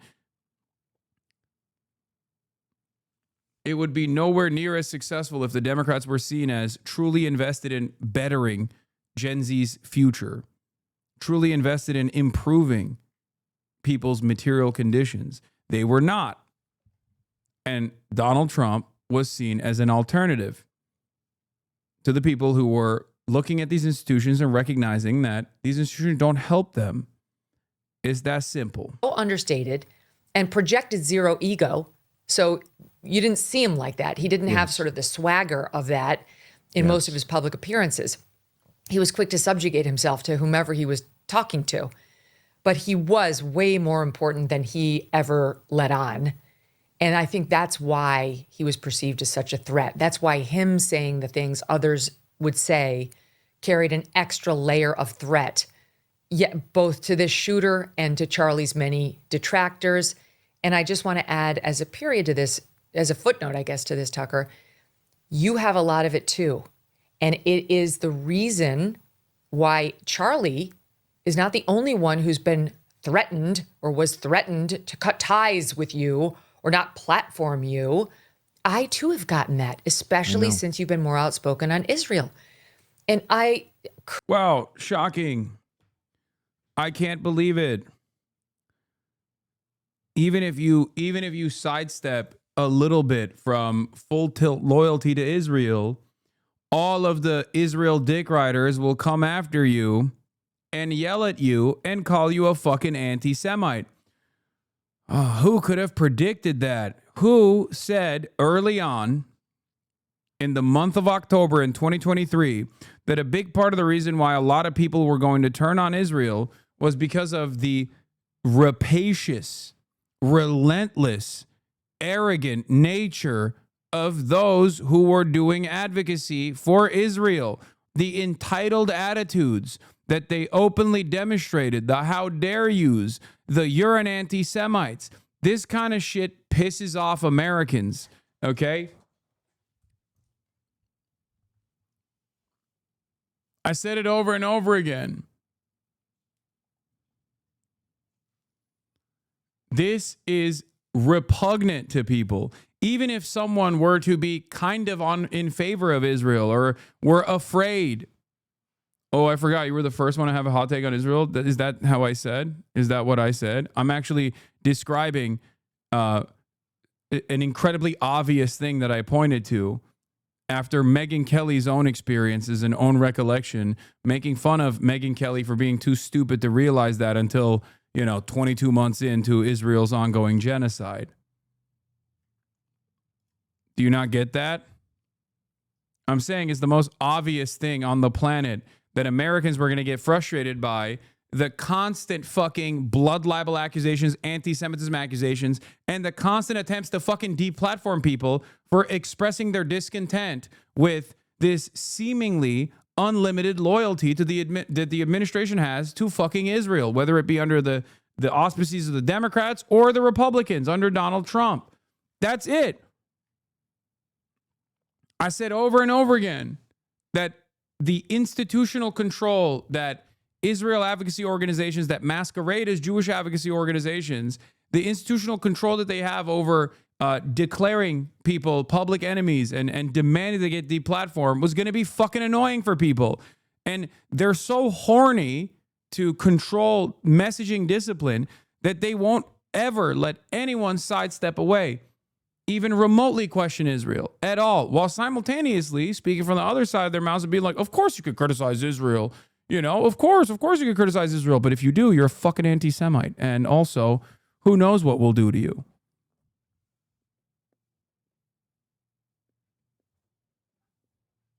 That's it. And this is not, this is bipartisan, okay? This is fucking bipartisan. It's a total bipartisan situation.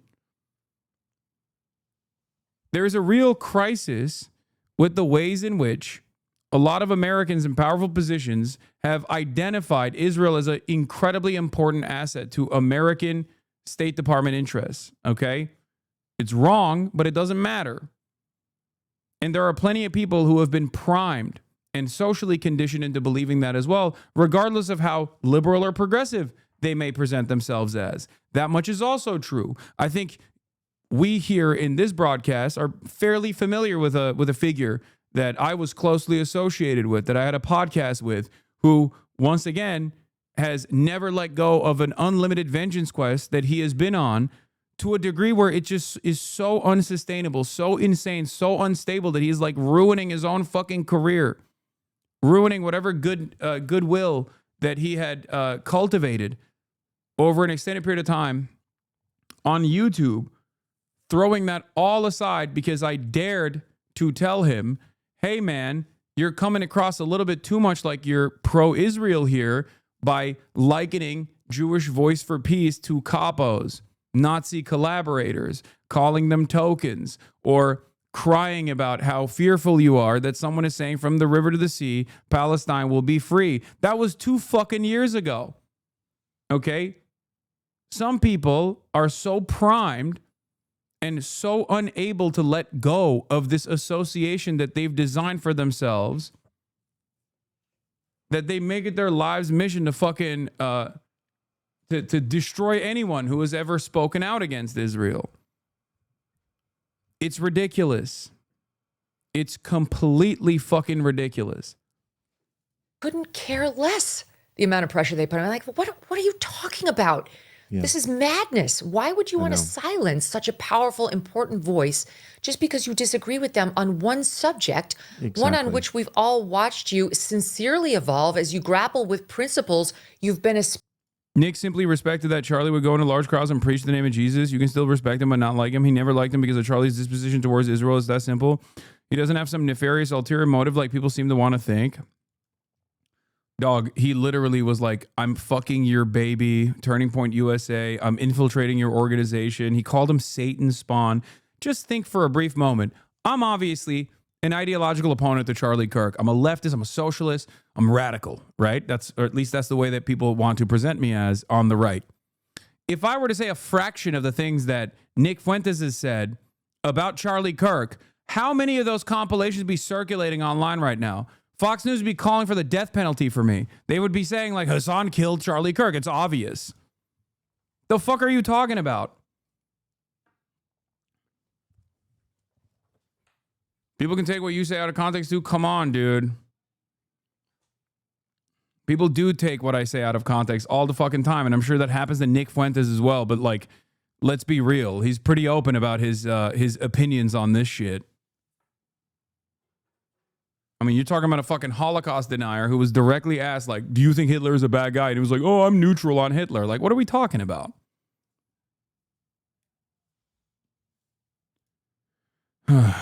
And also, he has spent very little time.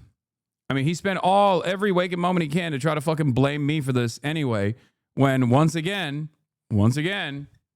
Charlie Kirk did not fuck with Nick Fuentes, did not want to be around Nick Fuentes for a multitude of different reasons, right? I'm sure that part of that was because he was fearful that he would lose his audience to Nick Fuentes, okay?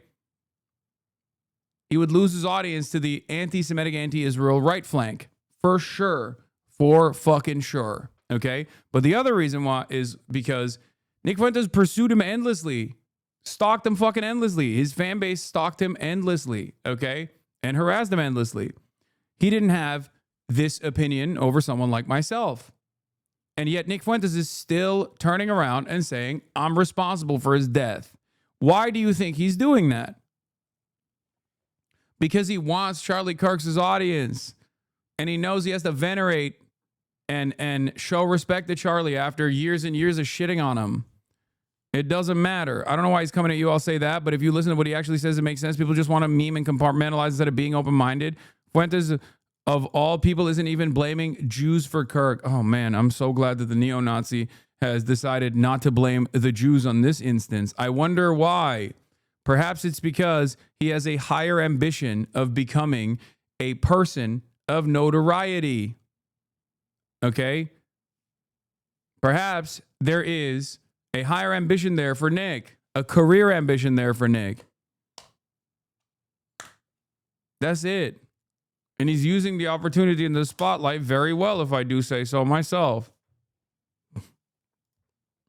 Espousing for years, like America First, like what's happening to Christians, like what's best for us and our kids here. How do I keep them safe? That's my number one priority. And I've been just absolutely disgusted and recoiled from people who have tried to pressure me on it. It, of course, never happened. Yeah, ask Nick Fuentes fans why the ADL has put the beat on me since October 7 and not on him. ADL used to come after Nick Fuentes all the fucking time. Why is it that when push came to shove and it actually became an issue of importance, America's unlimited loyalty to Israel was finally being called into question, the ADL notoriously dropped all of its coverage of Nick Fuentes and focused on me? Why is it that Jonathan Greenblatt goes on fucking CNN every goddamn night and tackle someone such as myself? Nick Fuentes can turn around and say, oh, Hasan loves the Jews. Hasan loves the state of Israel, or whatever the fuck he wants to say. And there is truth to that. I have no issue with Jewish people. I'm not a fucking anti-Semite. But that is a far graver threat, at least in the eyes of the ADL, to be someone who is not an anti-Semite, to be someone who actually combats anti-Semitism while simultaneously taking an anti-fascist position against the state of Israel and Zionism in general. Anti-Zionism, not anti-Semitism. Anti-Zionism is the real problem for the ADL. And that much is fucking clear.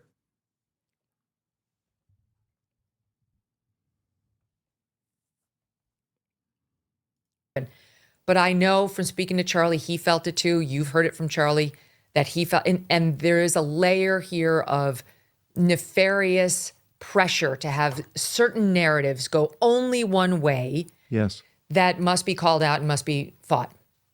Well, I should have said in my open that when Charlie was denounced as anti-Semitic and, quote, dangerous by the American Jewish Committee, you were too.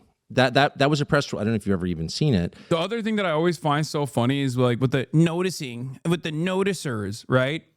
Like they remind me of the fucking incels that think they're making this like brave position where they say like women want to fuck hot dudes and they don't want to fuck dudes that are not physically attractive. This is not a brave position, dumbass. Okay. And the same goes for people who are like, noticing. Wow, there's a lot of Jewish people in Hollywood. Wow, what a fucking revelation, dude. It's the additional things that you add on to that is the fucking problem here, okay? Like, the fuck are you talking about? Oh, we've noticed it. Ooh, lots of Jewish people in Hollywood. I'm noticing. You're a fucking idiot.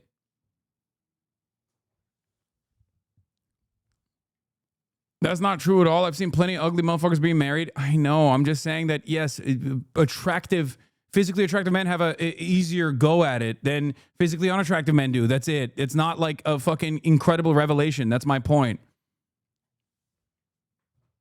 Unfortunately, they're going to put you in an edit, big bro. I mean, what?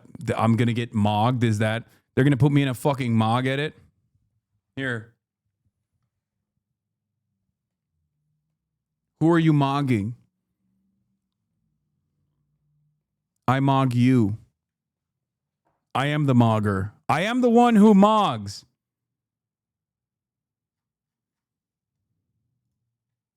And I just remember when I read that at the time thinking, okay, these are like two of the most pro-Israel, basically pro-Israel people like on the internet. I don't understand. So maybe we should have this offline, but let's just have it now. I don't get that.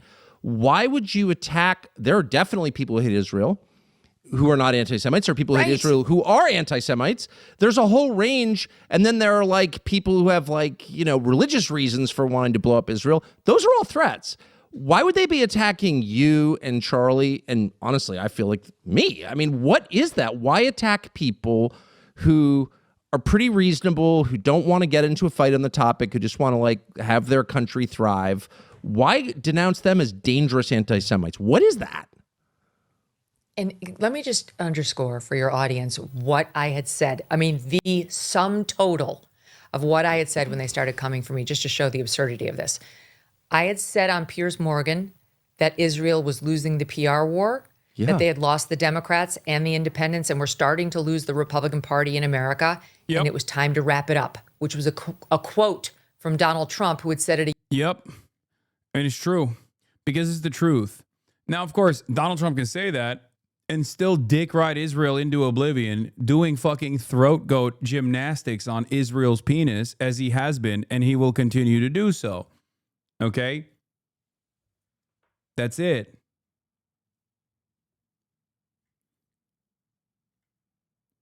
And what I don't understand is how these fucking morons on the right,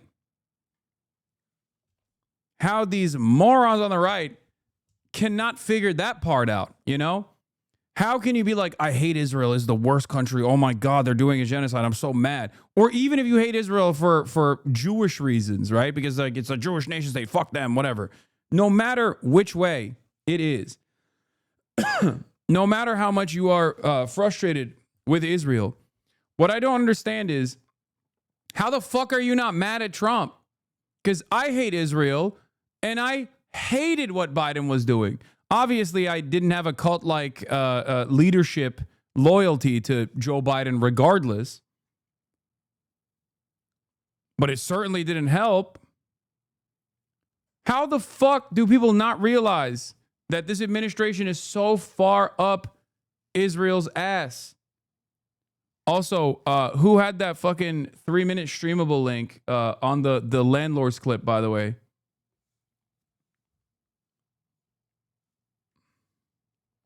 Someone was talking about it before earlier, and I didn't click on it.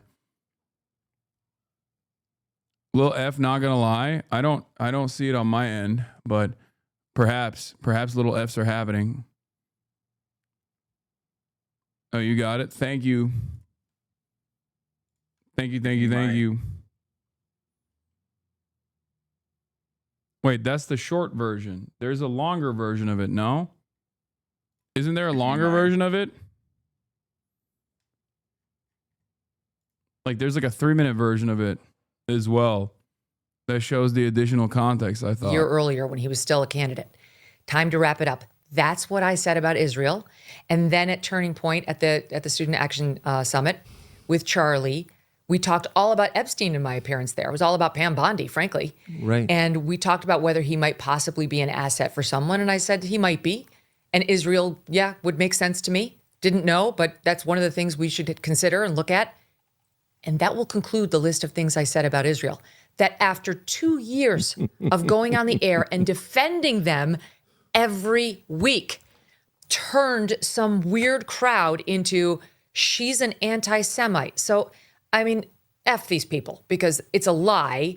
It was even more of a lie about Charlie, who had said even less than me. He had said nothing, like absolutely nothing. And they use those terms about him because he was on the other side of me when we had that discussion, and because he hosted you, and because he had the nerve to— I'm gonna keep it $1.50. It's because this is the reality. It's because they are fascist, okay? And they have a formative opinion that revolves around ethnic and religious superiority, and they're fucking racist. It's very difficult to comprehend this when you look at it with an American lens, because Jewish history is exactly the opposite of that kind of sentiment. It's the complete opposite of that sentiment. It's centuries of being dominated, being singled out to be the primary villain, unjustly being cast aside, experiencing pogroms. Right? But Zionism is a fascist ideology that revolves around ethno-religious supremacy. Okay? And therefore, Zionists will carry that level of arrogance to their conversations with those in the fucking out group. Okay? It's that simple. Thank you. I got the link from Merv XA.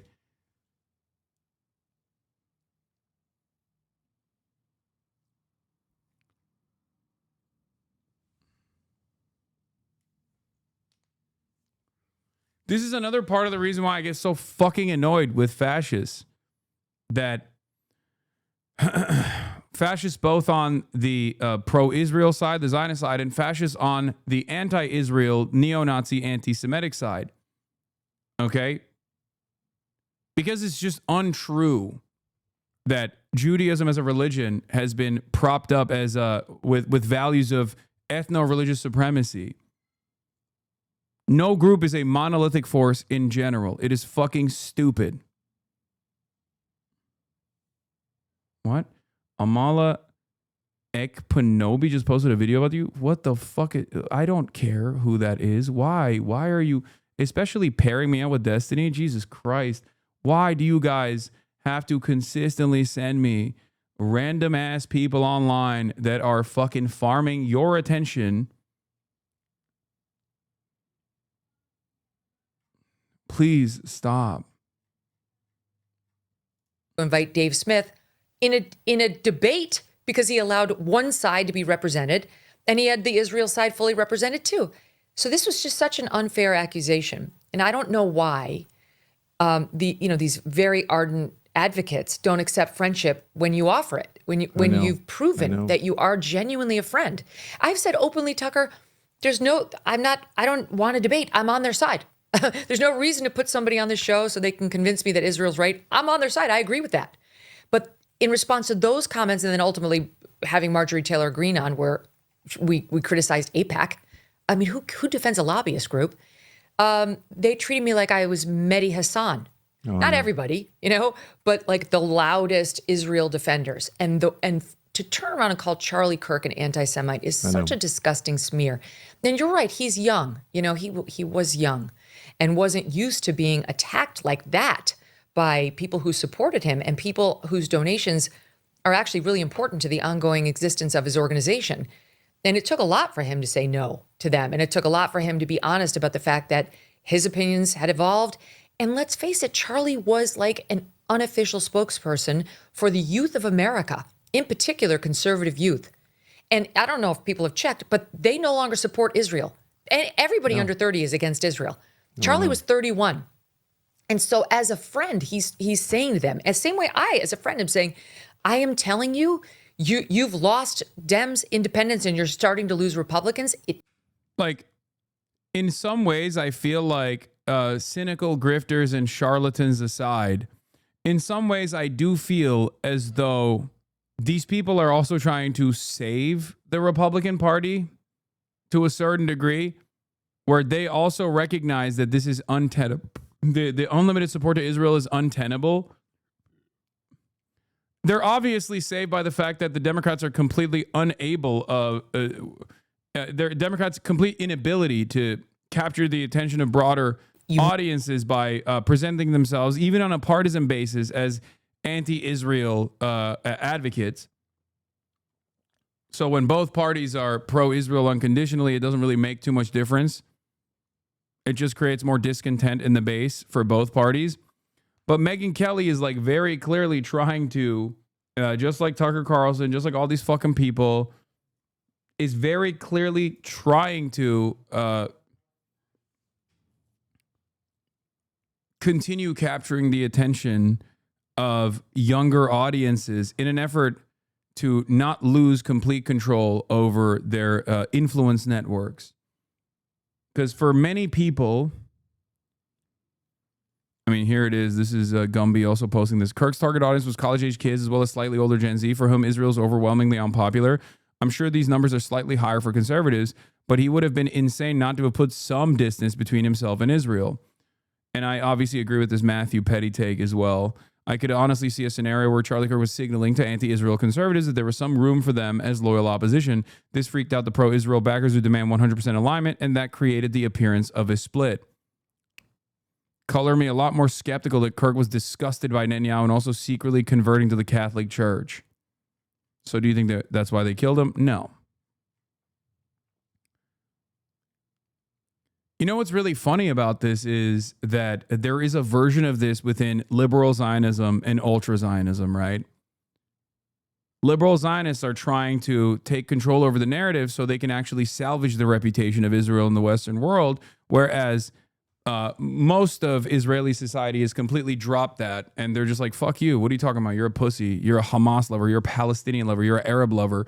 Get the fuck out of here. It's my way or the highway. Anyway, this is precisely what I said in the immediate aftermath of the discourse moving in that direction.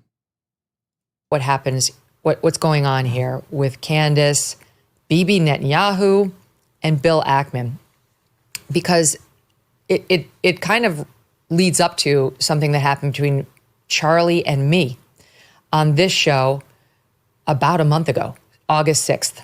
Okay, and the audience experienced this with me, so I'm just going to set up what's happening so everybody understands. Bibi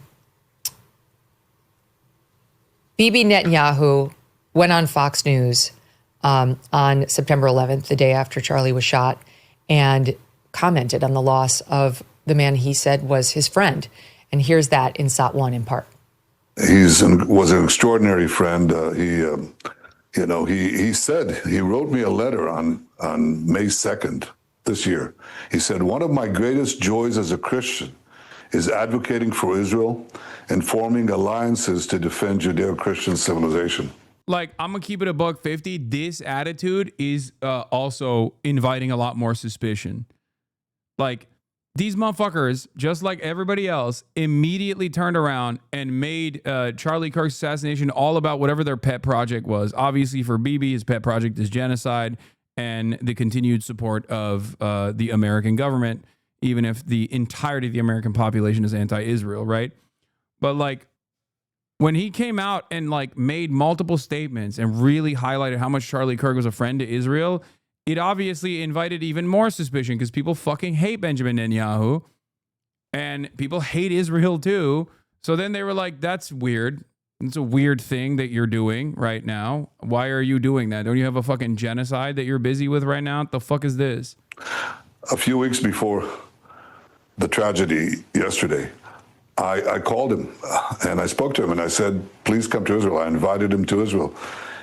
And sadly, that visit will not take place. But he was a defender of our common Judeo-Christian civilization. He was unbelievably excited to walk in the footsteps of Jesus here. He valued our bond, the bond between America and Israel. Okay, so Candace, who's been critical of Israel in this conflict, did not appreciate. Charlie, have any opinions on Christian being spat on? Come on, big dog. You already know how it is, okay? We know. Remember that combo that took place? Remember that fucking combo that took place between, what is it, Officer Tatum or whatever, and Benjamin Netanyahu, where the guy was like, yeah, I mean, there was only one spitting incident, so I'd say it was pretty good. People think it's overblown, this notion that like Israeli society broadly fucking hates or disrespects Christianity and Christians. Like, there was only one spit. Only one spit today, big man.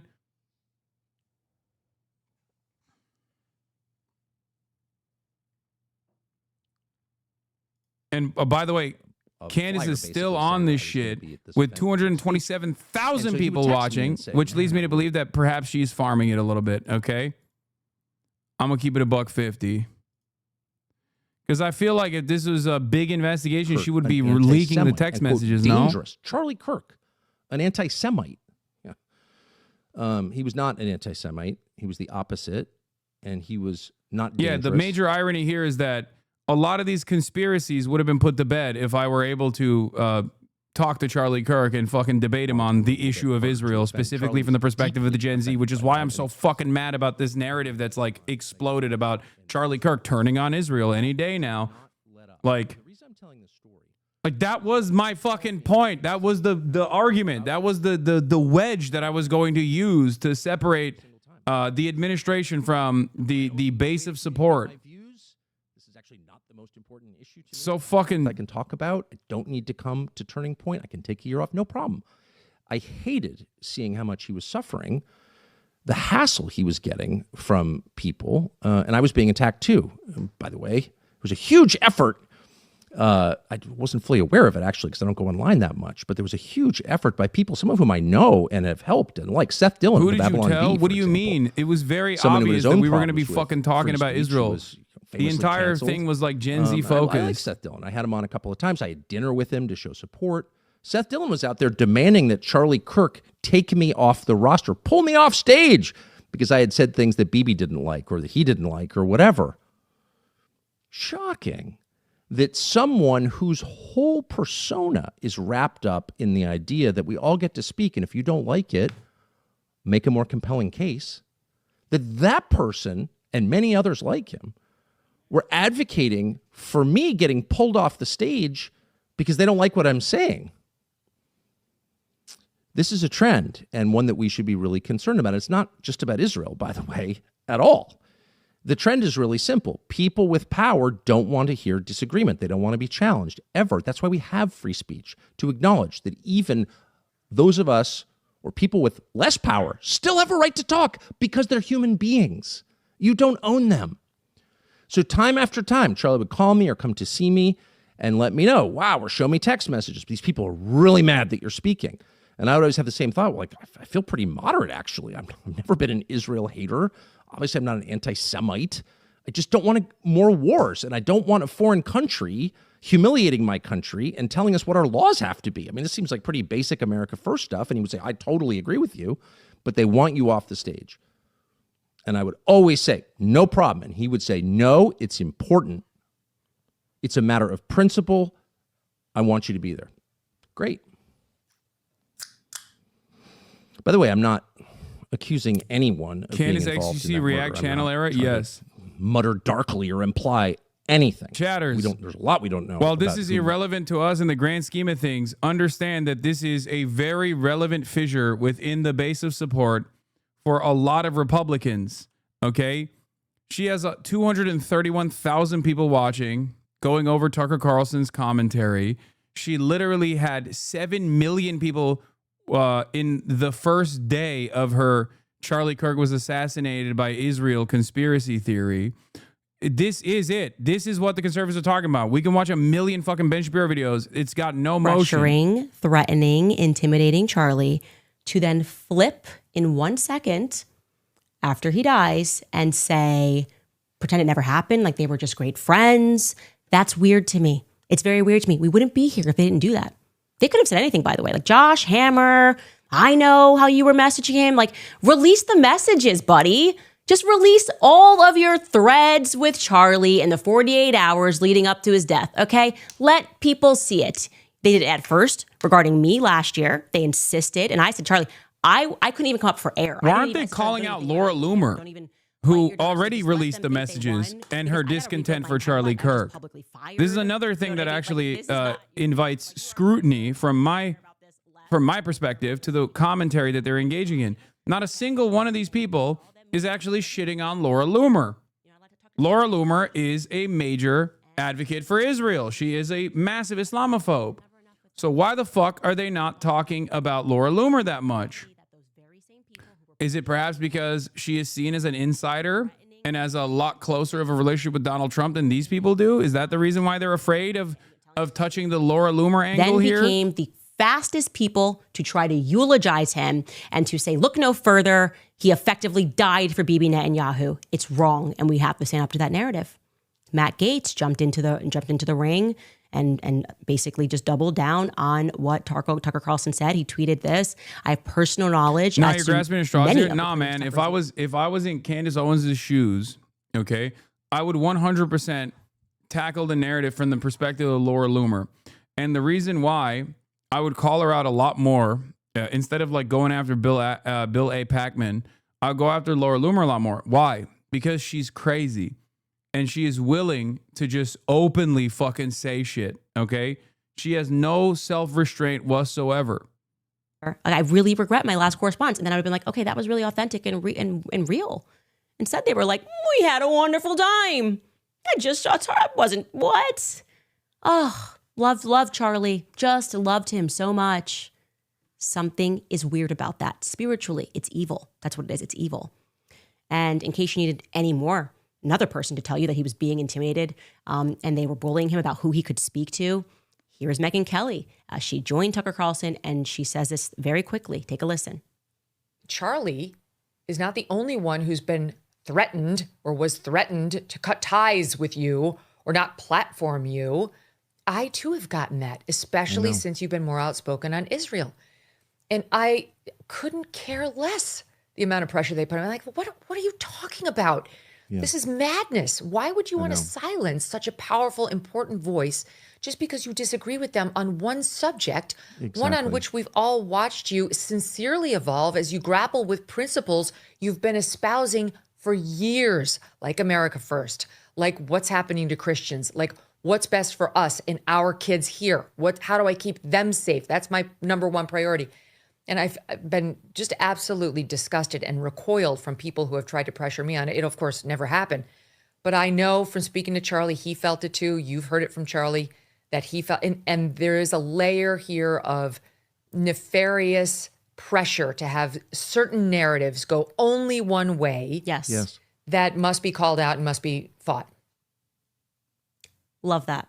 Like, Megyn, that was amazing. Thank you. I think all of us right now are just feeling we have to speak. Okay. So if you know something about what was going on, if you have something, send it all to me because I'm organizing. Okay. I'm getting a lot of tips. By the way, many of you guys spoke about the individual who very quickly, I think 4 minutes after Charlie was shot, went and took the camera down and moved his chair and stood up and took the camera down literally 4 or 5 minutes after he was shot.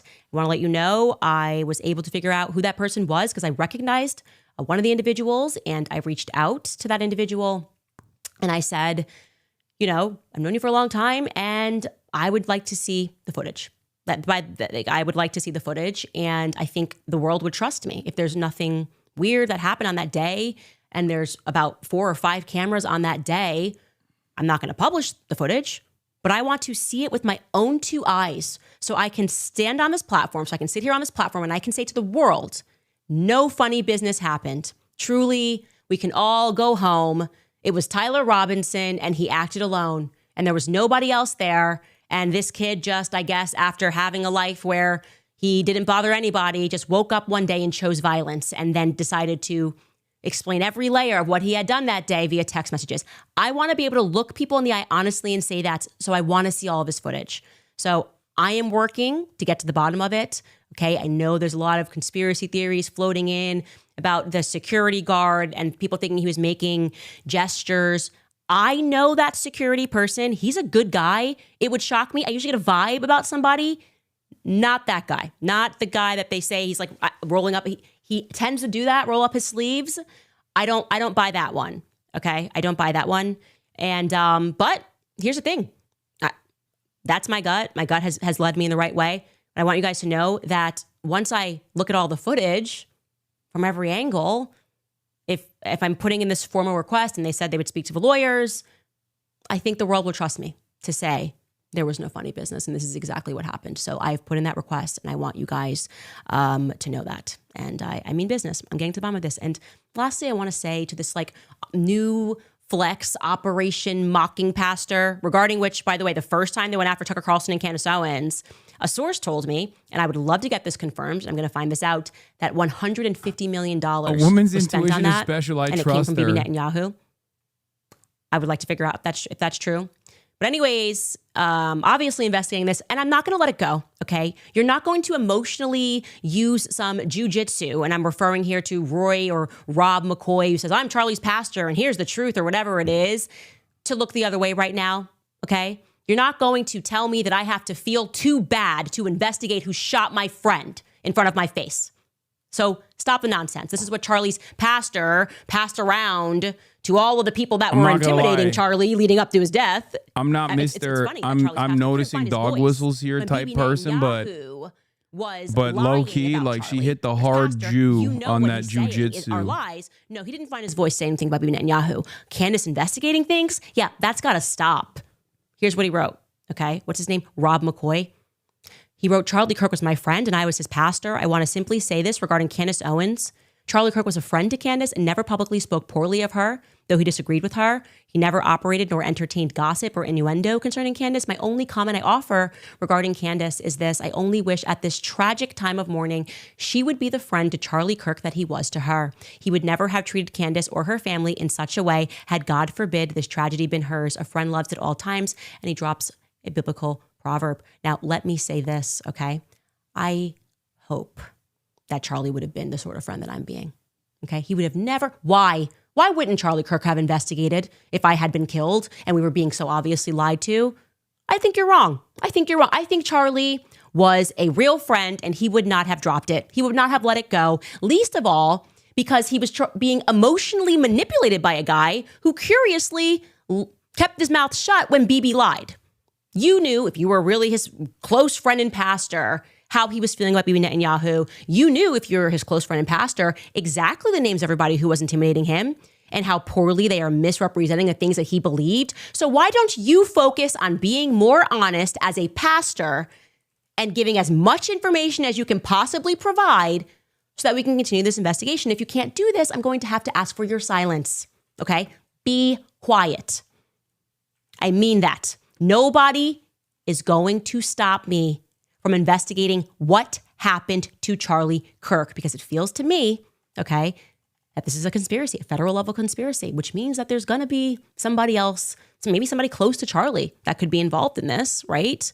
And when I am satisfied that there is no conspiracy, I will communicate that. But at the moment, no, I am feeling the exact opposite. I don't trust anybody. There's a lot more information that I wish I could share, but I'm going to tell you guys, it's going to get uglier. And these absolute demons are trying to justify saying you shouldn't investigate until the funeral, until the state funeral, until, as I have heard, people are trying to buy their way. Okay. I've given this much money. I want to say some remarks about Charlie Kirk. Okay. Stop. Okay. Just stop. A real friend would investigate someone's murder, and they would not stop until they felt good about the resolution and the answers that they were given. And I'll let you know when that is, Pastor. Okay? All right. Before I get into some of your comments and see what you guys are thinking about all of this, I want to remind you about the wellness company, because you may have... Oh my God. Oh my gosh. She's fucking farming that shit, bro. This seems too good to be true, but I think Israel will be more fucked because of this. Yes, bro. Yes. I've said this already. Lying is OP. That's number one. Lying is motherfucking OP. Okay? Number two, conservatives especially, but liberals too, but certainly conservatives are way more malleable to misinformation and false narratives and like grand conspiracies than critical thinking. And that is precisely the reason why this is the possible worst thing. I can totally see unironic pro-Israel people like Deborah's and Barbara's that were pro-Israel until this very moment. People who tune into the Candace Owens broadcast and go, oh my God, I cannot believe that Israel did this 100%. I love Charlie Kirk and Israel killed my Charlie. I can totally fucking see people developing resentment towards the state of Israel off of this shit, which is so crazy. I guess you got to take it whichever way you can, right? I don't know.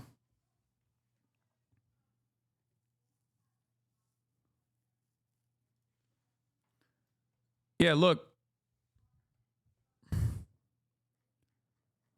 Wrote about the Israeli rights rush to weaponize Charlie Kirk's assassination, casting them as a martyr in its anti-left, anti-Muslim, Judeo-Christian battle. Violence is the right's natural currency, whether as perpetrator or as victim.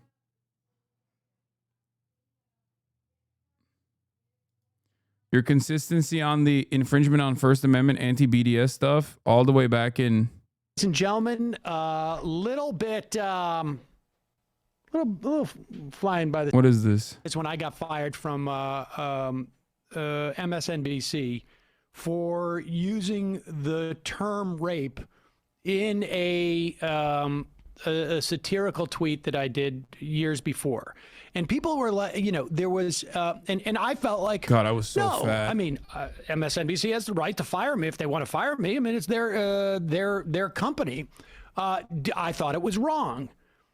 When the eventual purge comes, that's what I think that. I mean, that's like the functional equivalent of cheering on, you know, saying that unvaccinated should not go to the hospitals, right? I mean, like his whole brand has been an unwavering, principled stance, regardless of who the players are. Maybe. I mean, I don't know if Greenwald, but that principle was a bit shaky around the Nathan Robinson Guardian thing too, among some other those substackers, like taking a little bit of victory laps or look at a little bit gleeful at leftists getting banned. Well, all right, let's. Well, the thing about that is like Glenn is ridiculous in this issue because like. He knows for a fucking fact that I have been a massive advocate for, you know, BDS protesters and how much of a disgusting erosion of the First Amendment laws that we supposedly have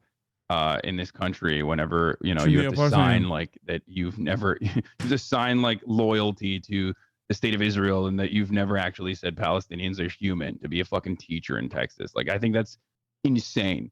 And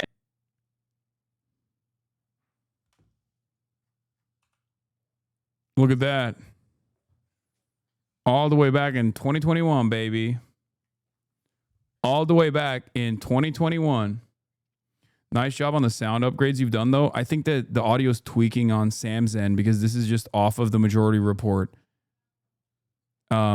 Because Yeah, I've always been a consistent supporter of the First Amendment because I'm an anti-Zionist. There is not a lot of room. There is not a lot of room there. You can't be fucking anti-Zionist and also be in favor of free speech violations. That is why they took him out. That is your theory that you are presenting there, Mia. And I will say this. It's like Tucker said, to have so many donors. What I do know is the donors became very rotten at the end. He relied on his donors. They were making threats. Some of them, up until the very last minute, were making threats against him. Financial threats, I'm referring to, obviously. Some people are lying and saying that I said this donor tried to kill him, or it's so ridiculous. Financial threats, that's a threat, okay? That is a threat.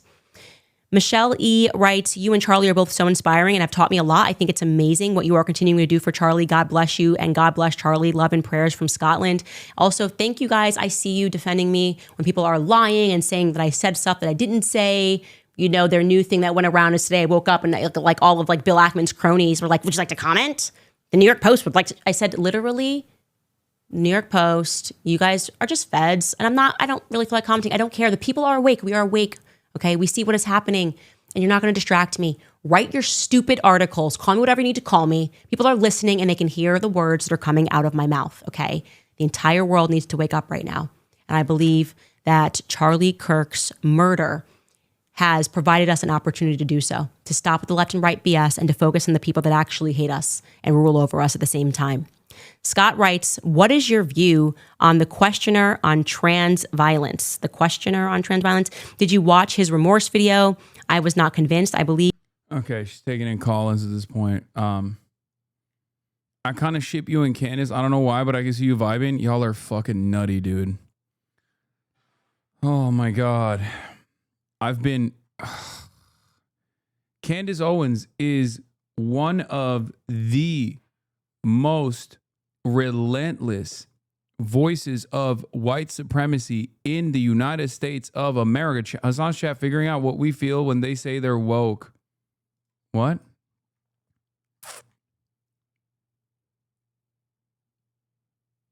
Like, there's just no fucking agreement on anything.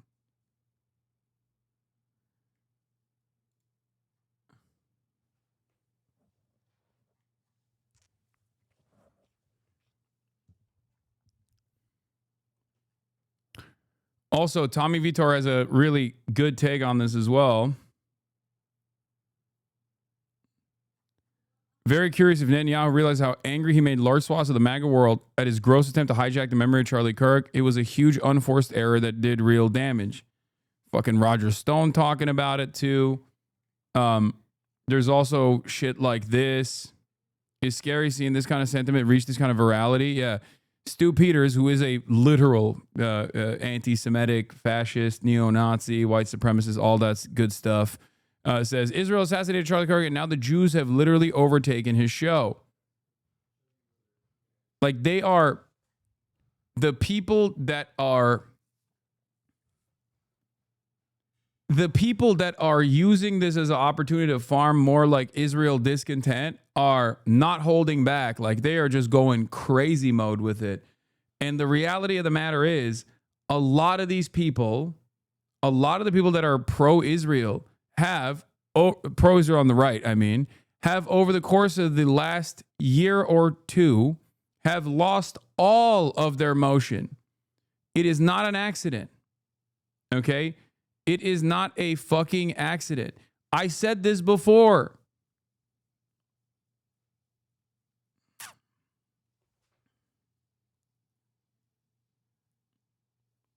This is unironically something that I think Charlie Kirk also recognized, which is precisely why he was just like desperately trying to hold on to some kind of like loyalty pledge for Republicans that are anti-Israel.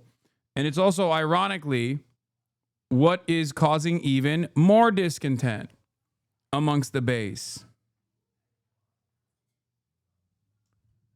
For a lot of Americans, critical examination from a materialist perspective on America's foreign policy ambitions with Israel is far too difficult to fathom.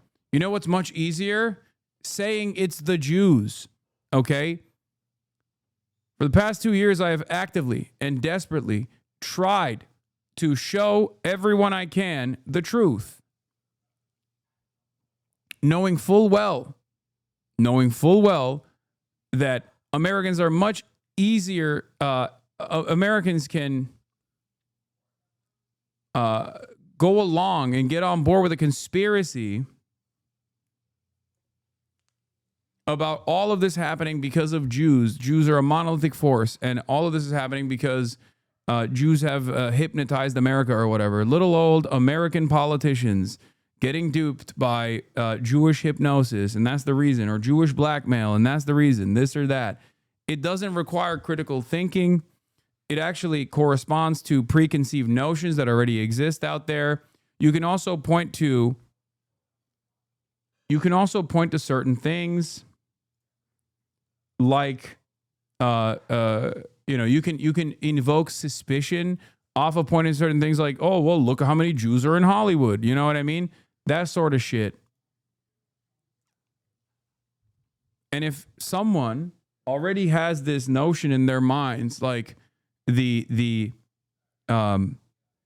perspective that, like, you know, the unrealized, unexamined notion that like Jews control the media is seen as an innocuous statement in many parts of this country, and then they see all of the fucking Israel dick riders being like, we're doing this for Jews, we're doing this for Judaism.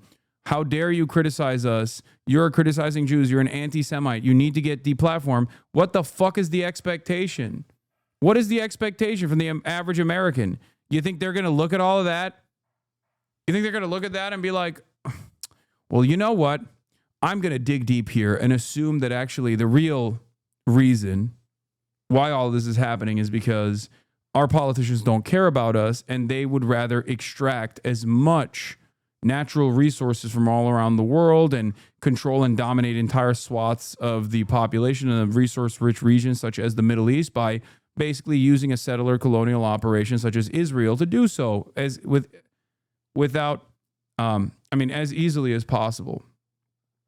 You think that's what they're going to think? You think that's the reason? No, they're going to go, oh, Jews, I knew that they controlled the media, and here it is, they control the government. Okay? That's it. It's much harder to convince people. It's much harder to convince people of the truth, especially when there are no honest people that are being highlighted in this process. And a lot of these like fucking idiotic advocacy movements are way too predisposed with coming after people like myself. They're fucking stupid. So, you know, you did this, all right? You designed this. You designed this future for yourself. It's disgusting. That is not a both sides problem. My friend is dead because of left-wing political radicalization. And if you want to cut that out, then be honest about it and look yourself in the mirror. Yeah, he just keeps saying like left-wing radicalization. They just keep doing it. Got those numbers to historic lows just like you asked. Democratic mega firm SKDK drops Israel as a client.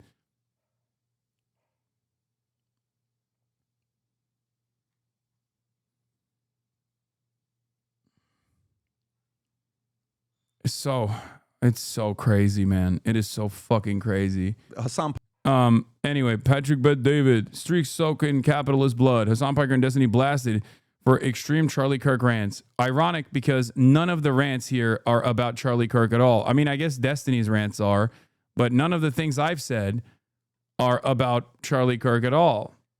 Okay? I'm not even going to watch that though. I'm just going to listen to, I'm just going to help you guys listen to the ABC News Australia back and forth, right? It gets a little heated at the end. I don't know if they kept it in. Hasan Piker, welcome to 7:30. Now, you were live streaming when Charlie Kirk was killed. Can you describe that and also what your immediate thoughts were about what the consequences would be? I was live streaming, covering the day's news as I do every day.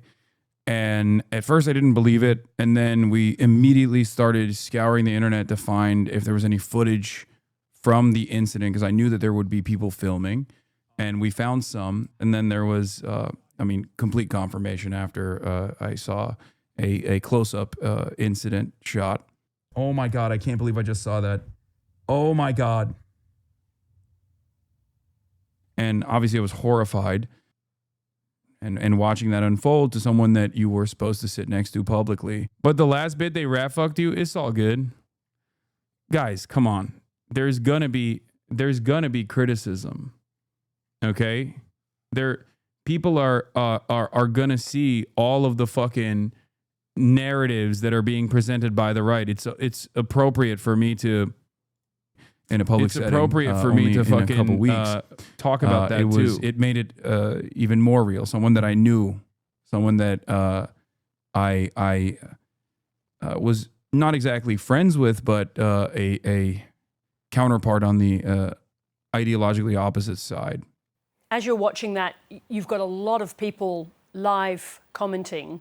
How do you manage what they say? Yeah, I mean, we are very desensitized to violence, I think, in general. So there are always going to be people that especially under the guise of anonymity online, people to just say things without really thinking about it, being careless. And I wanted to stamp that out immediately. First, because I feel like it reflects poorly on them, it reflects poorly on everyone involved, but also because I think that instantly I knew that this was going to be something that the administration will use against those that they've declared political dissidents. And unfortunately, my fears were realized shortly after when Donald Trump came out, only a couple hours after announcing Charlie Kirk's untimely demise, and make a statement about how they were basically going to start prosecuting and persecuting political dissidents, the left, as he said. Since then, we've had J.D. Vance, other senior figures in the administration say that they're going to go after what they call terror networks, who they say are behind this.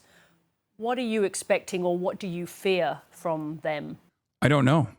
I don't know what that political prosecution is going to look like, considering that we have a First Amendment in the American Constitution that actually makes the government attempts at doing things like that wholly unconstitutional. So I don't know. It's not like this administration is shy about eroding constitutional protections or going after people's civil liberties. So who knows where they might take it? I just hope that the broad American appetite for anger and vengeance will be soothed by how fast they get distracted elsewhere. Is it actually safe to be in the public sphere right now? I mean, I have a policy of not letting fear dictate my life, and I'm going to continue abiding by that policy because, like I said, time and time again, this is an unfortunate but all too common side effect of this field that I'm in.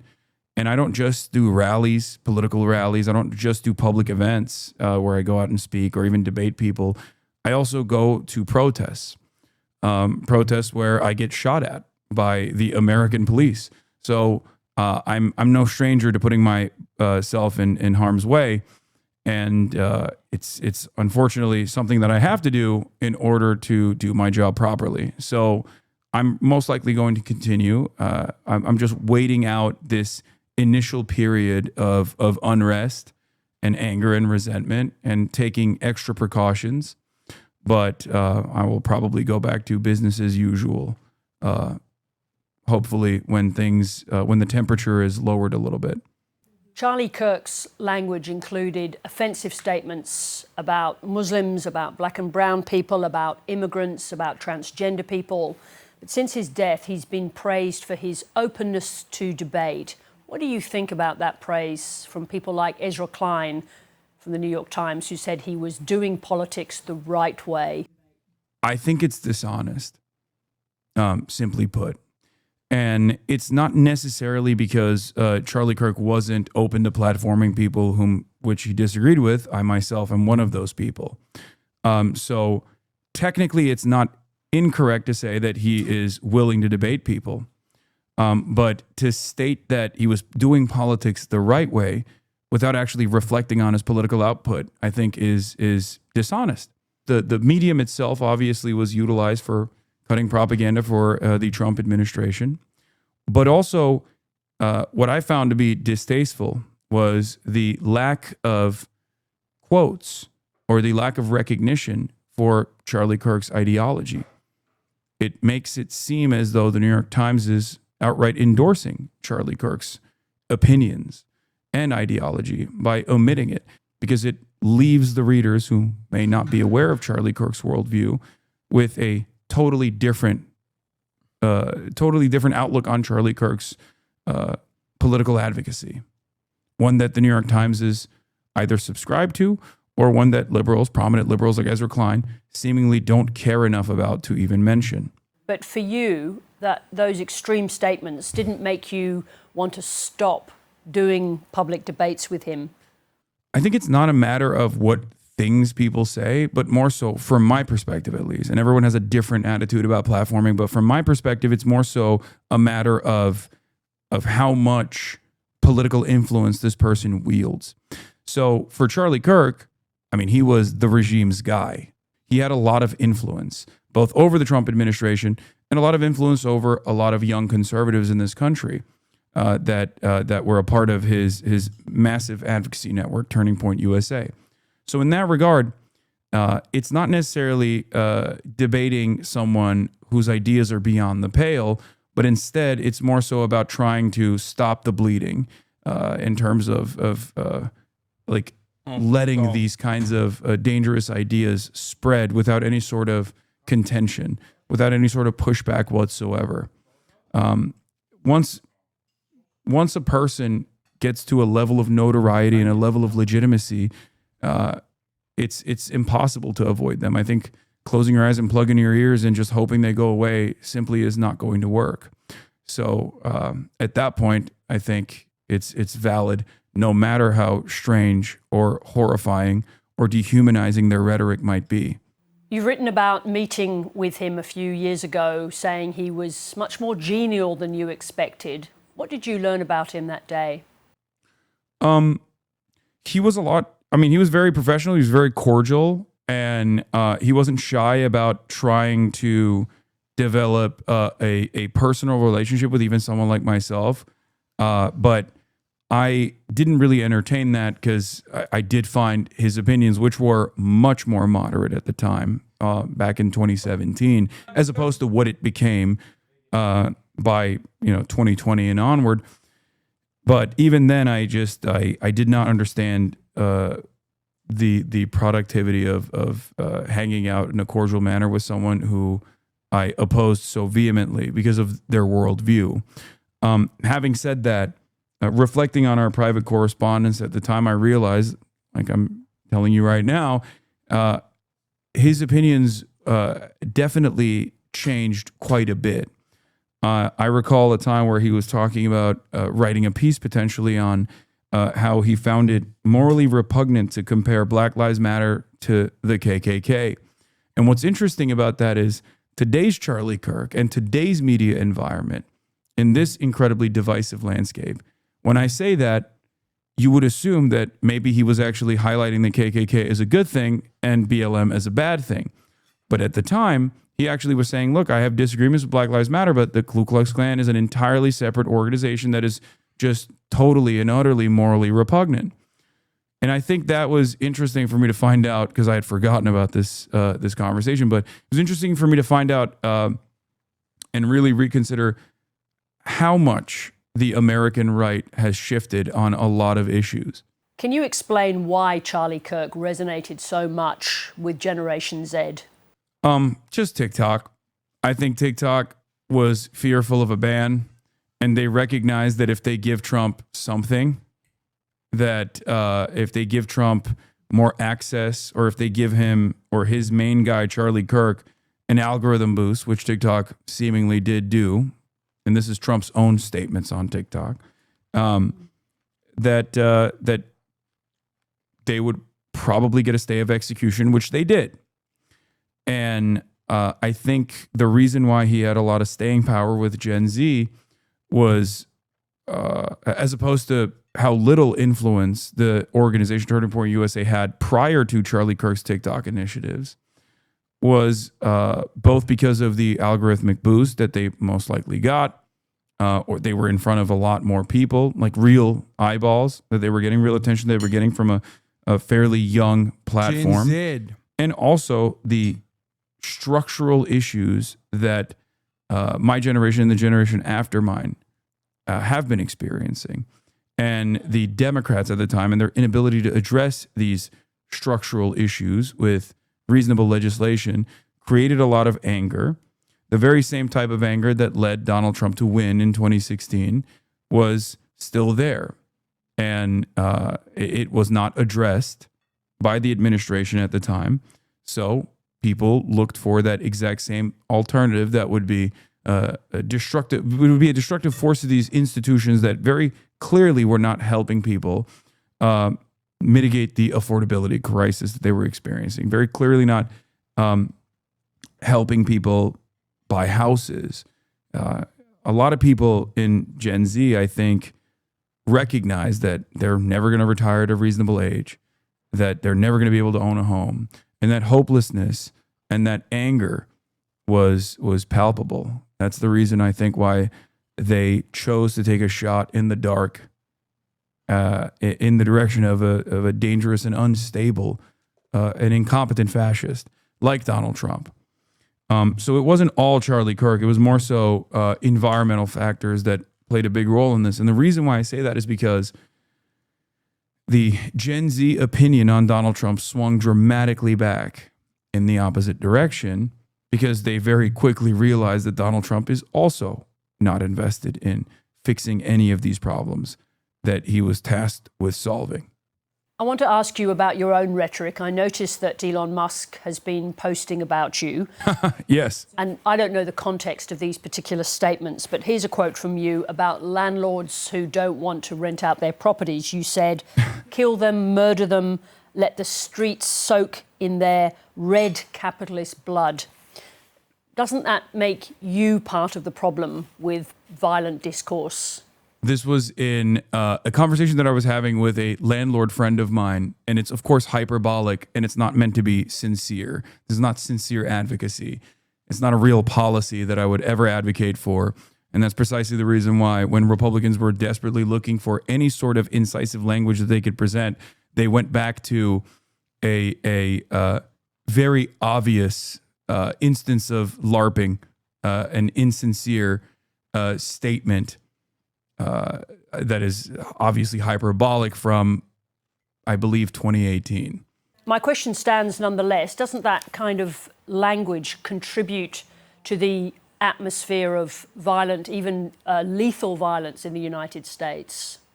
I don't believe that my insincere statements that don't reflect on any of my beliefs whatsoever in 2019 has led to any sort of real world violence whatsoever. Just talking about what people are being exposed to online, Australia's about to introduce a social media ban for people under the age of 16. Given the violent discourse that we're discussing, could that be a solution? I don't think so. I don't know if a walled garden approach would perhaps be a little bit better and a little bit more productive in terms of dealing with the early stages of the journey that people go through online. I'm certainly not opposed to something like that.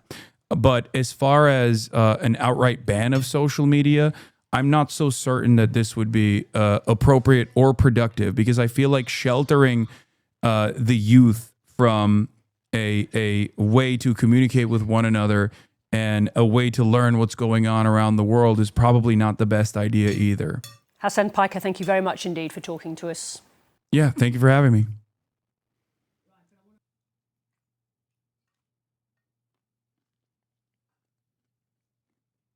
The House could vote today on a resolution to censure Congresswoman Ilhan Omar and strip her of her committee assignments in response to her comments criticizing Charlie Kirk just after. I realized the much longer conversation featured heavily my opinions on Israel and Israel's genocide. And unless I missed it, they totally took that stuff out.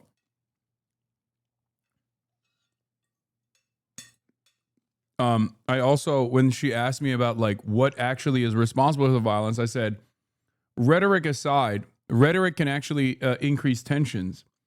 But what certainly is responsible for the violence, especially in a place like America, is the unlimited violence that we dish out overseas and the unlimited violence that we see at the domestic level. And oftentimes that is born out of our loose gun laws.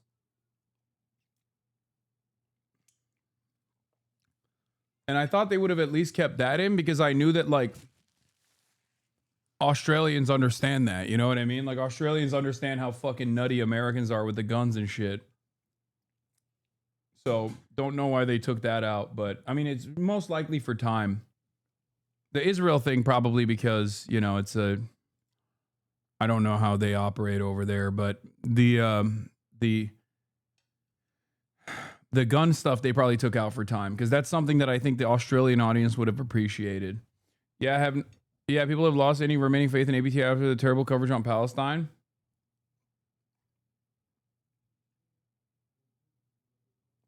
His assassination. Chad Pergram is live on Capitol Hill with the latest on this effort. Good morning to you, Chad. Aisha, good morning. Republicans believe Ilhan Omar has gone too far again. She called Charlie Kirk reprehensible and reposted a video condemning him. Nancy Mace wants to censure Omar. This comes amid calls for calm. This is the only time to do this. We have played nice for far too long. I mean, we've been so nice. Now is the time to push. It's crazy that the only time Congress ever censures someone is if they're just objectively correct. At least in the last, like, did they even end up successfully censuring Marjorie Taylor Greene for saying like Jewish space lasers caused wildfires or whatever? Like, I guess that's the only time where they have, if they did, I can't remember. That's the only time where they went after someone for like being insane. But I don't think they did. Like, the last time they did this kind of censoring was over Rashida Tlaib saying from the river to the sea, Palestine would be free. It's crazy. Censoring is a joke and it's a fucking political tool, but it's just annoying that they're flexing like this so aggressively. I hate it. Back harder than we've ever before, figuratively. Censure is the second highest form of punishment in the House. Just censure below failed by expulsion. one vote. Omar One vote is crazy, by the way. Been in trouble before. The House voted to remove Omar from the Foreign Affairs Committee after she made anti-Semitic comments. That was in 2023. Omar dismissed Mace's efforts. I mean, if she wants to lower the bar on what a censure looks like here, she can go at it. Do you have any regrets about the comments that you made about Charlie Kirk at all? I did not make the comments that she's accusing me of making, so. Omar has not apologized. Fellow squad member Alexandria Ocasio-Cortez said Republicans are abusing their power. The House has censured 4 Democrats in the past 2 years. It's ridiculous. Like every single one of these things, every time a Republican in this House is offended, they file a censure resolution. I'm not here to be fighting over whatever people's like schoolyard thing is for the day. Republicans want to get Democrats on the record opposing the censure. The GOP will argue that Democrats are not doing enough to rebuke violent rhetoric and lower the temperature. Yeah. By the way, the violent rhetoric is just saying objectively what Charlie Kirk's opinion was. How is that fucking violent rhetoric, dumbass? Like, it's crazy that Nancy Mace just like made up quotes and was like, why don't you apologize for the things that I made up about you? Like, she didn't even quote anything that Ilhan Omar said. Fun fact, Nancy Mace is trying to censure me over comments I never said. Her res does not contain a single quote from me because she couldn't find any. Unlike her, I have routinely condemned political violence no matter the political ideology. This is all an attempt to push a false story so she can fundraise and boost her run for governor.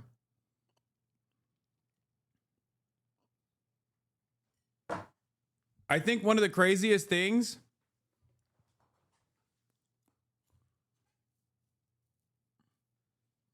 I think one of the craziest things is that these guys, I could totally see them being like, "Oh, this is violent rhetoric," and then unironically be like, "Well, you're just posting these statements, these quotes in context that Charlie Kirk has made, and that comes along with the recognition that that rhetoric itself is actually inherently violent, and then try to get a censure off that way."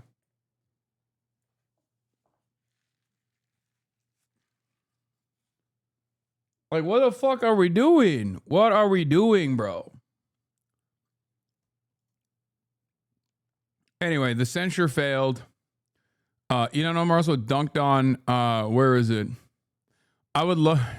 We would love to see you get deported back to Somalia next. By the way, while she's doing that, this is the other side of the story.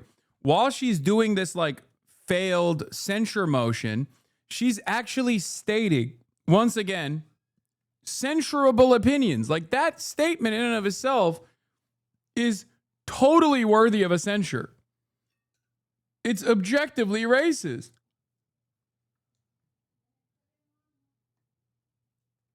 Like, what do you mean? Once again, demonstrating the total asymmetry of who gets to say whatever heinous shit they want in Congress. It is so fucking annoying to watch this unfold in real time every goddamn day. When is it, what is it going to take for liberals to be like, enough is enough, man? Enough is fucking enough. They're dabbing on us. They're dunking on us.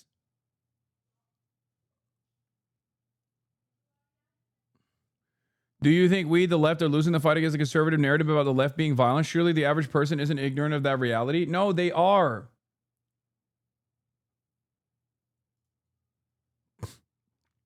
Next one is...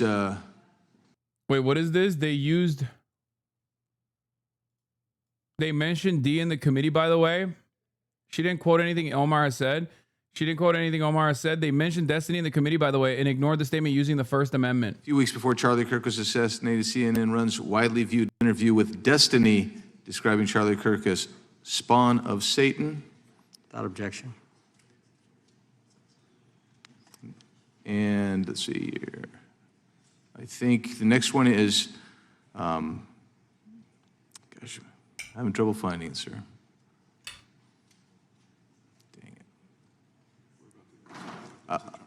I will submit it for the record later. The rest of these, I have another 30, so I'll just submit those. Speaker, later. that concludes, Chairman. Gentleman from New York is recognized for what purpose? Point of information with respect to everything that Mr. Biggs just read. So what? It's all free speech. First Amendment is alive and well in this great country, and thank the good Lord for that. Next one is. Yeah. That's right. Of course, bro. This should be laughed at. What are you talking about? You can't say a guy is a fucking spawn of Satan? What are we talking about? The irony, of course, is that Destiny has said incredibly violent shit, about all conservatives in general. He can't stop himself from going crazy mode. And there are certainly way less defensible quotes, but even then, it's still defensible on First Amendment grounds, okay? What the fuck are we talking about? I say this as someone who hates Destiny. You know this. Half of the fucking, almost all of these like clips out of context are coming from his fucking community. The reason why they're pulling Twitch, most likely, the reason why they're pulling the Twitch CEO or trying to pull the Twitch CEO to this fucking committee hearing is unironically the attempts of Dan fucking Saltman, who has been working with ADL and all these other advocacy groups to try to get this to happen for a very long time. The only dumbass that bid on that was obviously Israel's biggest attack dog, Richie Torres. No one took it sincerely. But finally, he was working with Republicans as well, for the record, on trying to get this done. And finally, he got what he wanted. But it's, of course, ironic because now those very same demons that he used to try to fucking go after me are going after his boy as well. They're going after Sex Pestiny too.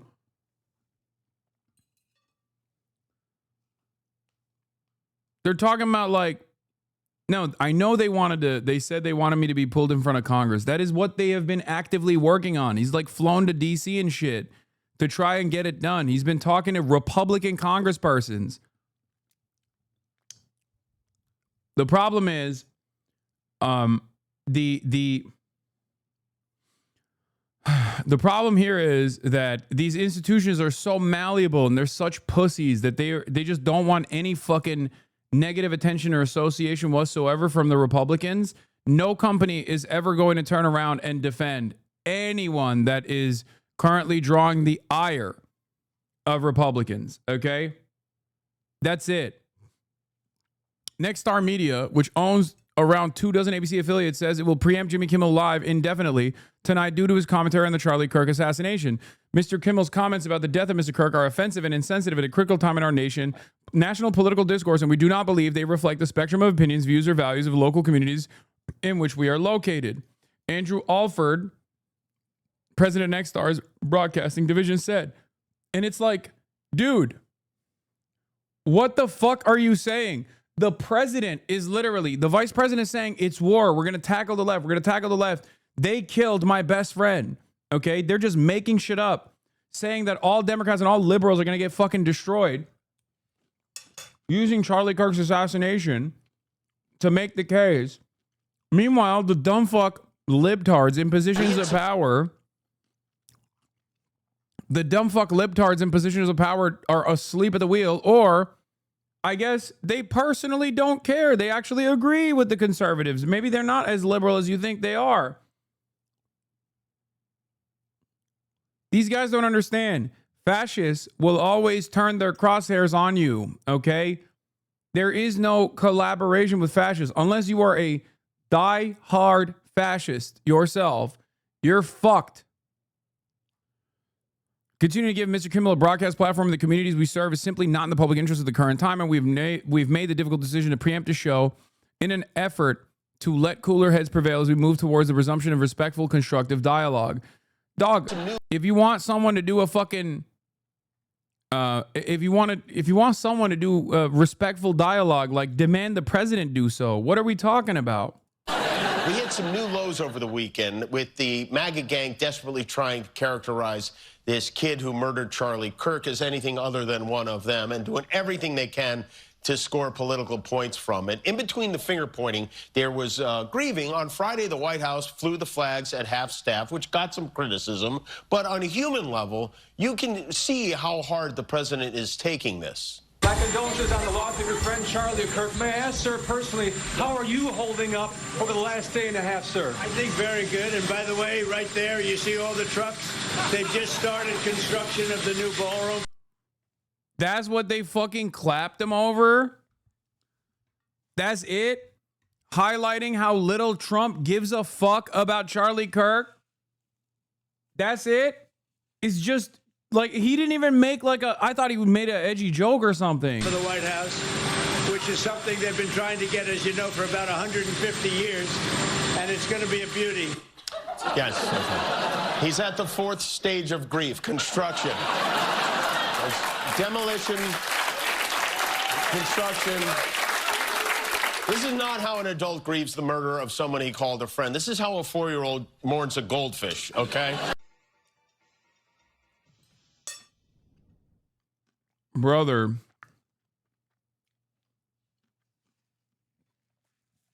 the one time Jimmy Kimmel is like kind of funny because of Trump's funniness, and ABC is caving. ABC yanks Jimmy Kimmel's show indefinitely after remarks about Charlie Kirk.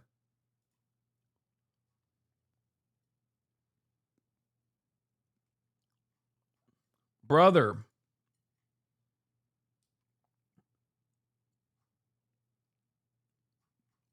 this is why I said these guys are going to get extra vicious. They're going to come for everybody. They're going to come for people that conservatives just hate, right? This is their own. This is unironically right-wing cancel culture. But the difference here is that the government is actually leaning into it. Whereas like liberals were not, you know, going around being like, we have to cancel this show or that show. Like, or even if they ever brought it up, nobody really gave a shit, right? Like no right-wing corporation ever gave a shit and was like, yes, that's right. Due to the unimaginable pressure that we're getting from fucking liberal politicians, we're canceling the Milo Yiannopoulos show or whatever. Like the irony in and of itself is that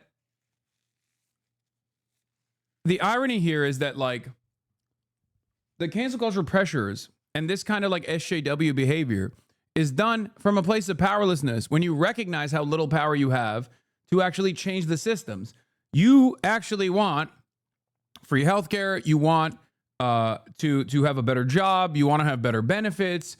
You want to be able to take time off whenever you see fit, build a family, own a home. But you know you can't get those things. So you just focus on like things that are immediately in front of you. This fucking asshole pissed me off. Remember when he cried? Remember when he cried during COVID? Like that's the gripe that conservatives have with this guy. Okay? And therefore he was always a target. And now that the Charlie Kirk thing happened, they're using that as an opportunity to go after him. He didn't even say anything wrong here. He didn't even say anything even like remotely off base.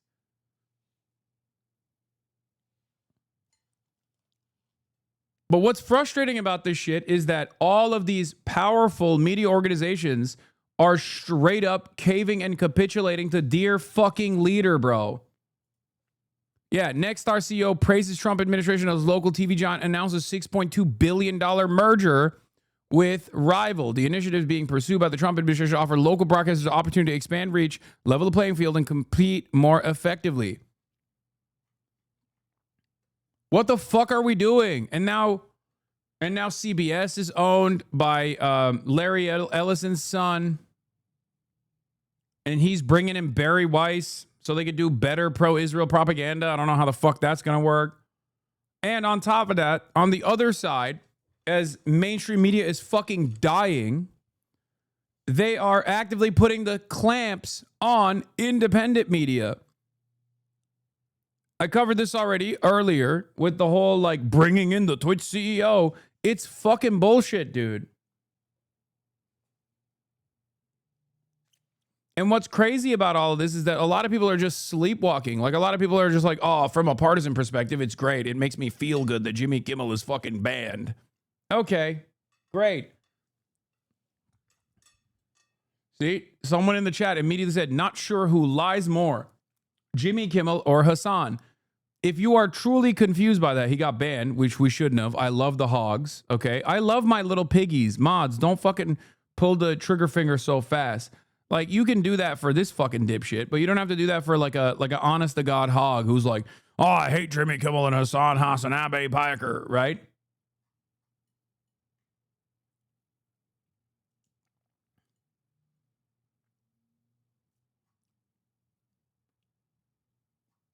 But it's so funny. Dog, at a certain point, you got to realize you are an incredibly small man, an incredibly small-minded, narrow-minded person if you think this is going to improve your life in any meaningful capacity. I tweeted about this earlier. Someone was like, oh, yeah, it's over. Oh, Hasan Piker might be gone. This guy's so excited, right? Comrade Stump. I said, imagine how narrow your worldview is that you think a Twitch streamer being deplatformed at the direction of the free speech, anti-cancel culture administration after 2 years of Zionist organizations demanding it happen is somehow going to improve your life. Do you see?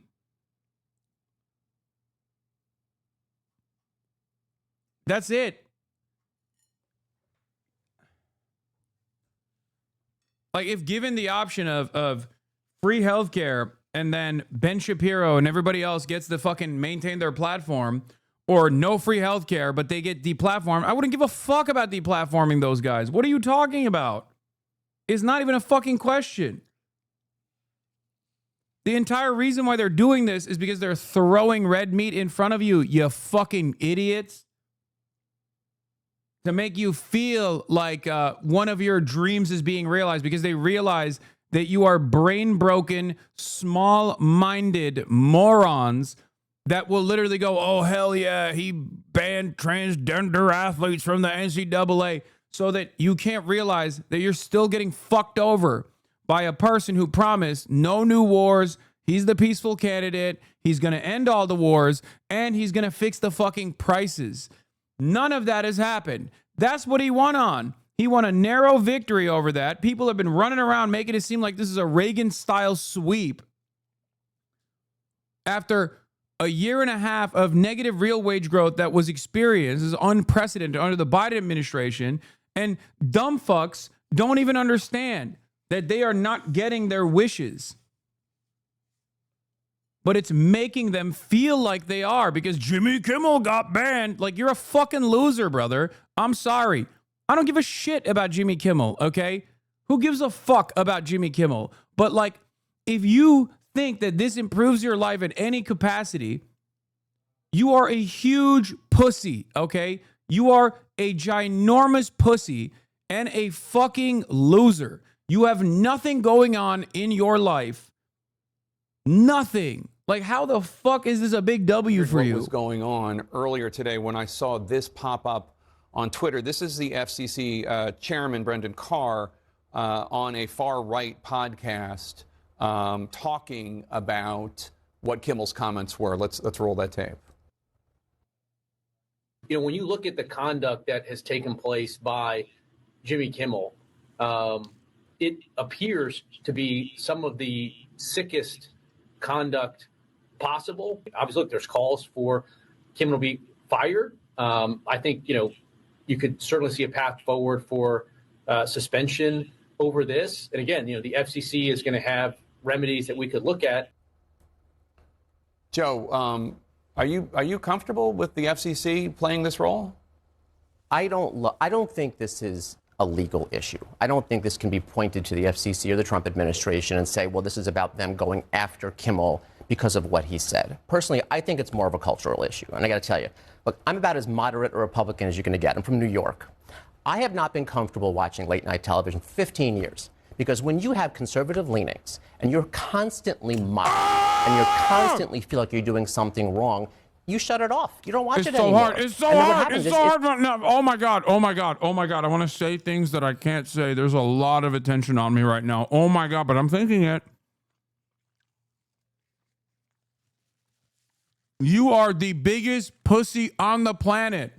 Turn off the television. You are the biggest pussy on the fucking planet. Oh my God. Clip.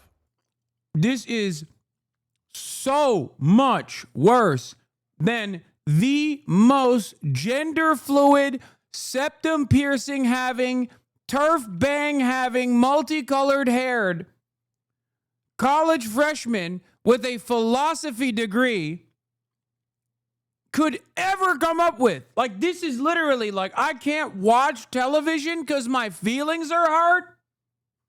Are you fucking kidding me? Turn off the TV.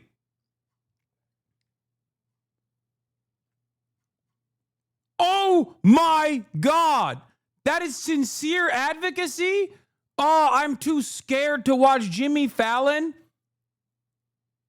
I can't say anything because I'm worried that motherfuckers are going to be like, he needs to go banned. But I cannot comprehend how big of a pussy one is to not even feel a sense of shame to say that out loud on national television. Oh my God. Executive branch officials. I don't have to respond to Congress, that kind of thing. He's fighting that out in the court. We've seen that before.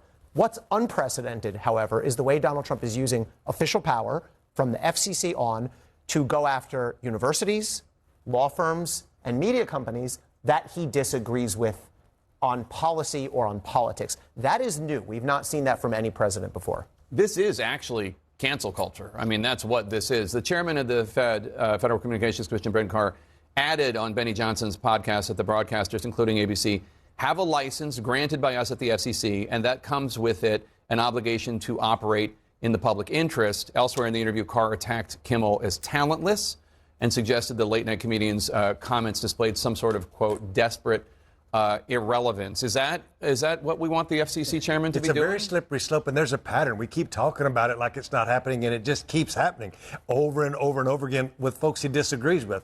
I'm a Democrat. I'll say what happened to Charlie Kirk is disgusting. We should have a court. If he did it, he should be prosecuted to every extent of the law. We shouldn't have to say that. That's just common sense. But we also should say the First Amendment matters to everybody, whether they agree or they disagree. And I just think that what we're going through right now is unprecedented. It's unseemly. And I think that it's really getting out of hand because it's just happening more and more and more with folks who disagree. We do have the clip that Jimmy Kimmel said Monday night. Obviously, this is not the entire 8 or 9 minute monologue. This is just one clip of it, but this is what he said. We hit some new lows over the weekend with the MAGA gang desperately trying to characterize this kid who murdered Charlie Kirk as anything other than one of them and doing everything they can to score political points from it. Now, the way that Fox covered what he just said there was Kimmel suggests Kirk assassin was one of the MAGA gang, despite reports of leftist leanings. I don't know that I think that is an accurate description, but they have the First Amendment to write what they want to write. The job of the FCC is not to regulate and police content. It's not, do we like this? Does this make us comfortable or uncomfortable? Right. I don't like anything about what Jimmy Kimmel said, frankly. I agree with Joe. I find his comments reprehensible, but it's not the FCC's job to say, do we like this or do we not? And the FCC, of course, is a government actor. And I'm thinking sort of off the top of my head here, but if ABC wanted to fight this, clearly they don't because they've made the decision to dispatch or suspend Jimmy Kimmel. If they wanted... If you found those comments from Jimmy Kimmel to be reprehensible, again, you're not cut out. You're not cut out for this environment. That is crazy. What is happening? Wake up. Wake up. This is not about a sincere request to return to normalcy and commentary. The worst part about it isn't even like the procedural influence that is unprecedented and directly in violation of the First Amendment. Okay, that's a problem for sure. But the broader problem here is that they are actively doing this. It's not just Jimmy Kimmel. They're coming after everyone that they personally perceive to have even a little bit of smoke for Republicans. That's it. How the fuck are you not aware of this? Like, this is some real fucking fascist bullshit.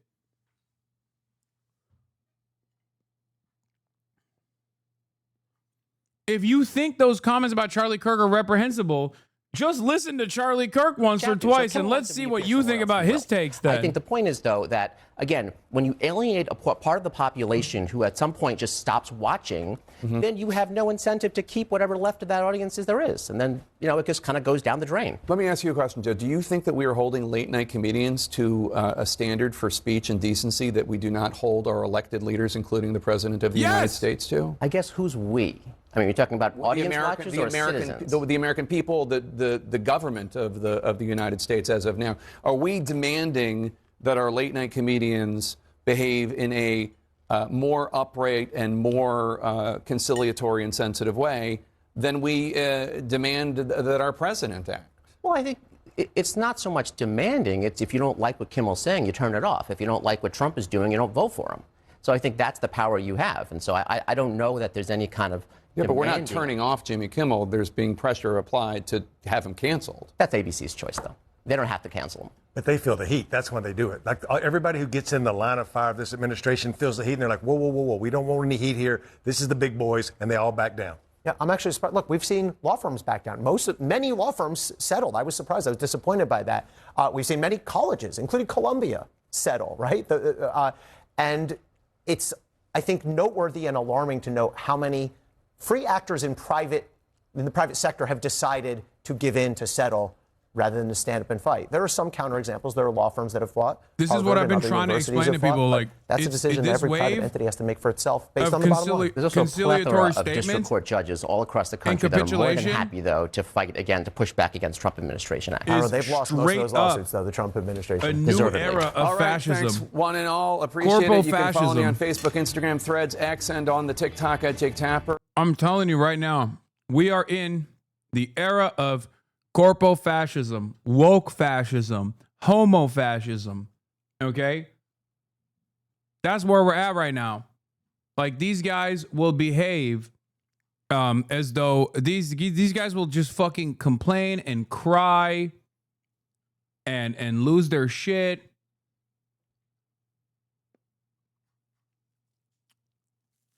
Really shocking news just breaking Unbelievable. here tonight. As the FBI director today was accused of an Epstein cover-up, Kash Patel repeatedly testifying he can't release the documents. The courts, though, have said otherwise, as Trump tonight is facing protests and questions about Epstein, even on his trip to London. And tonight, a sheriff's warning to Tyler Robinson's romantic partner, the sheriff telling friends and family of Charlie Kirk's alleged killer to, quote, lay low. That sheriff is my guest. Let's go out front. And good evening, I'm Erin Burnett, and out front tonight we do begin with this very late-breaking news. Jimmy Kimmel's late-night talk show has been pulled off the air indefinitely. Pulled off the air indefinitely. ABC is just making this announcement about Jimmy Oversight. Kimmel Live, just hours after the Trump-aligned chairman of the FCC went on a podcast threatening to take action against ABC and its parent, Disney, about Jimmy Kimmel. Specifically, over these comments by Jimmy Kimmel 2 nights ago. What Jimmy Kimmel did, I'm going to play it for you, but I'll tell you what he did. He suggested that the suspected killer of Charlie Kirk might have been a pro-Trump Republican. We hit some new lows over the weekend with the MAGA gang desperately trying to characterize. Bro, one of ours isn't even Jimmy Kimmel's assessment. It's the fucking governor of Utah, Spencer Cox's own statement, by the way. Of course, he didn't celebrate it. Like, that's didn't do literally anything like that. So it's not He just even came out out of and pocket to talked say about one of ours. Okay? Because Tyler Robinson was one of theirs. It's true. It was white on white violence. What the fuck do we mean? That's the direct quote of what Jimmy Kimmel said. So why does that warrant this? Right? Again, it wasn't even a celebration, and I know people are very torn on that and what is free speech or not free speech. But here is what the FCC chairman, Brendan Carr, just warned.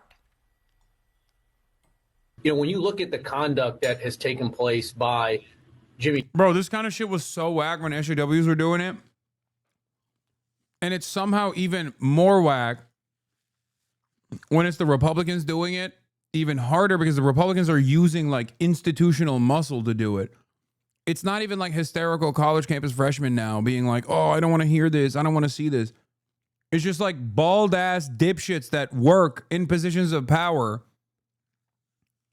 going on Benny Johnson's show talking about how we got to use this. We got to use our institutional muscle here to fucking flex on Jimmy Kimmel.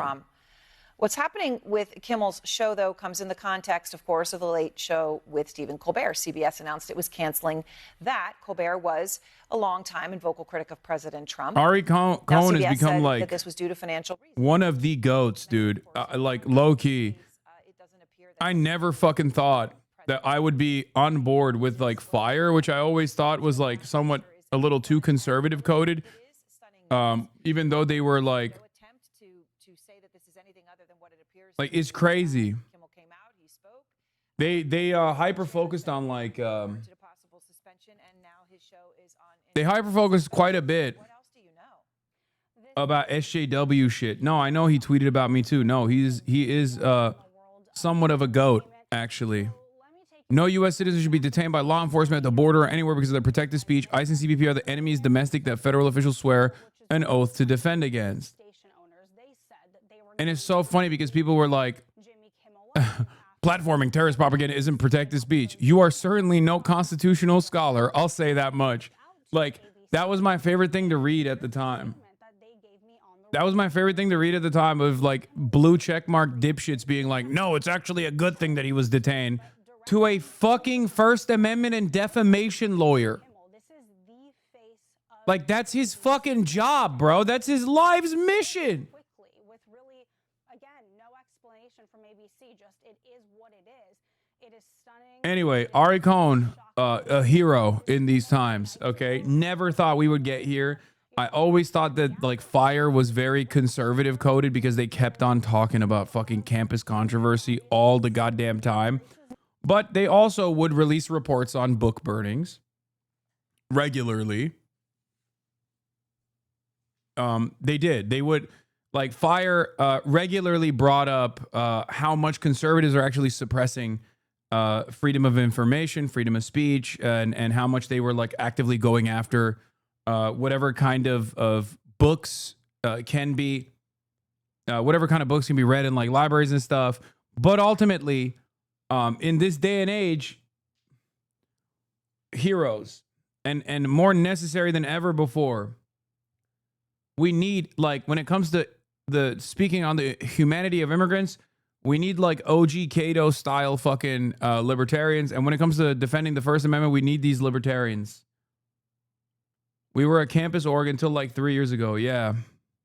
Ari Hive, I worked there, lol. We were at Campus Org until, yeah, but like, it just focused way too much on how fucking annoying SJWs are on college campuses. Like, that was his entire purpose. But like, it's very clear that they're moving on to bigger and better things because their needs, there is a tremendous need here for them to work.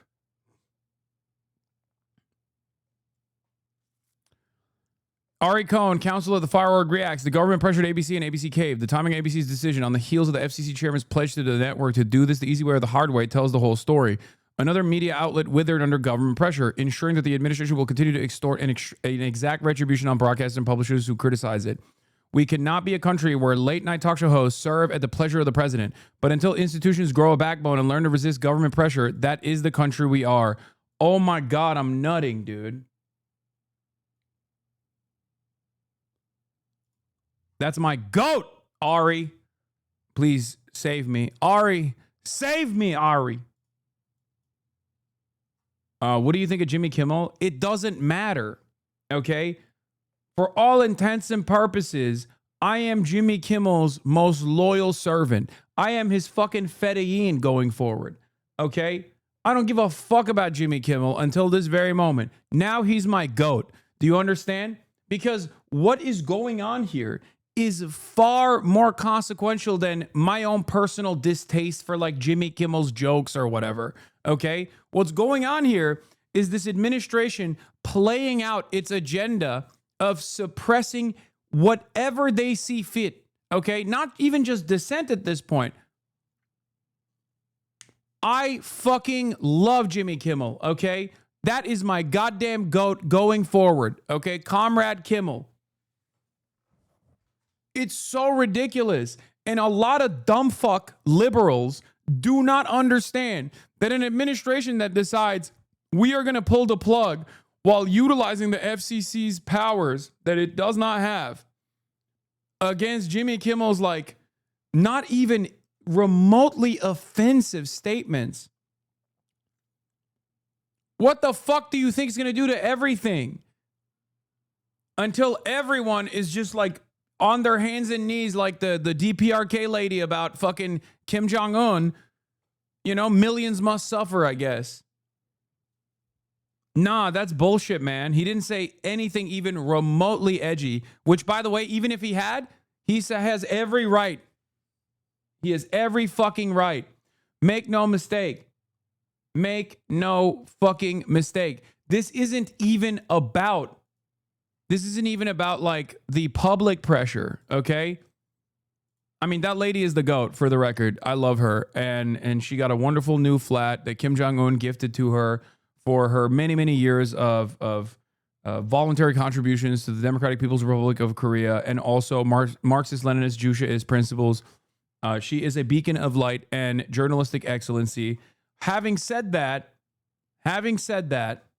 okay, that was cool. She cried, I crowed, we all crowed when we watched her get into her new flat. So, no, she's not dead. No, she's not dead.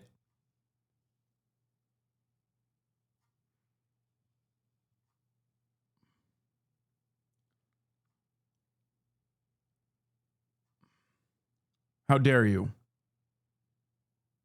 Stop. Don't do jokes. Normies are watching. Jokes. Excuse me. I'm telling you, man, this shit is fucked. This shit is fucked. How can people not realize it? I mean, I know you guys realize it because I have been ringing the alarm bells on this shit nonstop. And I've spoken to every fucking media outlet that will have me speak on it. But I still think a lot of liberals don't get it. They just do not understand what's going on. They're fucking sleepwalking. Okay? They are sleepwalking, dude. This is not about Jimmy Kimmel. This is not about his statements. This is about how much this government wants to enforce its power over major media corporations and how much major media corporations are fucking capitulating to it. This is the same with Amazon and Twitch as well. Obviously, it's coming for me too directly, as I told you. All right? What the hell are we doing, man? What the fuck is going on? This is ridiculous, Elizabeth, dude. it also comes in the context of, I mean, I mentioned Colbert, right? And now we're talking about Kimmel. But you have Trump talking about lawsuits that settled in his favor by news organizations. Yesterday, making it clear not only does he add all of that into this, his victories, but also that he wants to go after others. Here was the exchange as he's on his way to England that he had with ABC News, longtime, top of the top ABC News White House correspondent Jonathan Karl. I'll play it. She'll probably go after people like you because you treat me so unfairly. It's hate. You have a lot of hate in your heart. Maybe they'll come after ABC.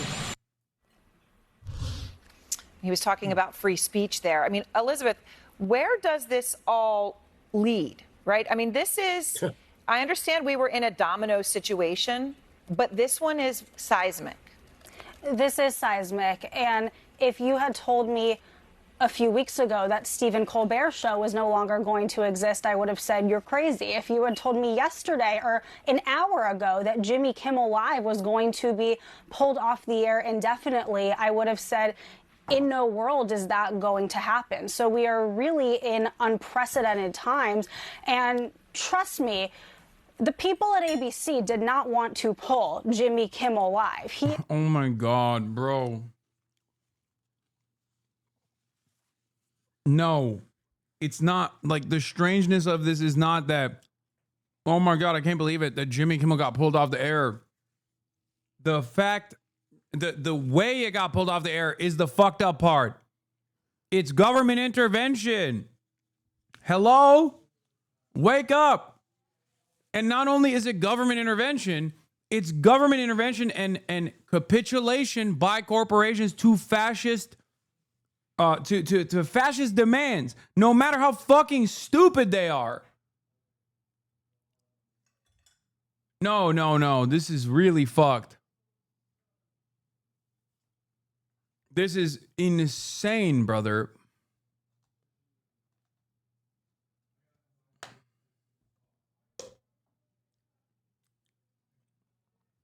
What are we doing? We're at the mercy of fucking losers and freaks.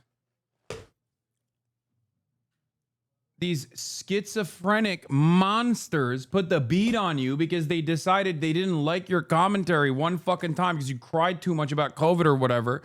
And then they're like, nope, one day the administration will actually force a major corporation, after years and years of fucking being like an online guy, being a famous newscaster, they can just come after you and decide that the corporation will just let you go.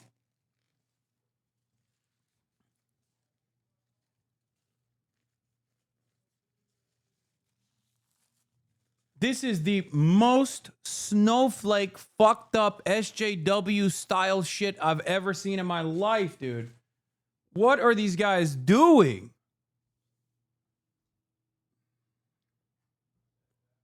You know, the show would have been taping within the next hour. so people would be there. Yes, this is very abrupt, very abrupt. And this is all about jawboning. It's all about public pressure. You know, actually revoking FCC licenses is extremely difficult. I wrote about this last fall when candidate Donald Trump was talking on the campaign trail about wanting to punish stations by taking away their licenses.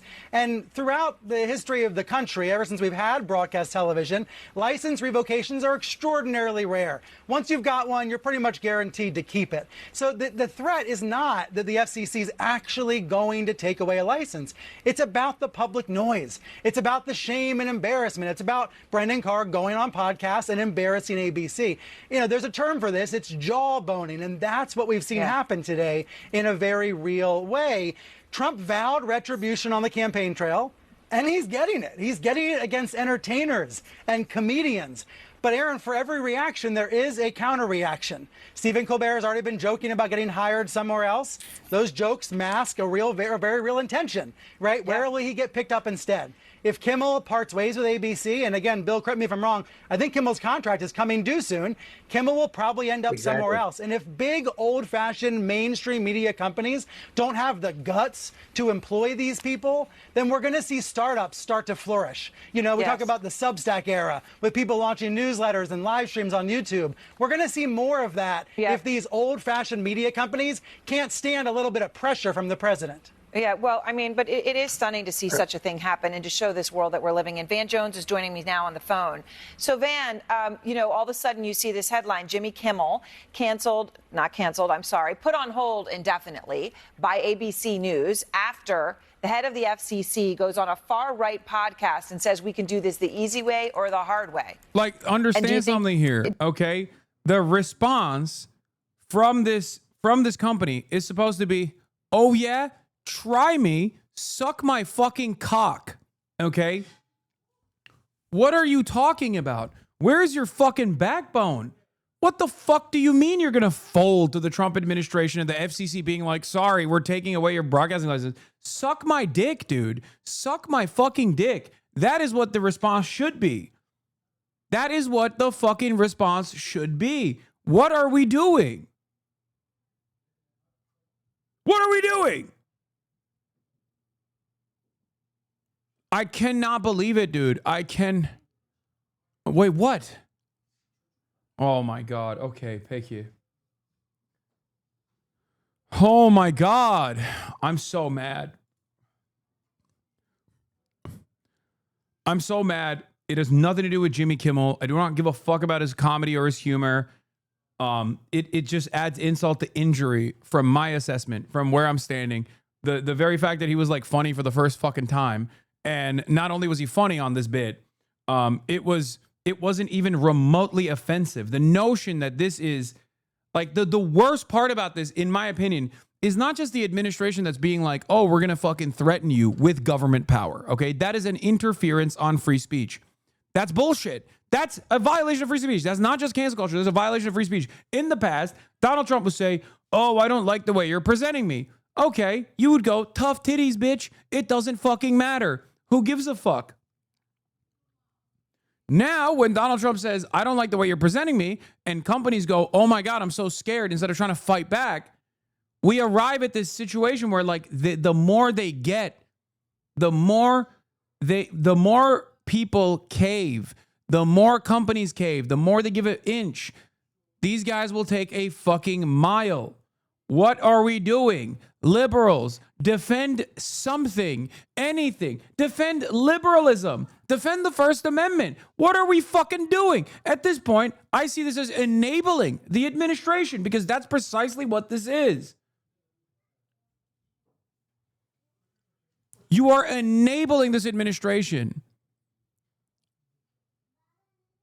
The chair of the FCC explicitly threatened them, specifically the affiliates, hours before they made the decision. The president has said he wants Kimmel and Colbert off the air. Gidiyor musunuz? Okay, bekle bir dakika. Dur geliyorum. Bir saniye. Gel öpeyim. Honestly, pretty stunned. I mean, what happened with Stephen Colbert, what's happening right now with Jimmy Kimmel, this cannot be a pattern in the United States. We've got to stand up and allow the media to be independent. Well, it is unfortunately a pattern now. We're gonna queue up again in just a second what Brendan Carr, the FCC chair, said on that that right-wing podcast earlier today. But first, just because you made the point, Congressman, that what Jimmy Kimmel said was not celebratory or hate speech. Which it wasn't. And again, I will make the point that there are some, including people like Ted Cruz, who came out yesterday and said even that speech is protected in the United States. So I'm not trying to put up that would be some sort of an excuse. I am just pointing out that's not what he said. I want to play again for anyone just joining to understand what it was that Jimmy Kimmel said that prompted the FCC chair to say we could do this the easy or the hard way. Here's Jimmy Kimmel. We hit some new lows over the weekend with the MAGA gang desperately trying to characterize this kid who murdered Charlie Kirk as anything other than one of them and doing everything they can to score political points from it. Now, Congressman, I'm just going to take a step back and say, after January 6th, you had, many on the right saying, no, it's an act, it's Antifa, right? These speculations about who's to blame for what and it's not what it looks like, they are everywhere. On every horrible act, okay? And Jimmy Kimmel just came out and put that in his monologue. I think anybody would say that's obviously not hate speech, but obviously people on the right, Brendan Carr, didn't like it. When you see that Jimmy Kimmel is gone because of that, does that even hit harder home to you? Look, I'm honestly, this is very concerning. I think, first, Jimmy Kimmel is a late night host. He's a comedian. We have the First Amendment in this country. Folks have the right to say what's on their minds, and certainly in a monologue on a late night show. And I think anyone that's going to listen and watch that clip, I mean, it's pretty clear that this is a direct attack on free speech. And it's one thing for all of us to unite and talk about political violence and denouncing political violence. It's another now to target people who you may not agree their opinion with or that you don't like what they have to say. What's happening right now in these attacks on universities, attacks on people in their job because we don't like what they say or we're policing every word. This is an extreme example now and another direct attack on the media. And I think one thing is important to be said at this moment. Yeah. Donald Trump has been, in a systematic way, attacking the media, causing harm, impacting the way people believe and interact with news gathering, what people are saying. And he continues and continues to tear media and media institutions down. That overall will harm our country. It's going to harm our world. People need to be able to trust the media. And what this ABC's actions here at this moment, I think we have a lot of questions about what happened. So is there anything Congress can do about it? The FCC chair goes out on a podcast. He says, do it or else. It gets done. Is there anything you can do? You're the top Democrat on the Oversight Committee. Look, I will tell you this. I have a lot of questions, and I won't be the only one. I think there's no question that there are going to be some conversations Open President in the with 100 bones. Very quickly about this and this pattern that continues on from the president. And you cannot have the FCC making and pushing these political decisions, let alone on a podcast, on a podcast that you're sharing an idea with another right-wing commentator, and then all of a sudden you're implementing this, which is a huge impact. I mean, there are, as you know, Dude, I mean, millions of people. You know what it feels like to me? It feels like Trump is hitting the same route that he did with the Epstein stuff, basically coming out every single fucking day and being like, I'm a pedophile, I'm a pedophile, I'm a pedophile, right? Like, oh, I love Jeffrey Epstein. Like, basically doing that, but this time for I'm a dictator, I'm a dictator, I'm a dictator, I'm a dictator, I'm a dictator. I'm doing dictatorial shit. I'm doing authoritarianism. I hate free speech. You need to fucking listen to me. I am becoming a dictator. It's fucking bullshit. And just speculation, his opinion. Again, as I've pointed out, Ted Cruz, your colleague Don Bacon, all came out and said even hate speech in their view would be protected, right? It was a bipartisan protection. Again, that's not what this was. This is just pure opinion, but I want to make the point. How is this any Thank different you so than much, liberal cancel culture? I appreciate your time. Dog. I want to go straight now to What Anna the fuck Gomez are you because talking about? Point to me a time when the fucking liberal administration turned around and said, we're going to revoke your fucking broadcasting license because we don't like a joke you made about Joe Brandon. I hate the goddamn liberals, but you need to understand. Be fucking serious.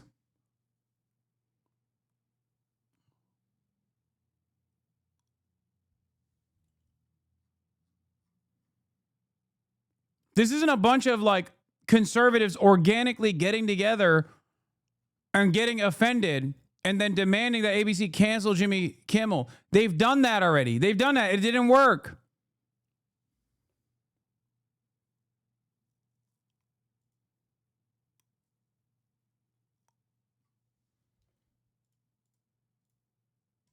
Using the weight of government power to suppress lawful expression, not because it glorifies violence or breaks the law, but because it challenges those in power and reflects views they oppose. All right, so Anna, let me just try to break this down a little bit, because you're sitting here obviously as somebody who, you know, you're a commissioner of the FCC, right? You work with Brendan Carr. So he goes out on this podcast, okay? And he says something very specific. I'm just going to play again the explicit threat that was made. Here he is. They have a license granted by us at the FCC, and that comes with it an obligation to operate in the public interest. But frankly, when you see stuff like this, I mean, look, we can do this the easy way or the hard way. These companies can find ways to change conduct, to take action, frankly, on Kimmel, or, you know, there's going to be additional work for the FCC ahead. The easy way or the hard way, right? There's no, frankly, obviously there's no even attempt at ambiguity here, right? It's just a blatant, bald, direct threat. What do you say to that? What do you say to Brendan Carr? I mean, he's your colleague. You guys are on the FCC together. You work with him. He went out and said this. So I think we really need to make very clear that the First Amendment does not allow us, the FCC, to tell broadcasters what they can broadcast. Personally, I'd rather not speak ill of the dead, but I understand Jimmy Kimmel is a satirist and a comedian. I saw the clip. He did not make any unfounded claims, but he did make a joke, one that others may even find crude. But that is neither illegal nor grounds for companies to capitulate to this administration in ways that violate the First Amendment. And we must be careful not to allow the government to punish critics simply because of content. This sets a dangerous new precedent, and companies must stand firm against any efforts to trade away First Amendment freedoms. So Anna, when Brendan Carr goes out and said the FCC, you know, that we can do this the easy way or the hard way, and talks about revoking broadcast licenses, okay, for people out there who don't understand the machinations of the FCC and exactly how it works, if ABC had not caved and had kept Jimmy Kimmel on the air, and Brendan Carr went ahead and actually went forward to do this, to try to revoke a broadcast license for ABC, goes to the FCC, you're a sitting member, you are there are others, what actually would happen? So the FCC does not have the ability to revoke licenses just because we don't like what is being said on a particular broadcast, especially by a satirist like Jimmy Kimmel. So I don't think this commission could have legally revoked a license based on this particular episode. What we keep hearing by this administration is that broadcasters have to serve the public interest. And it's undefined what we mean by the public interest. It is true that we have a public interest obligation to serve communities, but it doesn't mean that anything we don't like is against the public interest.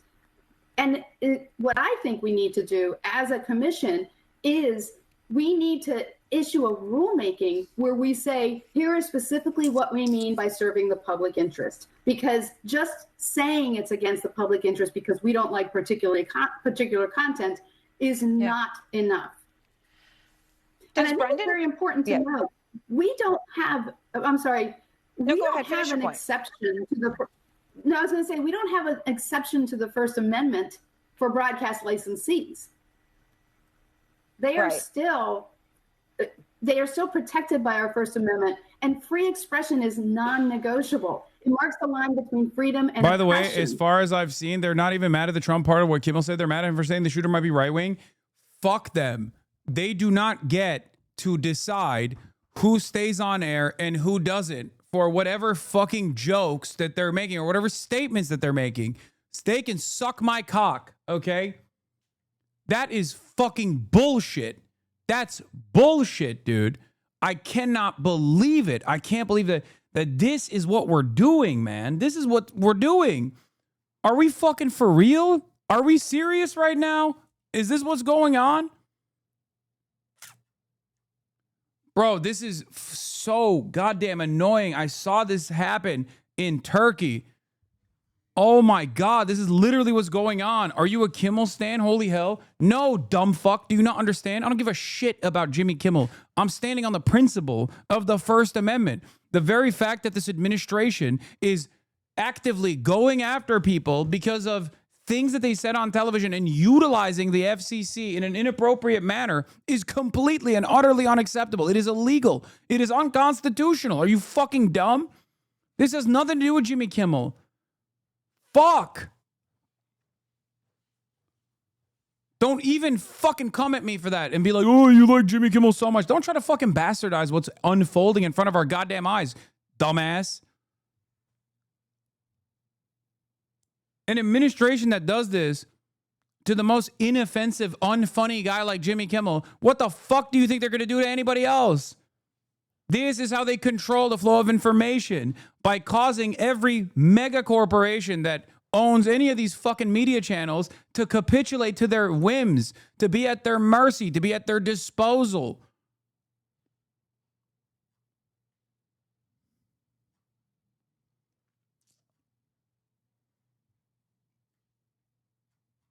You don't have to be a fan of Jimmy Kimmel to be a fan of the First Amendment. I'm a fan of the First Amendment. And if that requires me to fucking behave as though I'm the #1 fan of Jimmy Kimmel, so be it. Are you kidding me? What is this shit, dude?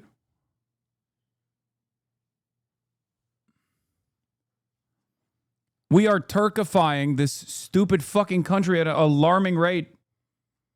What resources does he have? Can he sue the FCC or ABC? I mean, Jimmy Kimmel now has beef with ABC most likely, but what ABC should have done from the start was to straight up say, suck my dick to the FCC. Because if you don't do that, they are going to keep doing this. They're going to keep eroding.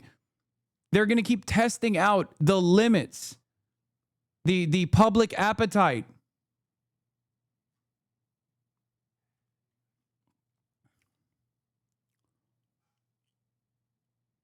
To the ones who bend the knee, it'll be profitable. To the ones who don't, steamrolling away. Is this what the Nazis did as well? No, you're wrong. The existing court structure still at least offers some kind of protection, as it did to Harvard, for example. There is no reason to obey in advance. There's no reason to obey in advance. And as a matter of fact, when you actually allow the administration to steamroll over you, then you are creating an environment where they will continue doing so without any fear of repercussions whatsoever.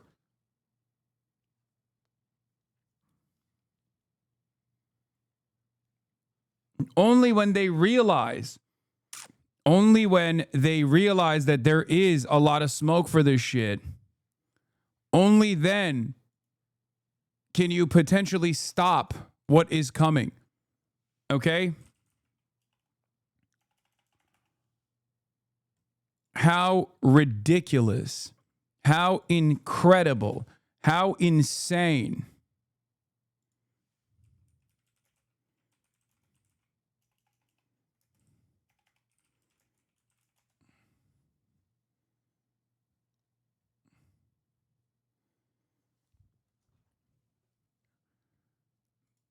Look at the difference between Columbia and Harvard. Columbia caved and they got owned. Okay? Harvard didn't and they won. There is no reason, at this point, there is no reason to obey in advance. There is no reason to obey in advance. Because when you do, you're creating the environment. You are creating the environment, the landscape for the administration to get a little bit of a taste of this kind of cancel culture with no pushback whatsoever, and they're going to only escalate. Nice Bathroom says, imagine going down for one KIRK comment, but championing a genocide for years doesn't get a peep. Of course.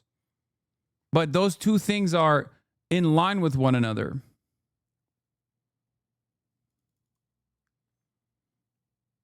You've been called a terrorist and and been accused of inciting violence. Do you not have a defamation case? I know you're not litigious, but fucking call them out on the shit. No, because defamation is a little bit different. The First Amendment is broadly defended. People like it, okay? People like it quite a bit. A major mega corporation engaging in a First Amendment defense against the FCC for this kind of erroneous pursuit is very different than like a public figure going after other public figures for defamation. Okay? Especially defamation that pertains to like my foreign policy perspective. You know what I mean? That's like in a country that is as Islamophobic as this one, right? Think. I can't stand this, man. I'm so frustrated. This is really bad.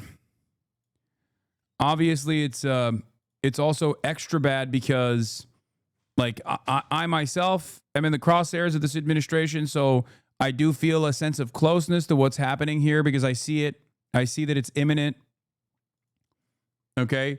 And I am going to read this new article that came out from Ali Breland. The Proud Boys love cancel culture now. Inside the far-right network that is working to get people fired for what they say about Charlie Kirk. Okay? I didn't want to leak this. I gave some quotes to Ali about this last night. But he informed me that the Proud Boys, when he was interviewing me for this, in order to get a quote from me, he informed me that the Proud Boys are actually actively coming after me. Okay?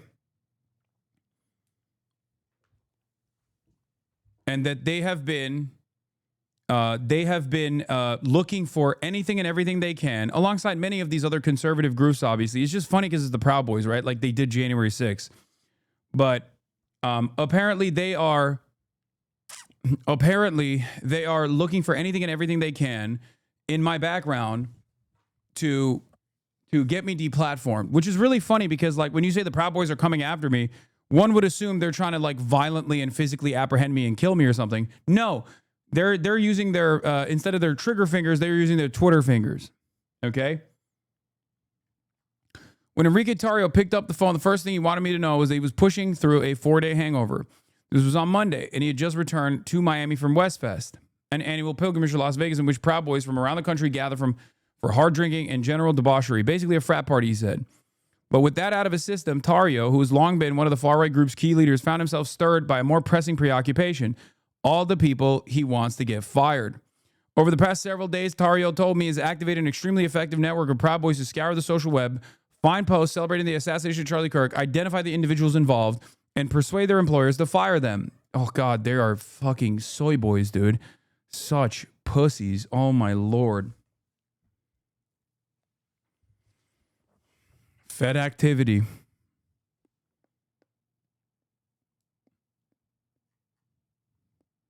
In many of these groups, people celebrate over growing tallies of firings in which they refer to as scalps.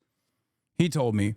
It's funny because this was a tactic that was used on us from 2017 forward. We got deplatformed, debanked. He told me it sucked for us. I always said I wouldn't do it back to anybody, but since then, I've been incarcerated for something I didn't do, Tarrio said, referring to his conviction of seditious conspiracy for his role at the Capitol insurrection. Yeah. Those are the guys that are after me, by the way. On January 6, 2021. So I'm in a different mindset now. An eye for an eye right now. In 2023, when officials announced that Tarrio had been sentenced to 22 years in prison, they emphasized that no organization put more boots on the ground on January 6th than the Proud Boys, who were, under Tarrio's direction, at the forefront of every major breach of the Capitol's defenses, leading the on-the-ground efforts to storm the seat of government. In January, Tarrio was released from prison as a part of Trump's blanket January 6 pardons. In recent days, Tarrio told me, he and the rest of the Proud Boys have been mostly focused on targeting employees in government and higher education. But his white whale is far more prominent. The left-wing influencer Hasan Piker. Tarrio told me that his campaign to get Piker kicked off Twitch wasn't about anything in reference to Charlie.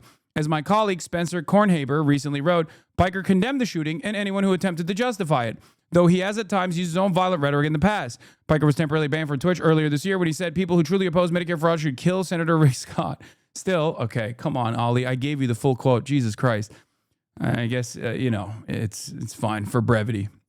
Still, Tario seemed to sense that the post-assassination cultural climate would be friendly to an attempt to go after Piker. I was banned from Twitch, he told me, and I didn't say half the shit he did.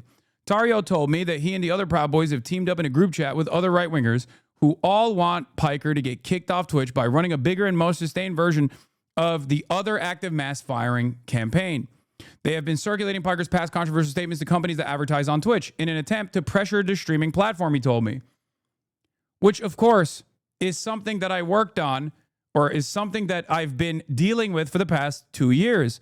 Once again, not exactly sure if Ali put that in the article when he asked me, but I did talk specifically about Destiny and Dan Saltman's attempts to do this exact same thing over Israel. Okay? So I've been dealing with this for the past fucking 2 years, from Ethan Klein, from Destiny, from Dan Saltman, and numerous other right-wing groups that are now also involved. What the fuck do I do? Asmongold is another dipshit that is also engaged in this. And the more they attempt this and the more it doesn't happen, the more insane they get. I thought you greatly disliked The Atlantic. I like Ollie Brelin. He has covered me in the past. That's why I chose to give him a quote. The Atlantic is far from my favorite publication. Let's be real. Yeah, Richie Torres, Andrew Cuomo, Eric Adams, Ethan Klein, Destiny, Asmongold, Dan Saltman. What the fuck are ADL? What is happening? What the fuck is happening? Elon Musk. It's gotten to a point where it feels like if you're not fuck it, bring some goddamn Marxist-Leninists in there too and throw them in the pile too, Just what a rotation of people who have decided that ideologies aside, we can all get together, shake hands, and take out the true evil in American society.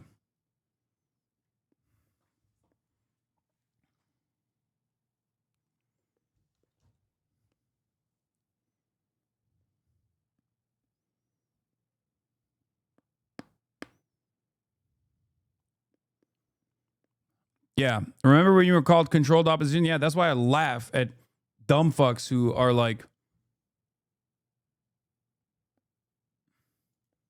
Enrique gets 20 likes on his tweets. I mean, yeah, he's gone. He's irrelevant.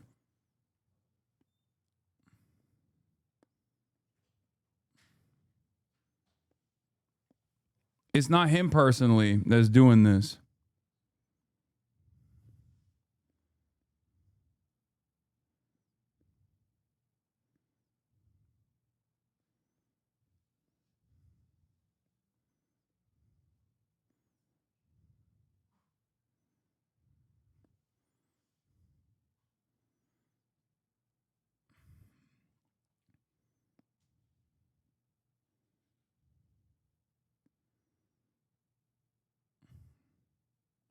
What a wild list, dude.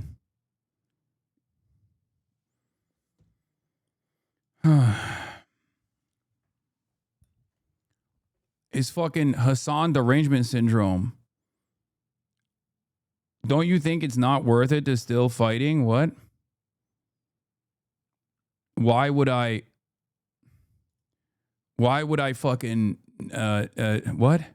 The CEO of Twitch is set to be interrogated by Congress alongside other CEOs in an effort to suppress leftist speech online. Ethan Klein's H3 subreddit can't figure out if they like this. The consensus is we wanted fascist censorship, but it was only supposed to be for Hasan. You would think this moment would be a wake-up call that Ethan had been pushing an inherently fascist agenda when he screams about how dangerous, un-American, extremist, tanky leftists need to be deplatformed and silenced. But no, they think it's Hasan's fault for existing. Yeah, you got it, guys. H3, foot soldiers, you got what you wanted. Why aren't you celebrating? It doesn't make any sense. Isn't this what you wanted? What do you think was going to happen? I don't understand. What the fuck did you think was going to happen? You're getting what you wanted. I disagree with that. They love this. They're not conflicted. These are the few dissenters. Hasan and other radical propaganda should be banned from Twitch. However, this being a government action and not an action taken at the platform's sole discretion opens an extremely ugly precedent. Also, those Republicans won't stop with people like Hasan and use this to go after any and all people, even slightly left of MAGA. This is not a good thing. They didn't realize that then they didn't realize when they were fucking propping up Asmongold as an alternative, highlighting his active attacks against me. What happened? I told you, if all you spend your time on, Dan was telling Lonerbox he regrets it because he didn't actually think it would ever happen and that Destiny and you are both targeted by politicians now. Oof. Yeah, I saw that too. What happened to all those trips to D.C., lobbying Republican congresspersons for them to come after me and deplatform me, for them to go after Twitch? What fucking happened? How many times did I say that this fucking administration was going to inevitably do that to everyone? I didn't think the leopards would eat my face. How did this happen?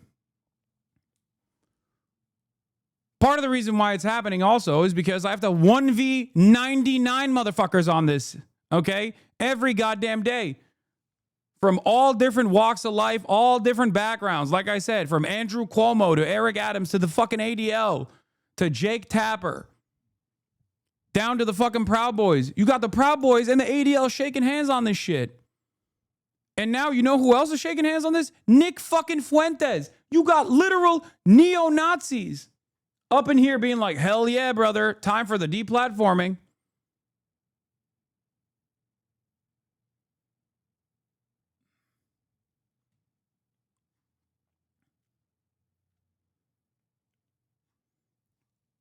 McCarthyism is here.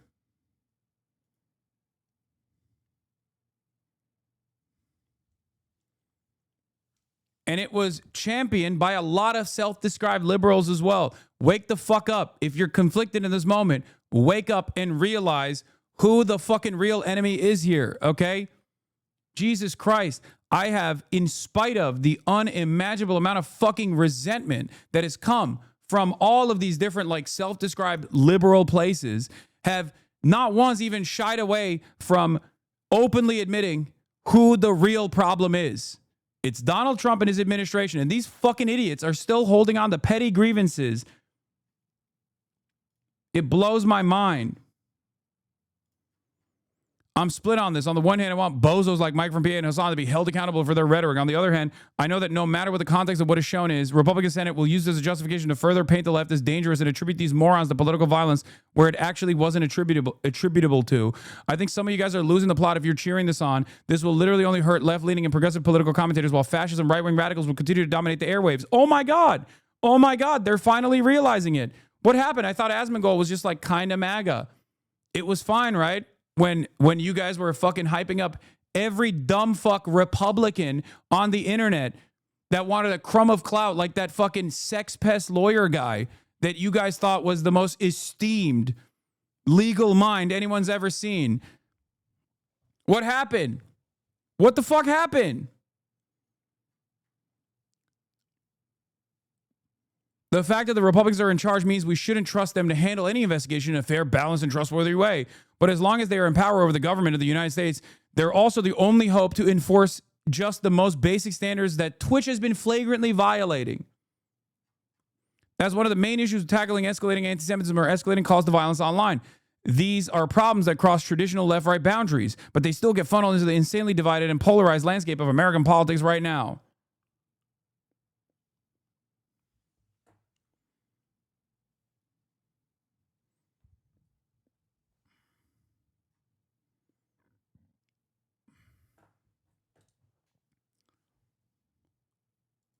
Yeah.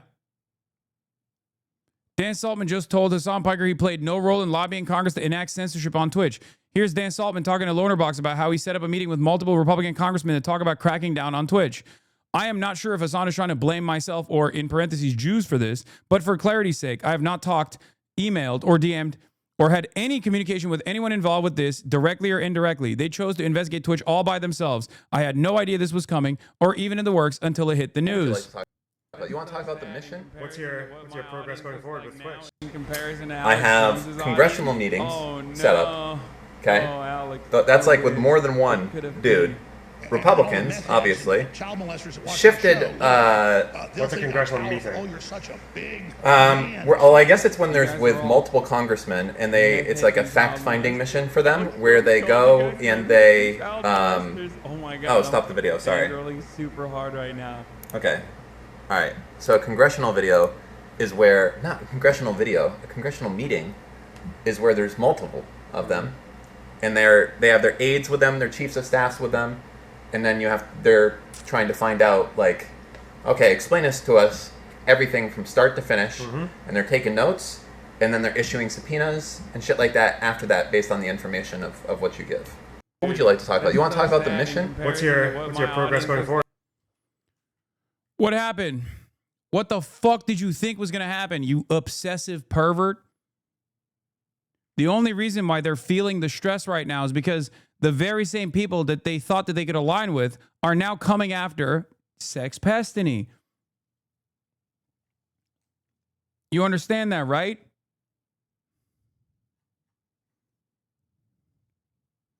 Yeah.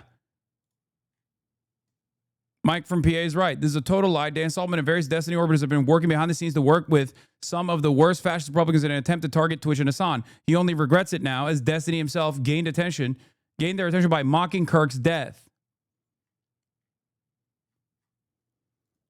I am not sure if Hasan is trying to blame myself or Drews for this, but for clarity's sake, I've not talked, emailed, DM'd, or had any communication with anyone involved in this directly or indirectly.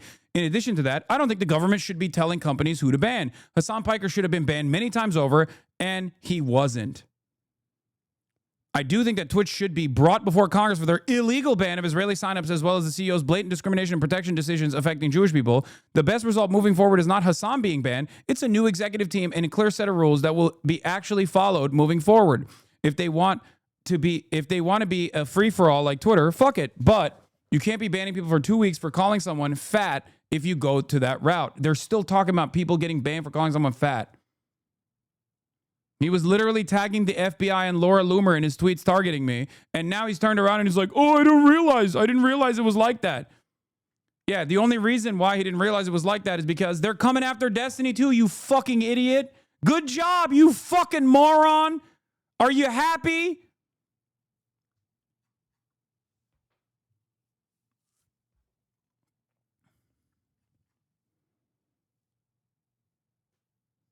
Amazing.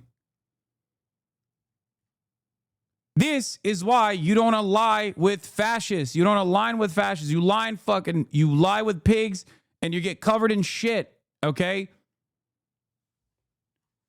Very different attitude right now on this issue than he had earlier in the day, even when he first actually fucking talked about how awesome it was, how much he celebrated. Didn't this fucking asshole also post the congressional order to have Dan Clancy, the fucking Twitch CEO, appear in front of Congress? He was celebrating it a couple hours ago. Only when he realized that it's like Destiny's in the crosshairs too, does he turn around and he's like, oh, I didn't want this to happen, actually. This loser literally ruined ad revenue for anyone who's queer, Venezuelan, or even remotely attached to things that this platform thinks is political. He ran such a huge campaign. It literally hurt so many people who aren't as rich as you. It was such a catastrophic failure. Everyone hates this motherfucker, even people who hate you. Yeah, there's a reason why, like, the FaZe K-Song, for example, lost his revenue at the time because Twitch was like, oh shit, if anything is political, if anyone is even affiliated with a country that is considered a part of the foreign terrorist watch list, and K-Song is Iranian and had Iranian as a tag, he lost his fucking revenue.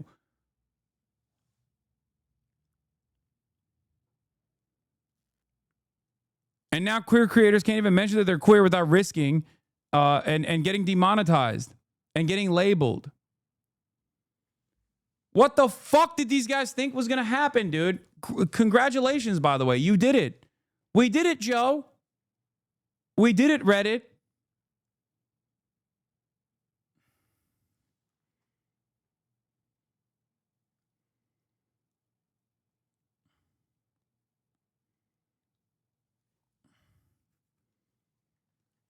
And it's so crazy because, like, this is the most foreseeable consequence.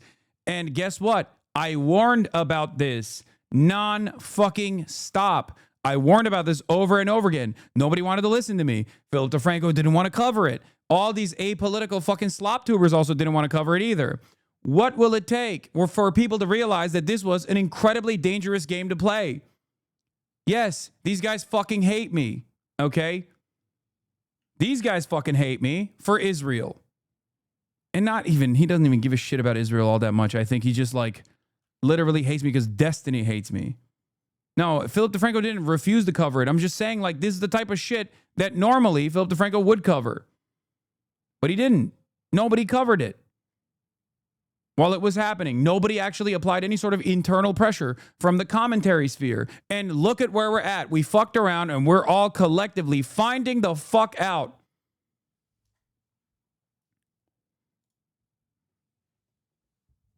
What is the it happened? I just got here. The administration threatened to pull licensing from ABC unless they pull Jimmy Kimmel off the airwaves. And ABC fucking capitulated. And not only did ABC capitulate, this morning we found out that after all of the endless advocacy from these dipshits, the Republicans have decided to add Twitch and the Twitch CEO to the pile-on in the post-Charlie Kirk violent rhetoric galore for one reason and one reason fucking only. We know what reason that is. It's because this dipshit went and fucking lobbied Republican congresspersons about how Twitch has a real anti-Semitism problem when it didn't. Like to talk about. You want to talk about the mission? What's your progress going forward with Twitch? I have congressional meetings set up. Okay, that's like with more than one dude. Republicans, obviously, shifted. What's a congressional meeting? Well, I guess it's when there's with multiple congressmen, and it's like a fact-finding mission for them, where they go and they. Oh, stop the video. Sorry. Rolling super hard right now. Okay. All right. So. As much as I agree with everything you're saying, all these content creators would have been covering this the whole time. The Trump admin still would have done full fascism. No, dude. I know that they would have. But at the very least, they wouldn't have fucking put the crosshairs on Twitch, for example. At least one avenue would be safe from the additional scrutiny. They redirected the attention to Twitch for their own personal ambitions, for their own personal vengeance quest. Do you not understand?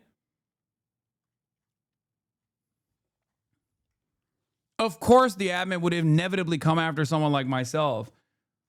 But there is no reason to accelerate it, you know? There's no reason to work alongside them. These fucking idiots gave them the clips to post everywhere that the fucking Proud Boys are now using. The article that we were reading before this is Enrique Tarrio, famous leader of the fucking Proud Boys. Look at what he was tweeting. Hasan is calling for someone to attack Hila because she served in the military over a decade ago. Thanks, Twitch.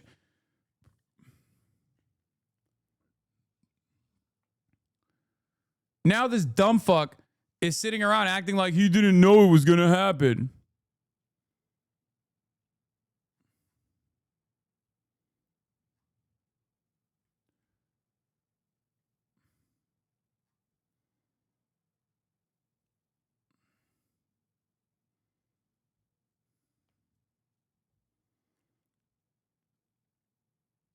It's faster than you thought? Yes, it is.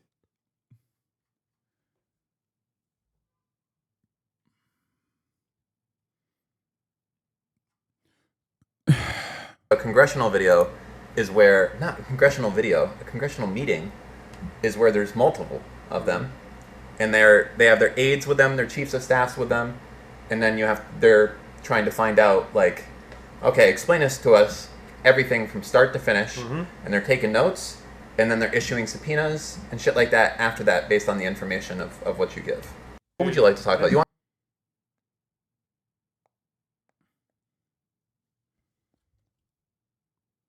Moody versus Net Choice 2024. The Supreme Court ruling had the result of companies not being required or their rules/committee guidelines being regulated to be enforced to the letter. as that would violate First Amendment rights. Congress and states can't force a company to follow their guidelines if they don't want to. Of course, there are a million different First Amendment violations here. You cannot get the FCC to fucking, you cannot get the FCC to regulate like this over the content of Jimmy Kimmel's joke.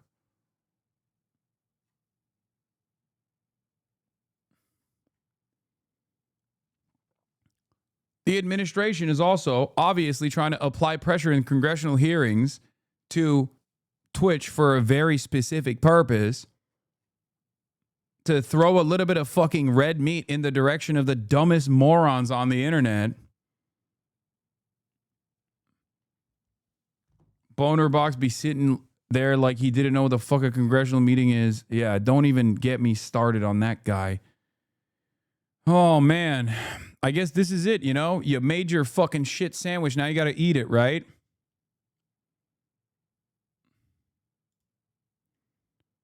Fantastic. Fan-fucking-tastic. Awesome.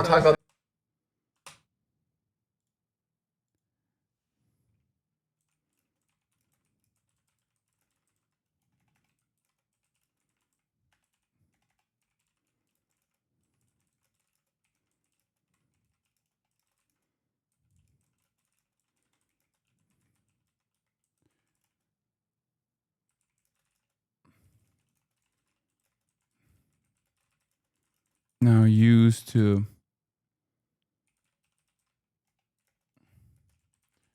social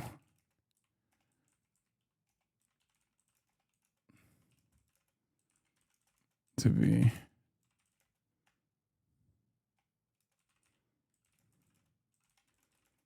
just come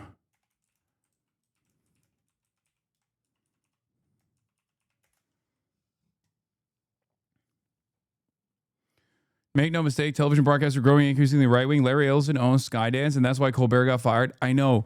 The problem is television is somewhat inconsequential. What we're talking about here is Twitch. And it's not just Twitch. It'll be TikTok. It'll be all of the platforms that don't actually capitulate to the Trump administration. Okay? Do you understand? The ones that you got Charlie Kirk killed. What?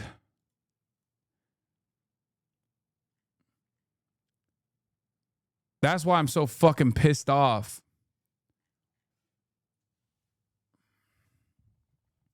The chairman went on CBS and admitted he has no idea what's going on, but his other members know more. Amazing. You misspelt your tweet. Anyway, I'm going to get back to the fucking Proud Boys and their smear ops that they're engaging in.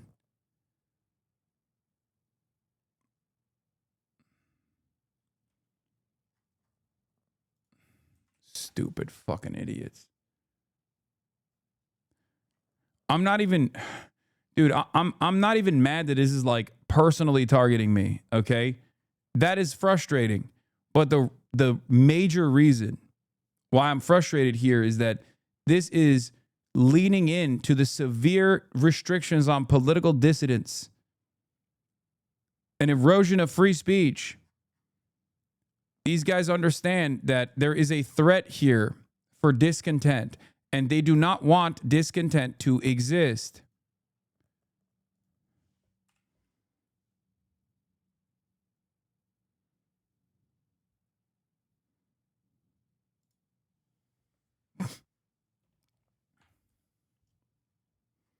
I cannot believe it, dude. Aligning with Republican congresspersons for this? The fuck do you think was going to happen, dumbass? Your butt buddy is like infinitely more violent in his rhetoric towards Republicans than I am. And now he's experiencing the fucking repercussions. Tario told me that he and the other Proud Boys have teamed up in a group chat with other right-wingers who all want to get Piker kicked off Twitch by running a bigger and more sustained version of their other active mass firing campaign. They've been circulating Piker's past controversial statements to companies that advertise in Twitch in an attempt to pressure the streaming platform, he told me. That's one more federal agent that's coming after me, Piker told me over the phone late on Tuesday night, joking about Tarrio's reported history as a federal informant. Tarrio previously told Reuters that he did not recall ever having worked undercover in this way, but today he told me that he never denied it. He added, as a matter of fact, I said it on my podcast. In May, Customs Border Protection briefly detained Piker, a natural-born U.S. citizen, when he returned to the country from an overseas trip. He did not seem particularly concerned about the Proud Boys campaign against him. Piker said he has weathered attacks from groups with a lot more institutional persuasive power than the fucking Proud Boys. I also asked him about the comments that got him booted from Twitch earlier this year. It wasn't a call to assassination, Piker said. It was an attempt to say Rick Scott shows that Republicans don't actually care about Medicare fraud. The Proud Boys' efforts are a part of a larger campaign to punish Kirk's critics. Okay, I'm gonna tell you the truth, and I think it's because it's The Atlantic. The editorial control was placed on this article. Okay, sorry, that 100%. I think Ali's a great journalist, but I don't see some aspects of my revelations here. The reason why I didn't seem so concerned about the Proud Boys campaign against myself is because I told him that I was dealing with the ADL on a daily fucking basis, okay? Due to my anti-Zionist advocacy. But of course, this is The Atlantic, so I suspect that they cut that part from my quotes.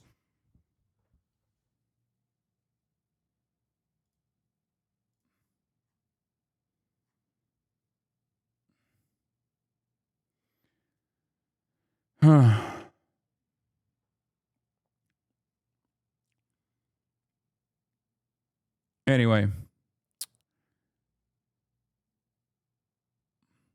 the Proud Boys' efforts are part of a larger campaign to punish Kirk's critics and those who have celebrated his killing, called him out, and hell, called their employer, Vice President J.D. Vance said on Monday while guest hosting an episode of the Charlie Kirk Show. Trump wants more, he tweeted out.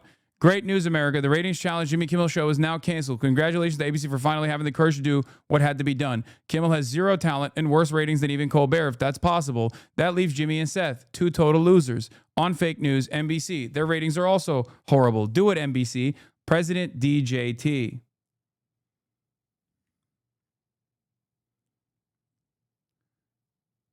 I'm going to be honest, I never thought it was going to be this whack. I did not, for even a brief moment, assume that modern American fascism was going to be this fucking lame. Like, I knew it was going to be awful. I knew it was going to be harmful. I knew that there was going to be a lot of horror.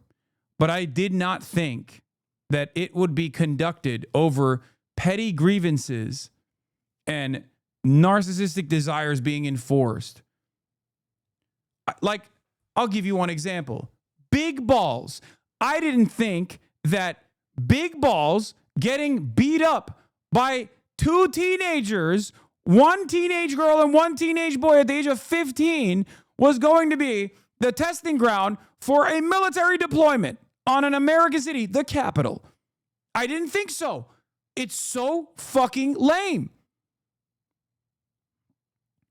I didn't think that the president's favorite podcaster being killed would lead to the opening up of the floodgates of the erosion of the First Amendment. He is the Horst vessel of this admin. Charlie Kirk is being presented as the Horst vessel of this administration. Something that we pointed to literally the first day.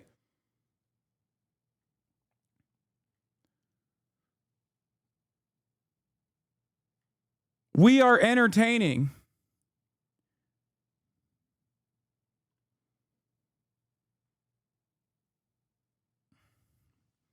the dumbest fascist takeover of all time.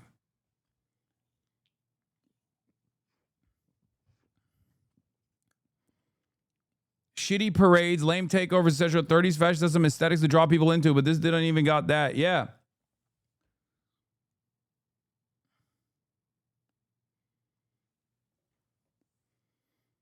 Isn't it fucked up that even Charlie would probably disagree with this cancellation of Kimmel?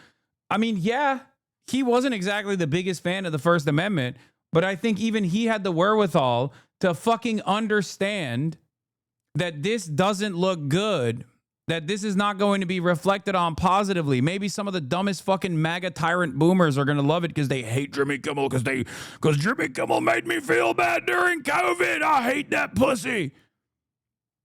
But like for the large majority of the public, they're either going to be like, the fuck are you doing? Or they're going to hate it.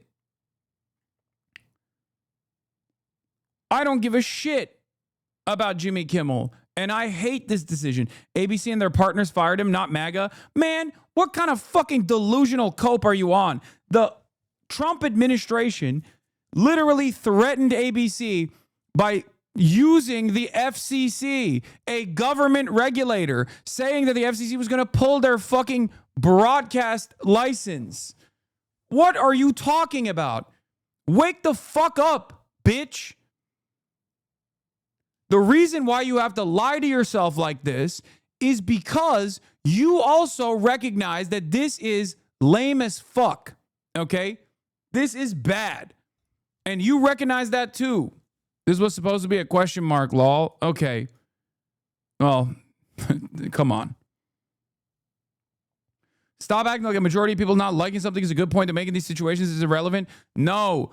But it's the only thing that creates pressure because clearly no one gives a fuck about like abiding by constitutional norms or the institutions, okay? The infallibility of institutions. So clearly the only thing that we have at our disposal is our numbers, okay? A way to experience, a way to showcase our discontent.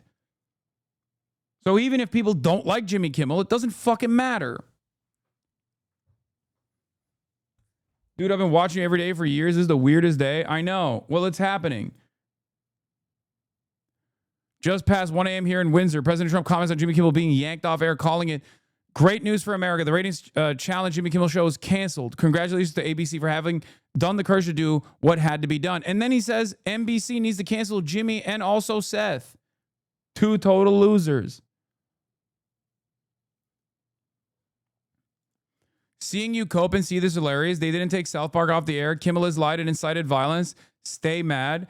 Oh my God, you are such a fucking pussy, dude. Suck my dick, okay? Sitting in your goddamn car away from your fucking ex-wife who's fucking the neighbor with your children who absolutely despise you does not make you a fucking man, okay? Fantasizing about the administration taking action against your least favorite late night TV show doesn't make you a fucking man. It makes you a bitch. You are a bitch, a coward, a worm-like individual. You have no relevance on this planet, and you know it. Fantasizing about literally one of the wackest late night show hosts, Jimmy Kimmel, somehow being a violent guy to try and justify it in your fucking mind, because otherwise it would make maybe a little less sense, right? If my big beautiful president was just simply annoyed with Jimmy Kimmel, and that's the reason why he's actually fucking demanding that he get taken off air, that would be crazy, right? He's not that big of a fucking pussy. You are, though. You both are. You and your dumb fuck fascist president alike.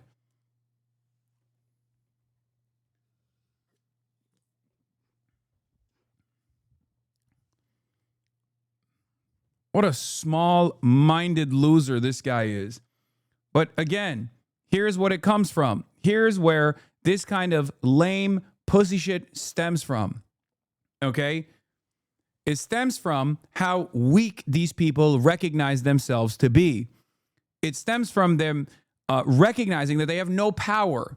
Okay? There are horrible things that are happening to them. Horrible things. They have an affordability crisis. They don't know how protected they are at their job site. They can't take care of their family. They'll never retire. All of that pressure is mounting every single day. So this kind of red meat is exactly what allows them to, for a brief moment, feel like this administration has their back. And the administration recognizes that. And that's the reason why the Trump administration throws red meat in the face of dullards like yourself, so you can feel like you did something. This is exactly the same nonsensical bullshit that SJWs were doing in 2016. Something that I also was very fucking annoyed with. Oh, my favorite movie doesn't actually correspond to my ideological leanings. What the fuck? We need to cancel it. We need to do this. We need to do that. The reason why people were doing dumb shit like that is because they too recognized their inability to change the systems. You understand? The difference there, however, is that this is not hysterical college campus freshmen. This is the goddamn administration doing this. So it's a severe violation of the Constitution. That's it.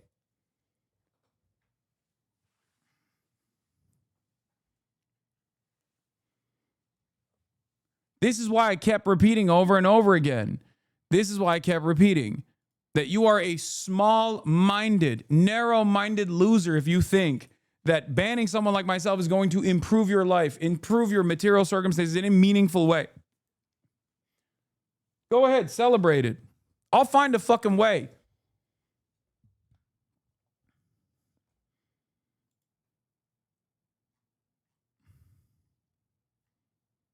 You gotta, at some point, you gotta ask yourself, like, is this making my life better? If the answer is no, then stop focusing on this shit.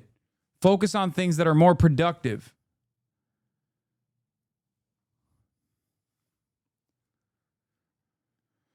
Oh. Insulting someone is the weapon of a weak argument. Yeah, it's also really stupid if you can't comprehend the broader points that I'm making here.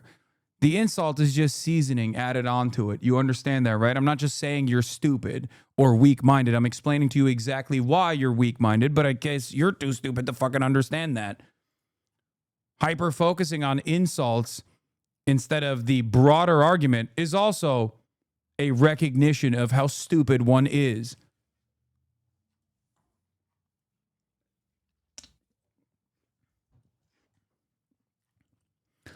Based on a rough tally of companies that have publicly confirmed Kirk-related firings and disciplinary action, dozens of people have lost their jobs in recent days. A pilot from American Airlines was removed from service, according to the company. The operator of a Texas Roadhouse in Florida, an employee at Freddy's Frozen Custard and Steak Burgers. Wow, dude, you guys are really doing it, man. What a revolution. What a fucking revolution. Getting dudes fired from Freddy's Frozen Custard and Steak Burgers? Wow. Dog, that's sick, man. You guys are so sick. Amazing. You really did it now. Many observers have pointed out the resemblance of the firing campaign to online mob circa 2020, and the entire episode has reignited debates over the difference between free speech and social censure. Tario told me that these efforts have resulted in more than 100 people being fired and counting. Meanwhile, across the right, militias and similarly styled groups have reacted to Kirk's death by turning it into a recruiting opportunity. Hours after Kirk was shot last Wednesday, Oath Keepers founder Stuart Rose said on InfoWars that he was rebuilding the Oath Keepers to do protection work. If my security team had been at that event, if they had been up there on the high point looking for potential threats, they would have saved Charlie Kirk from being shot. Didn't Stuart Rhodes literally shoot himself in the face? Isn't that the guy?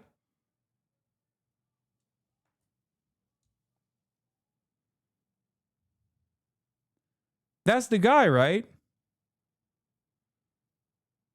Fuck's he talking about? Who is he going to protect? He can't even protect himself. Dumbass.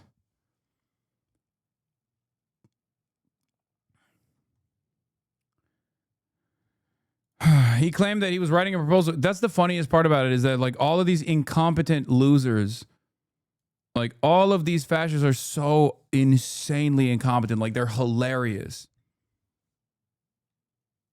So you are saying he knows what to look for. Yeah. My attempts to reach Rhodes were unsuccessful. A White House spokesperson declined the comment. Other far-right groups have been the most visible in recent days. Members of the white supremacist group Patriot Front marched through a vigil for Charlie Kirk in Orange County, while his leader spoke at a vigil in Texas. Patriot Front achieved minor notoriety in recent years when some of his members were all arrested. They had crowded into the back of a U-Haul truck en route to an LGBTQ demonstration, local law enforcement said at the time, and 5 of them were later convicted of conspiracy to riot. Amy Cooter, who tracks militias and as the deputy director and co-founder of the Institute for Countering Digital Extremism, told me that after Kirk's death, she also witnessed the uptick in calls for violence among smaller, less formal militias. Such groups can be brittle. However, they can be more extreme and more comfortable with violence than what we see from a typical militia unit, she said. Whether or not the Oath Keepers, Patriot Front, and similar groups will actually benefit from Kirk's death is an open question. While Kirk veered into extreme positions and sometimes overlapped with such groups, Kirk aligned with the Proud Boys and Oath Keepers on election denialism and flirted with rhetoric on race that echoed Patriot Front. Far-right militias have been firmly relegated to the political fringes. Patriot Front has held many marches over the past several years, similar to their tour through the vigil for Kirk in Huntington Beach. To limited results. It's been operating since 2017, but experts estimate its membership to be in the low hundreds. The Oath Keepers have fared even worse in recent years. In 2022, the Southern Poverty Law Center found that there were only 5 remaining Oath Keeper chapters, after finding 79 just 2 years prior. Some members and former members remain divided on Rhodes' role in orchestrating the Capitol insurrection and his leadership more broadly. Among the groups I'm following, they aren't paying attention to him whatsoever, Cooter told me.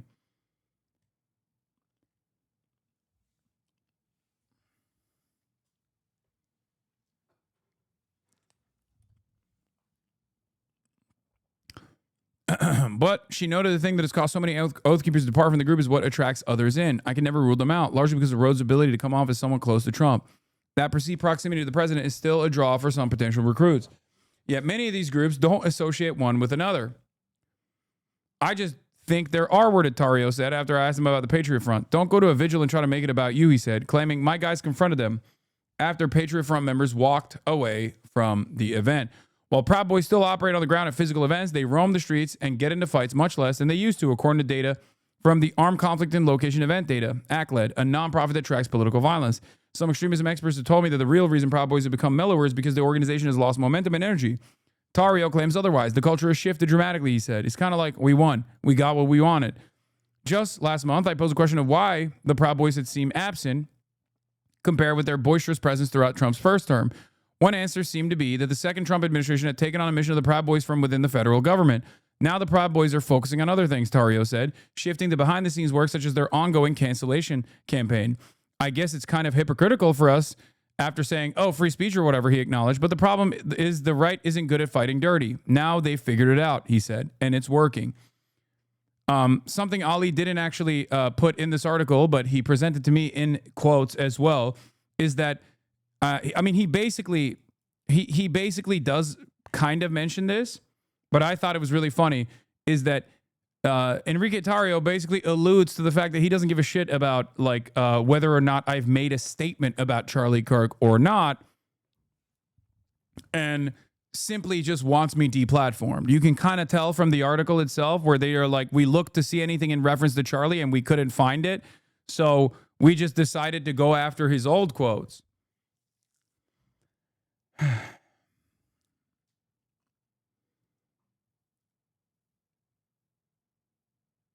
Heard you're getting banned for your calls to violence. Good riddance. Bye-bye.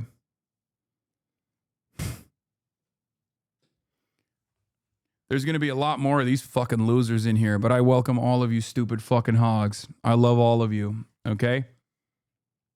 I love all of you stupid, dumb fuck hogs. One day, I promise you, there will be something you care about. And you'll come in here to do this kind of fucking stupid posturing. And you'll realize that I'm not your fucking enemy. Okay? One day. That's why I love keeping you pets around.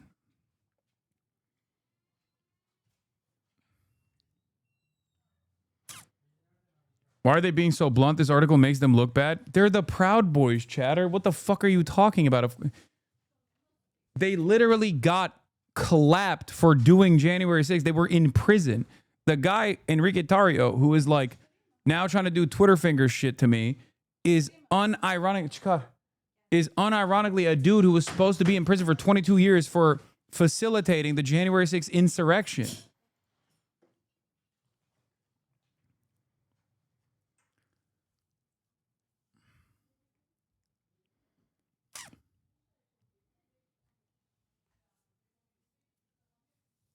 Really tarnishing the legacy of the Proud Boys, the good legacy of the Proud Boys.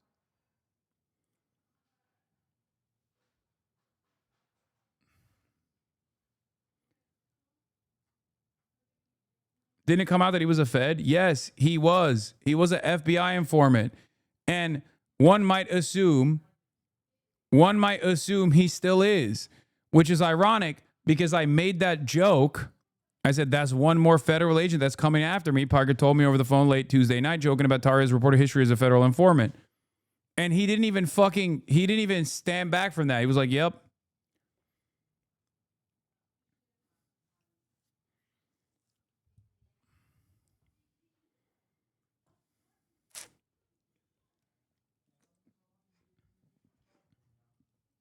You want to know what Jimmy Kimmel said? Here, there's a video that shows it with the title, I hope this ends his career. I can't believe I'm about to play this again. I know a lot of people are probably like circling in and out of the stream, but get ready. Trigger warning, okay? Trigger warning. You're going to hear some really, really scary, really divisive language. We hit some new lows over the weekend with the MAGA gang desperately trying to characterize this kid who murdered Charlie Kirk as anything other than one of them and doing everything they can to score political points from it. In between the finger pointing, there was grieving. On Friday, the White House flew the flags at half staff, which got some criticism. But on a human level, you can see how hard the president is taking this. My condolences on the loss of your friend Charlie Kirk. May I ask, sir, personally, how are you holding up over the last day and a half, sir? I think very good. And by the way, right there, you see all the trucks? They've just started construction of the new ballroom for the White House, which is something they've been trying to get, as you know, for about 150 years. And it's going to be a beauty. Yes. He's at the fourth stage of grief, construction. There's demolition, construction. This is not how an adult grieves the murder of someone he called a friend. This is how a 4-year-old mourns a goldfish, okay? That's it. That's why the Trump administration threatened to pull ABC's broadcasting license, and ABC responded by permanently suspending the show. Also, the ABC affiliate Nexstar was the one who made the complaint to ABC, and ABC pulled the plug. And if you're wondering why ABC actually responded to Nexstar, or why Nexstar was willing to do this, well, lo and behold, as is always the case, there is a financial reason for it. Where is it? Where the fuck is it? God damn it. Nexstar CEO praises Trump administration as local TV giant announces $6.2 billion merger with rival.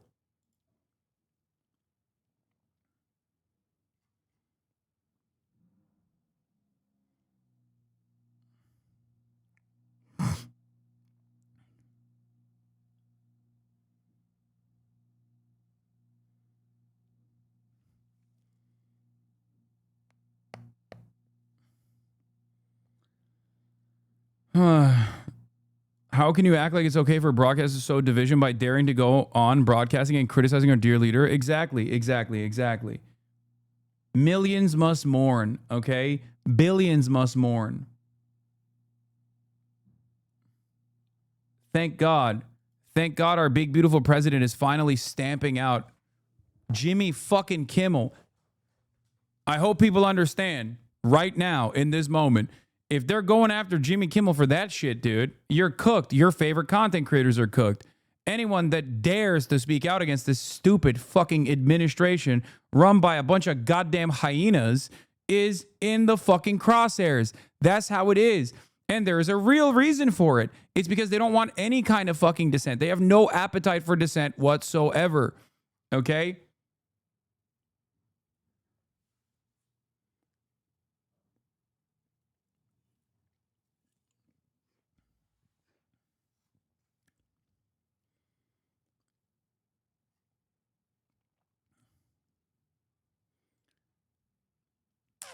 Karis Wisher on Jimmy Kimmel. Nexstar trying to do a very large merger with Tegna, and so they will do whatever it takes. Anderson Cooper, that's an important point because that merger would require the approval of the FCC. Rather thirsty for attention. Liberals and corporations will always capitulate to fascists as long as fascists don't harm their profit margins. Okay, that's it. That's one thing, and it's unbecoming a public official. But that's nothing new for him. This is what he does. I mean, I think one thing you're leaving out is Nexstar is trying to do a very large merger with Tegna, and so they will do whatever it takes to satisfy someone. Also, bragging, Trump says he will designate Antifa as a major terrorist organization. I'm pleased to inform our many USA patriots that I am designating Antifa a sick, dangerous, radical left disaster as a major terrorist organization. I will also be strongly recommending that those funding Antifa be thoroughly investigated in accordance with the highest legal standards and practices. Thank you for your attention to this matter.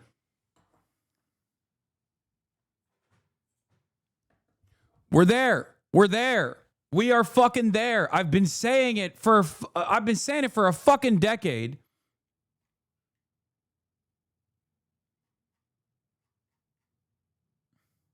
Is Antifa an organization or an ideology? It's not. It's not an organization. It's just something people do.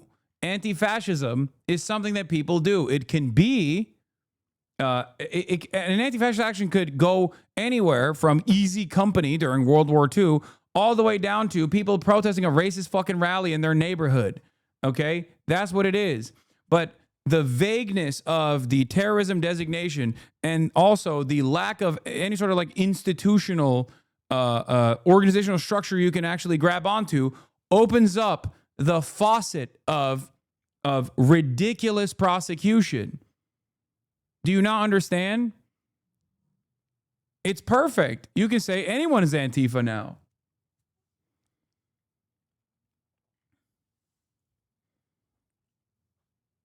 The FBI has long said that Antifa doesn't really have a centralized structure or leadership, okay? Trump says he's designated Antifa a terrorist group and launching a probe into finding of Antifa activities. The FBI has long said Antifa doesn't really have a centralized structure or leadership.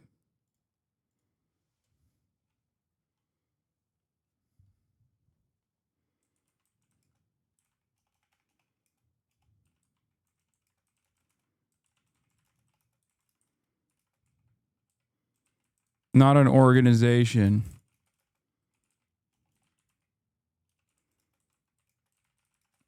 This fascist administration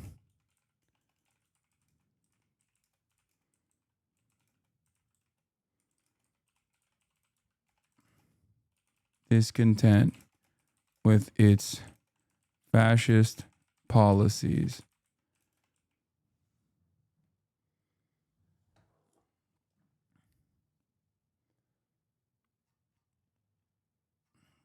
I guess we're all going to the fucking concentration camps now. Yeah, it's 1:30 a.m. in the UK, by the way. And this is what the fuck he's up to.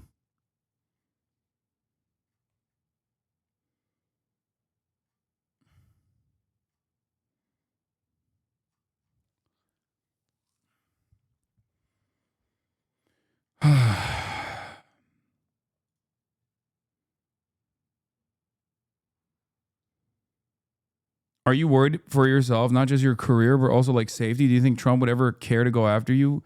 I mean, maybe not directed by Trump, but if you think that it's just like, there already are. Why the fuck do you think Twitch was included in the congressional hearing that's happening next month? Do you think this is the time for people on the left to openly and widely express support for Antifa as a concept, like the Palestine Action folks in the UK in protest? They were handcuffing people just for having signs that looked like they said Palestine Action. I will. I am an anti-fascist, okay? Fuck this administration. This administration is a fascist one. I am an anti-fascist. What the fuck are we doing? What's next? Are they going to openly go, nope, we are a fascist government now? They're going to just say that? Is that what we're doing? Because anti-fascism is just fascism. Bro, don't say that right now. Oh, what the fuck? Get out of here, dude. Listen, you need to understand something, okay? These people are not strong. They're fucking weak. They fear you being united, okay? We have the numbers.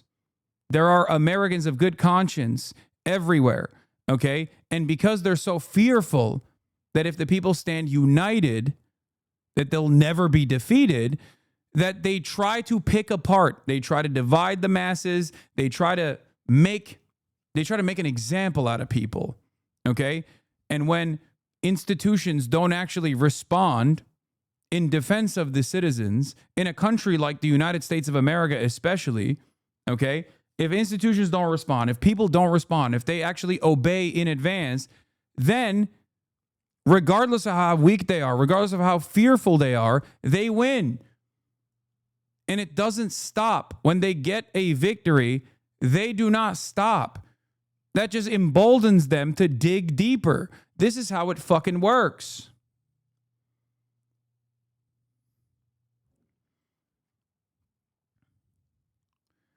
They do not have enough confidence.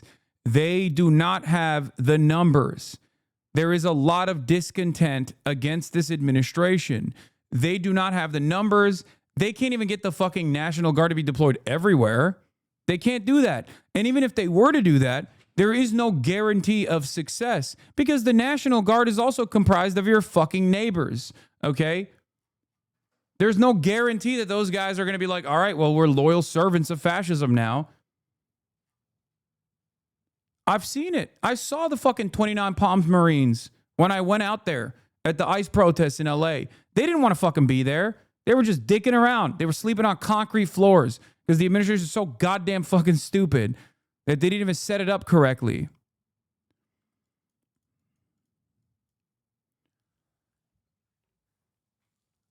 Yes, I know Trump says he will designate Antifa as a terrorist organization and launch a probe into it.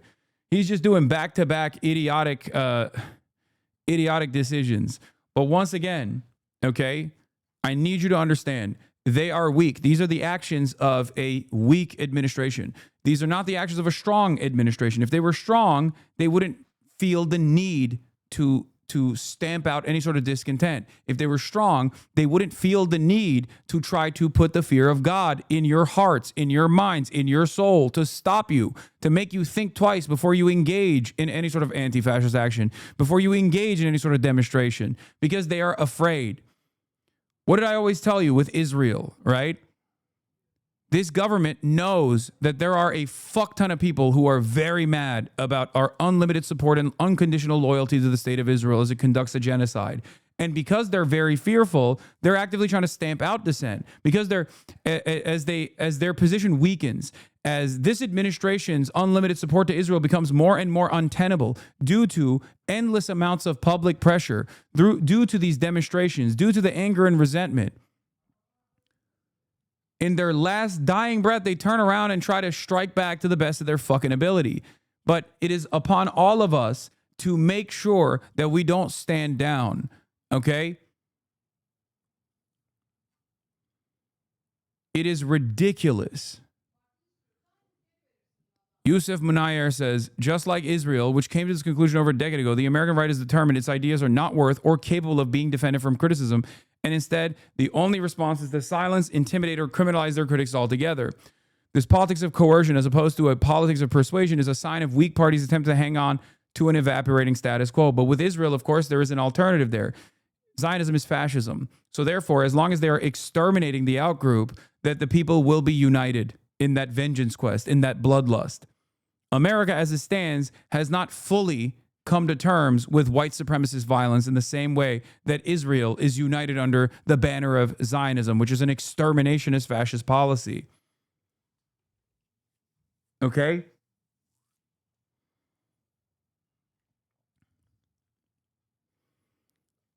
The imperial need for control is so desperate because it's so unnatural. Tyranny requires constant effort. It breaks. It leaks. Authority is brittle. Oppression is the mask of fear. Remember that. What is that fucking... What, is that Andor? Did you just quote me Andor, dude?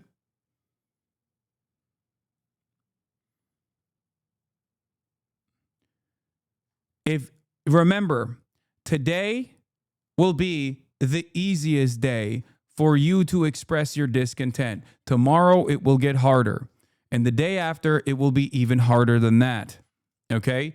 And the less we express our discontent, the less we express our frustrations, the more this administration will feel emboldened to do more of the same. Are you really going to ride out to the end despite having every resource to get out? Do you really love your homeland of New Jersey that much? If other countries don't join us and have to intervene a la D-Day, do you know what soldiers, the good guys, do to women of the country they're invading? Okay. I mean, that's crazy to think about. That's an insane thing to what the fuck? My point is, it doesn't need to get to that level. Okay?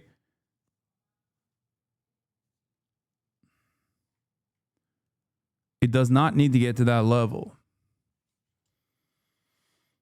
Today's reality was insane not that long ago. Okay, well, that's what we're trying to avoid. We are with this admin and media caving to them is where we were with Israel 1 year ago. Now look at where the public opinion is. They know that it's coming for them and they're freaking out and trying to stamp it out. Exactly. For the people. Yeah, here. JD Vance also fucking doing this cowardly shit as well.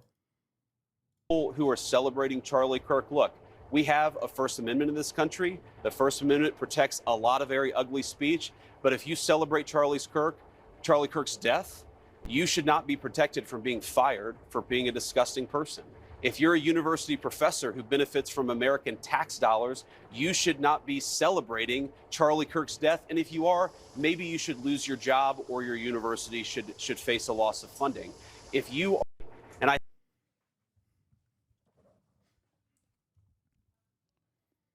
I'm telling you, man, you can't cave the pressure. You can't be fearful, especially when you know your cause is just. Do you understand? You can't. That's what they want. That is what the fuck they want. People in positions of power rely on you being too fearful to do anything.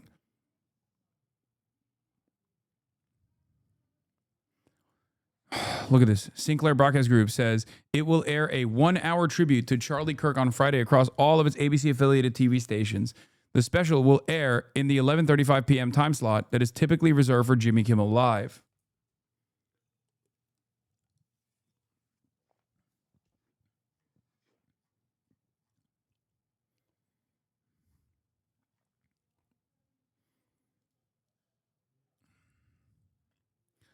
What's crazy, I mean, this is some straight up dear leader shit, right? But it's even wackier than that. This is something we would make up about North Korea that like they didn't even do in North Korea. Okay? That's what's so funny about it. We'd be like, oh, Kim Jong-un's favorite opera singer died, so now everybody has to fucking do a national day of mourning. Like, that's not even something that they're doing over there, but we're just like inventing that they're doing it over there to talk about how fucking despotic the situation is. Except we're actually doing it here.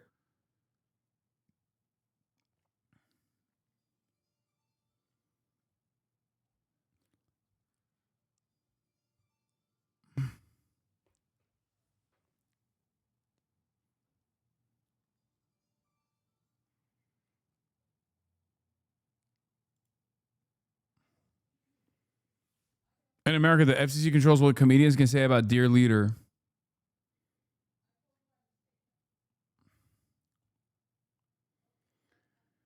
Oh. Fox News talking about Kimmel. One thing that gives me a little bit of fucking hope is that like Republicans on Twitter will celebrate this because they're fucking losers. They're asocial, antisocial, personality disordered fucking morons. But I think like normies overall don't actually fuck with this. Like even Republican normies are just going to be like, I hate Kimmel, but that's crazy. You know, that type of shit. And I do hope that they will also express their discontent. I don't know. I mean, listen, I think the affiliates are speaking their mind, and I think that's great. I don't like seeing people canceled over speech, over any speech. I'm a free speech absolutist, but I think in his case, the ratings have to speak as well. And I think President Trump's X post or Truth Social speaks to that, and I think that matters as well in a capitalist society, which we still are.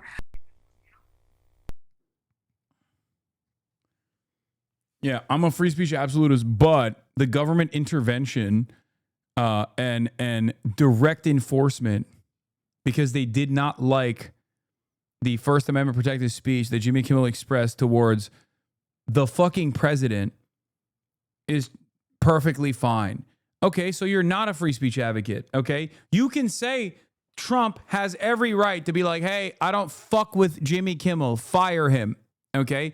That's already a tricky situation. But like when you actually bring in the FCC and directly pressure ABC and Nexstar to engage in this kind of thing, then there is no more free speech, because that is government intervention.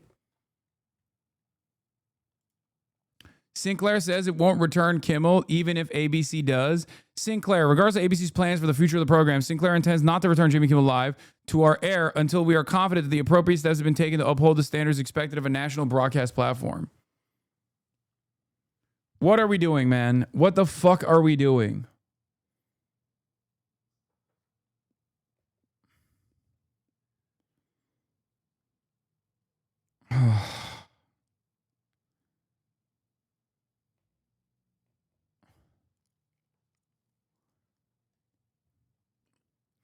It was Nexstar and Sinclair, the two largest TV station operators, that told ABC they wouldn't air future Kimmel broadcasts. Neither Nexstar or Sinclair are state actors. Oh my God. Oh my fucking God. Also, Chris Hayes is wrong. This is not the most straightforward attack on free speech from state actors I've ever seen in my life, and it's not even close. That is ridiculous, Chris. Love you, Chris Hayes, but God damn, you've covered the most straightforward attacks on free speech and free expression. You've literally covered it on your broadcast. It was about Israel.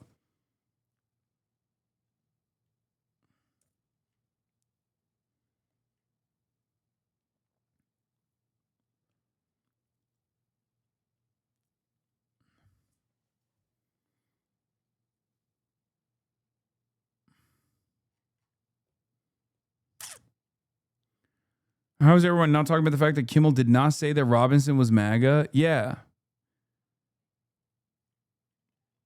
Yeah, here's a extended fight against free speech. Immigration judge orders Mahmoud Khalil be deported to Syria or Algeria.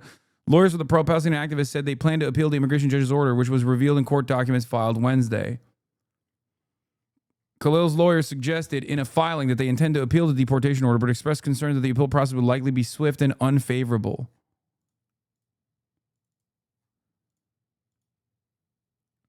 The order from the immigration judge, Jamie Comins, came despite a separate order in Khalil's federal case in New Jersey blocking his deportation, while that court considers Khalil's legal argument that his detention and deportation are unlawful retaliation for his Palestinian advocacy.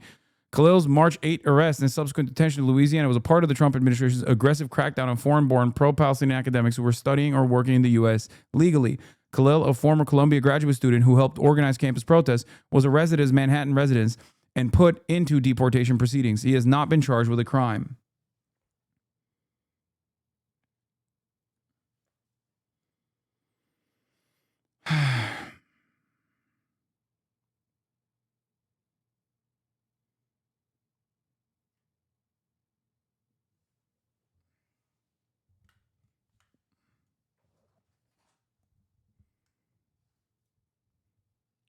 They in the White House just saying whatever, bro. 100%.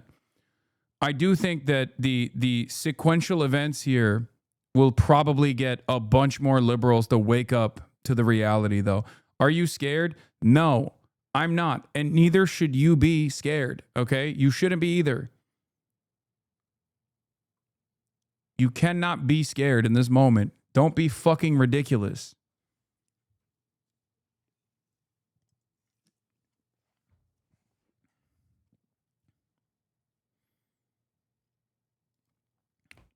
What is this? Breaking. Prager used Shabbos Kestenbaum. A judge has just ruled Mahmoud Khalil will be deported to Syria or Algeria. David Grossman says soon, both Shabbos and myself will be saying the El Chet prayer during Yom Kippur, where we'll both beg for forgiveness for, among other things we blurted out with our lips. I wonder if he'll think of when he rejoiced at an innocent man charged being torn away from his family. Don't worry, he can be deported together with his family. It's incredibly easy not to break American law. I encourage Mahmoud to try. Again, it's just, I know the environment requires me to be as calm and as cool as I possibly can.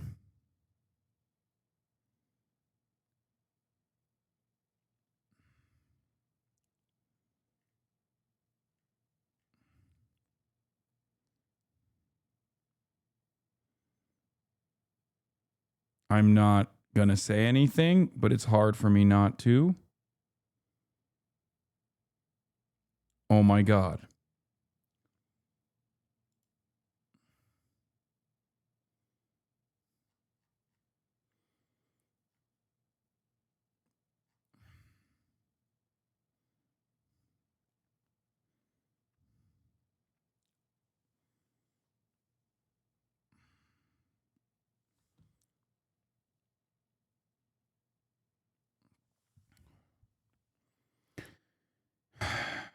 It's obvious that corporations have decided that if they shut the fuck up in this moment and let the Trump administration do whatever it wants, that means that they will get a stay of execution. Censoring centrist liberals such as Colbert and Kimmel, and in the process destroying any remaining credibility in middle-of-the-road institutions, is going to have consequences the right will regret.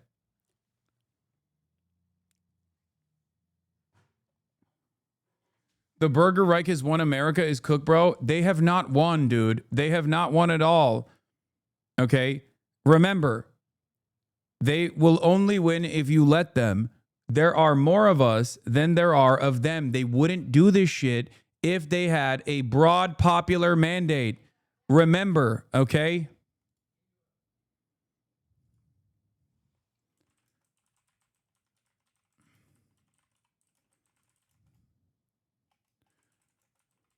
Attacks against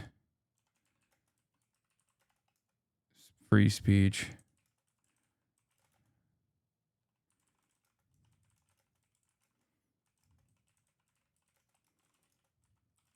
They must.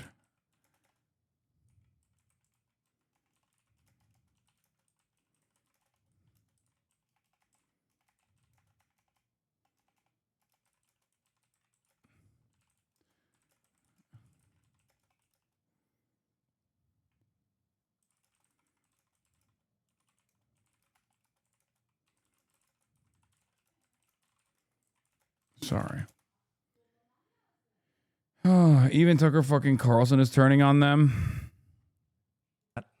You hope that Charlie Kirk's death won't be used by a group we now call bad actors to create a society that was the opposite of the one he worked to build.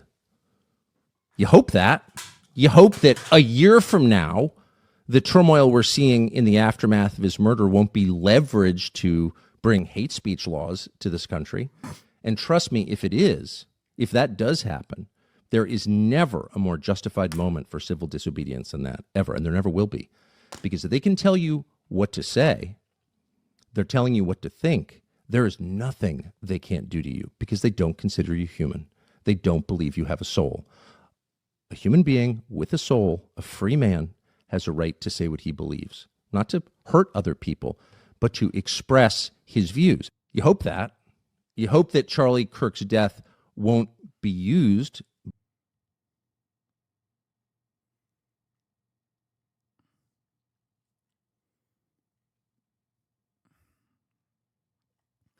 Is the right splintering? I don't think so.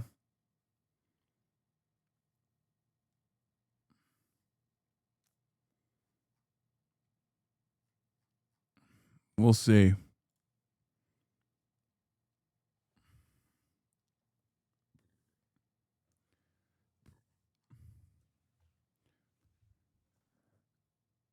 hold on. He's reading the room and normies will fall for it. Yes, but that means that the room is angry, and that's good. He's reading the room and he's seeing that the room is angry. That's my point. Okay?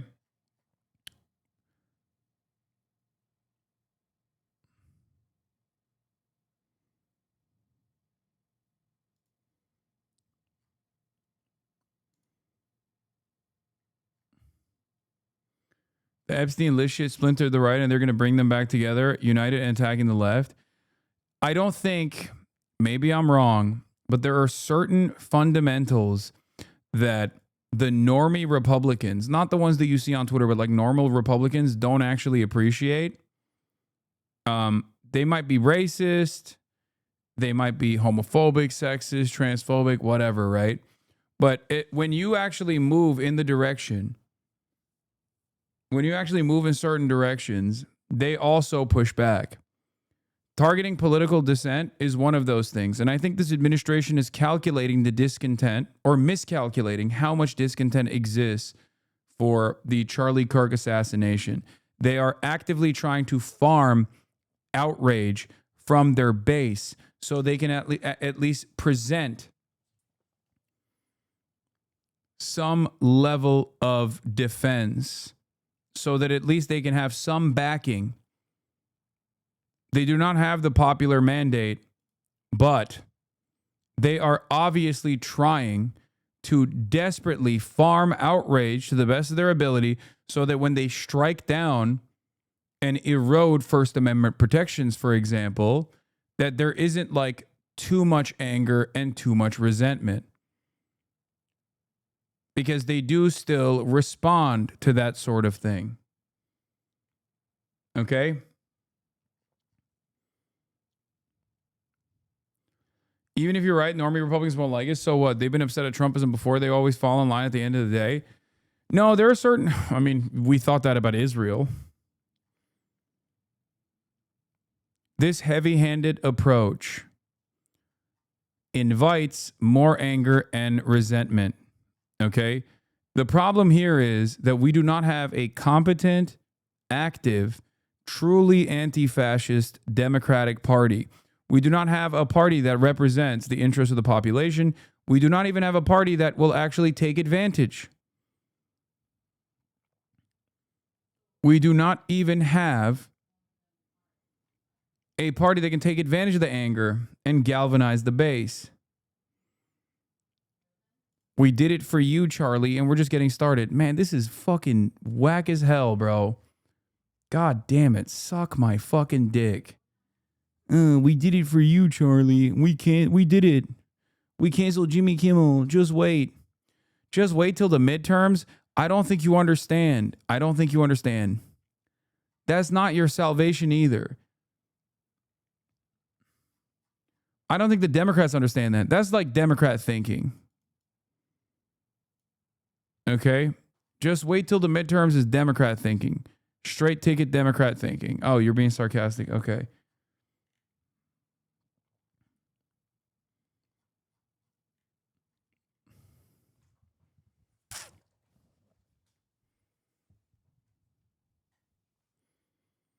My mom, who's a borderline MAGA Knight, has almost completely turned her views around because of this entire situation. It started when they flew him on Air Force 2 and she saw how the Republicans have lost respect for the military. I don't know, shit like that gives me a little hope. If the Democrats don't get their fucking act in order...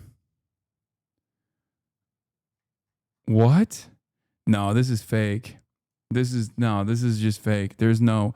Daily Mail says Jimmy Kimmel is now facing a federal investigation for telling viewers that Charlie Kirk's killer, 22-year-old Tyler Robinson, was a MAGA supporter. Let that sink in. Comedians are getting investigated. No. There's no way. The FCC is investigating? Okay, that's a little... They're just looking for a way to make this stick.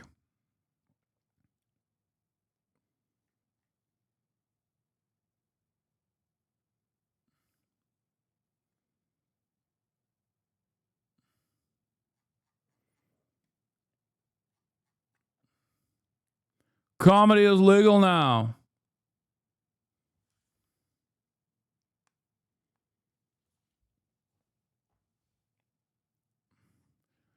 Jimmy Kimmel was set to address Charlie Kirk comments on ABC tonight before Disney pulled the show. Move raises questions over his late night future.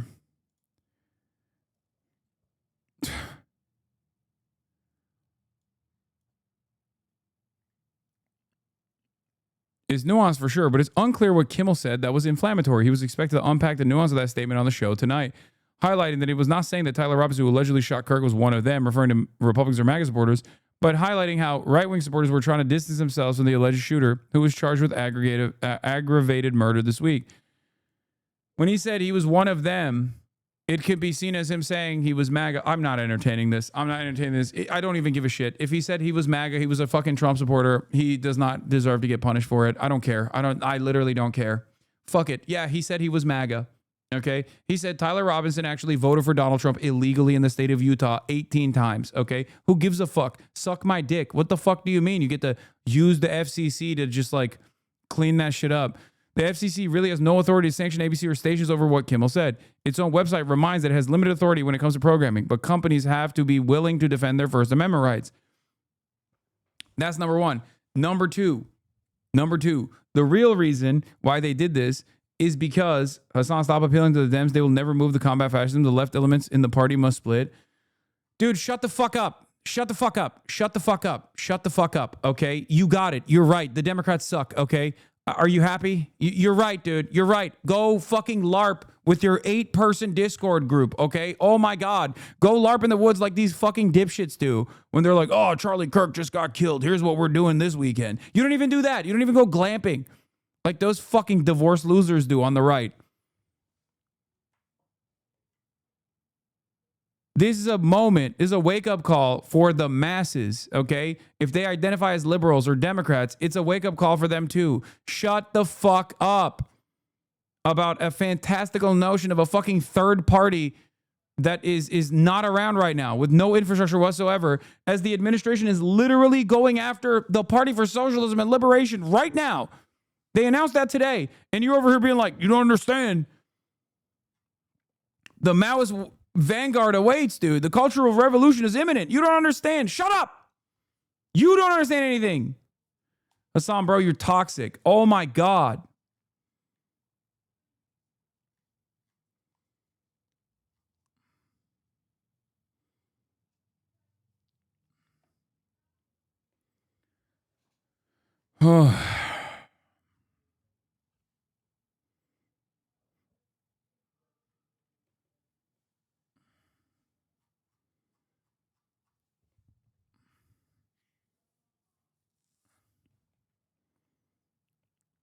Source on him attacking the PSL.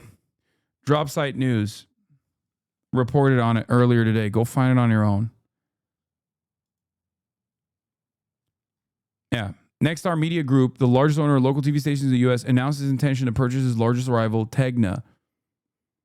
And for the $6.2 billion acquisition to happen, Nexstar needs the approval of the FCC. And it needs the FCC to lift the 39% cap on the number of households one company is permitted to reach through TV station ownership. And that is the reason why this merger is the fucking reason why Nexstar is listening to whatever fucking demands the administration makes, no matter how silly or stupid.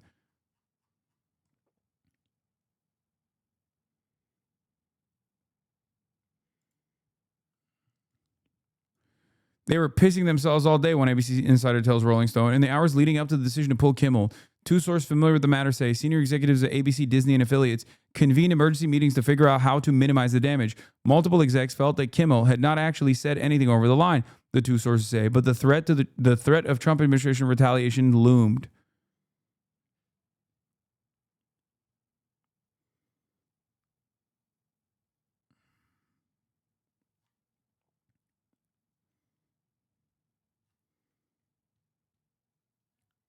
CNN. Oh, Fox News is going to have the chairman of the FCC.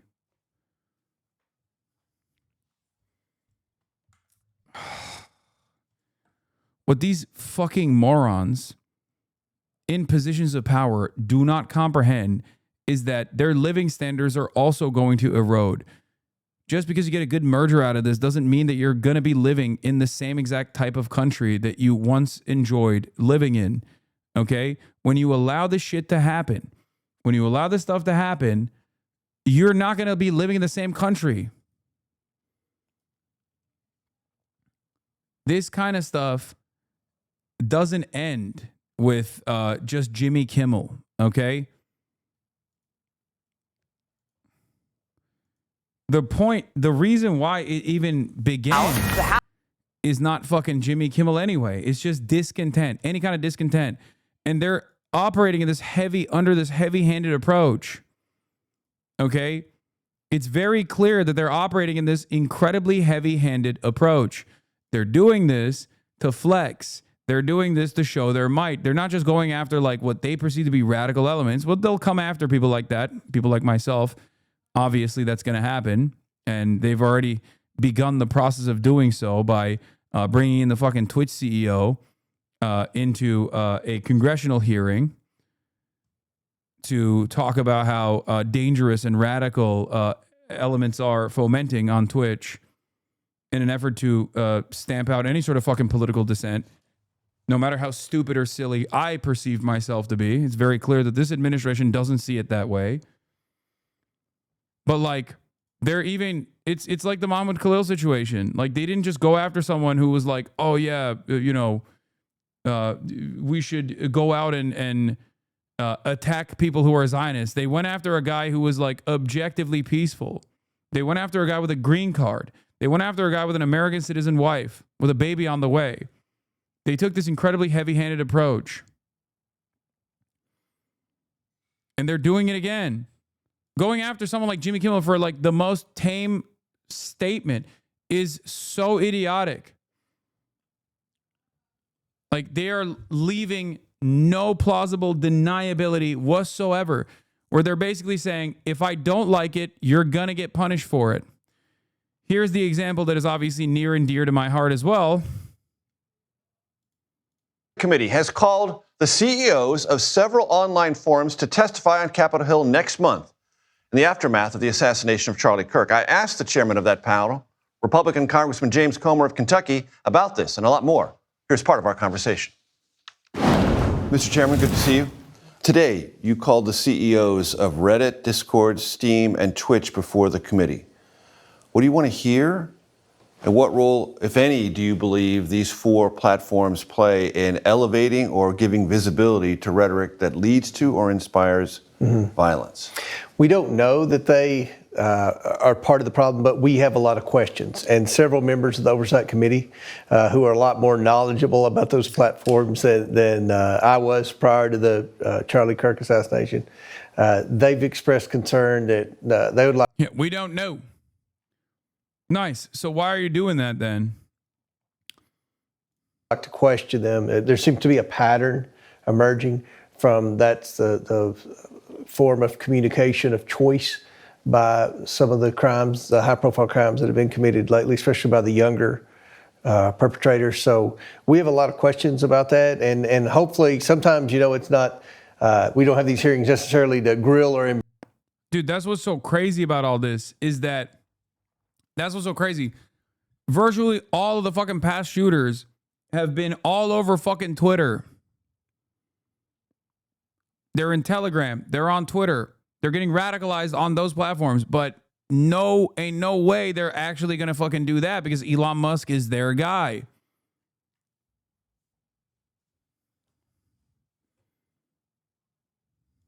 So it is maybe to find solutions to the problems, because there are a lot of people that are concerned that this pattern may be because of some form of business model that they may have. Meaning, if I understand you correctly, Mr. Chairman, some of your committee members fear or have come to believe that communications on these platforms feel to a younger cohort in our country less visible, and so they're more comfortable discussing things that they are maybe contemplating? Well, again, the pattern that this source... Here's the FCC chairman. These legacy broadcast outlets, and he exposed them to these market forces. And a lot of these affiliate groups said, to your point, we're tired of carrying this stuff. Late night shows, something's gone seriously awry there. They went from going for applause, from laugh lines to applause lines. They went from being court jesters that would make fun of everybody in power to being court clerics and enforcing a very narrow political ideology. And Nexstar, as you noted, stood up and said, look, we have the license and we don't want to run this anymore. We don't think it serves the interest of our community. Sinclair did the same thing. So there's more work to go, but I'm very glad to see that America's broadcasters are standing up to serve the interests of their community. We don't just have this progressive foie gras coming out from New York and Hollywood. And there are plenty of other platforms. I mean, I think he'd be a perfect fit, for example, at Fake News CNN, considering he really didn't ever want to do a comedy show. He wanted to do a news show with, you know, maybe a dose of what he thought was funny for a very limited, small audience. You know, it's interesting, Brendan Carr, as I look at the media landscape out there, I want to get your thoughts on this. Even the broadcast channels and the cable channels and newspapers around the country, if you look back to the last election, they did everything to smear, slander, attack, besmirch Donald Trump day in and day out. The Department of Justice was weaponized under Biden and Harris. They threw everything they had at this man. And guess what? He still won. And I said after the election that the legacy media died, because if they had any impact, it's long gone. And I think they have lost the trust of the American people because of the very reason you're describing. Do you agree with that? Yeah, look, I mean, President Trump ran against immense odds. These legacy media outlets threw everything at him, almost every single hoax imaginable, right? Biden is sharp as a tack, burying the Hunter Biden laptop story, the Russia collusion hoax. And most politicians would have just gone along with that narrative or not fought at all. But President Trump punched back. And when he did so, he was standing up for the American people that simply don't trust those outlets anymore. We at the FCC are going to enforce the public interest obligation. If there's broadcasters out there that don't like it, they can turn their license into the FCC. But that's our job. And again, we're making some progress now. Do you believe, based on the list that you just gave us, that broadcasters that had a particular agenda were trying to use the license that they were granted, not in the public interest, but to advance a political cause? I think and so. Is that an in-kind donation? I think there's evidence of that. Look, running a narrow partisan circus, whatever the public interest means, it's not that. And we are working to reinvigorate that. This action today by Nexstar and Sinclair, frankly, it's unprecedented. I can't imagine another time when we've had local broadcasters tell what we call a national programmer like Disney that your content no longer meets the needs and the values of our community. So this is an important turning point. They're doing that because they have a fucking financial interest, man. To change the country, to change Brendan Carr in 2019. Should the government censor speech it doesn't like? Of course not. The FCC does not have a roving mandate to police speech in the name of public interest. Comments of Jay Leno, who I always thought was very funny. He took on all comers. He went after the left. He went after the right. He went after Republican presidents. He went after Democratic presidents. His goal was to be funny, and I always thought he was funny. And he raised the question when Colbert got fired, you know, why would you purposely alienate half of your potential audience by just being one-sided? I thought it was a great question. There it is. I'm not sure why. You're Fox News. You're Fox News. Comedians what the fuck are you saying? You're Fox News. Why they didn't do it. Hello? It's interesting to watch somebody like Bill Maher, you know, who had interviewed Charlie Kirk, you know, basically say he was heartbroken and sick over what had happened to him. Didn't hear from a lot of these guys. Yeah, I mean, you can't avoid ratings. At the end of the day, the market is going to be undefeated. And a lot of these corporations, Disney and Comcast, they had been protecting and, frankly, subsidizing this content. Again, once President Trump smashed that facade, he gave a permission structure to local broadcasters to finally stand up. And when you're losing money, in the case of Colbert, reportedly $50 million, that's only going to go so far. And the same thing with Kimmel. They're now facing the consequences of the choices that they made to appeal to a very, very narrow audience. Again, you can do that. You can start a podcast. You can go on YouTube. But if you're going to have a license from the FCC, we expect you to broadly serve the public interest. Okay. We really appreciate your time. Brendan Carr. Thank you, sir. All right, it's been a rough couple of days for ABC following his reprehensible remarks about the newly revealed messages between Tyler Robinson and his transgender partner yesterday. ABC News reporter Matt Gutman was forced to apologize, saying in part that he was trying to underscore the contrast between the assassination and the disturbing texts. Now, before adding in a half-hearted apology that he deeply regrets that his words did not make that clear. didn't make it clear. Your words did the exact opposite, Matt. In fact, yesterday you said that, quote, disturbing texts were touching. What? You might remember this. And I don't think I've ever experienced a press conference in which we've read text messages that are so fulsome, so robust, so apparently, allegedly self-incriminating, and yet on the other hand, so touching, right? With the suspect reaching out to his roommate, who is allegedly his boyfriend, who we understand they're literally drunk on fucking power, dude. Now identifies as female. And the terminology he used, he was trying to protect him. He kept calling him my love. My reason for doing this is to protect you. All right, here to weigh in on all of tonight's breaking news, Fox News contributor, our media guru, Joe Concha, is with us. This was predictable for a long time. When Colbert got fired, what did I say on this show? What did you say on this show? No doubt he had higher ratings than Kimmel. Kimmel would likely be next. I would argue Kimmel did this to himself, but of course, people want to blame conservatives for this happening. Well, can you name one prominent conservative? I've been boycotted in my career. There have been calls for my firing many times in my career. No liberal ever came to my defense, ever. My private you text have a messages job. released. No liberal the ever government. came to my Imagine if Joe Biden was like, we are going to direct the FCC to remove the broadcasting license of Fox News. Can't find it. Don't see it online.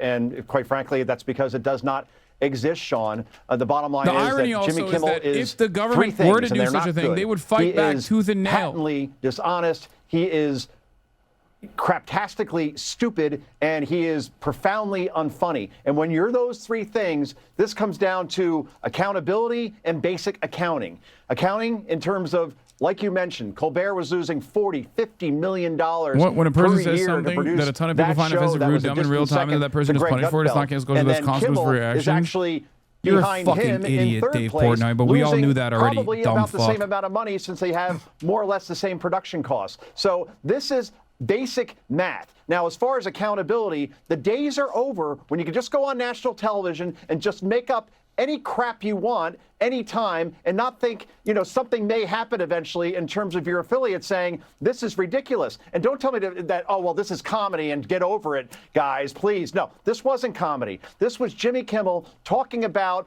31-year-old Charlie Kirk, who was What are you executed. saying? He didn't even say anything bad, you fucking idiot. He wanted to have a Show free what he exchange said. of Show ideas. what he said and argue against here's it. Kimmel's argument, by the way, Sean. So you're telling me that, oh, this was a MAGA supporter, Tyler Robinson, the shooter?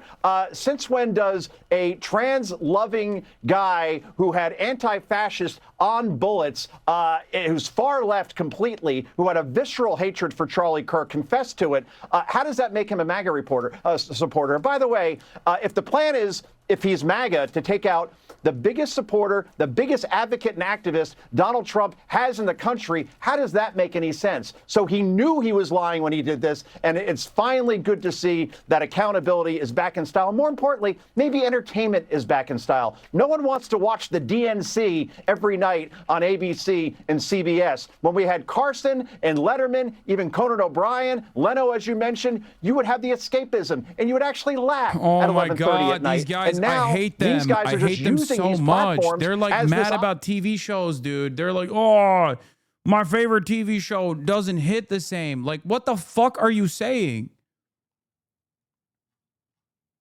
Okay, I don't like the latest iteration of the Star Wars franchise. Okay, that doesn't mean that we get to fucking decide, that we get to tell the government to start bullying Disney so they can fucking make better Star Wars that reflects my values. More Andor, please. None of this new shit. What are you doing? It's so fucking crazy. Arrest Disney now. It is a business. There is a business aspect to television. If you can't afford the production costs, you can't afford to be on the air, then that show's not going to survive. It's A squared, B squared, C squared. It's that simple. And then these companies are saying, okay, now you're going after a guy that was assassinated, a husband and father of two. Sorry, you're not worth it anymore. And they're the ones that pushed him out.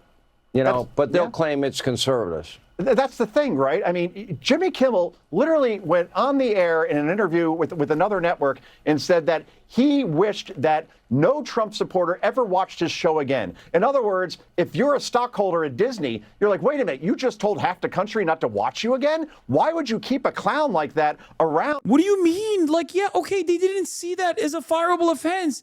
What's it to you? This is what I'm saying. Maybe it's because I feel so close to the situation, but this feels exactly like motherfuckers who are like, why is Hasan on Twitch? Why hasn't he been banned? Like, it just doesn't make any sense. What is this? The plan to turn Charlie Kirk's murder into a crackdown on the left. I know. Like, don't act like you give a fuck about their financial imperative. Who gives a shit?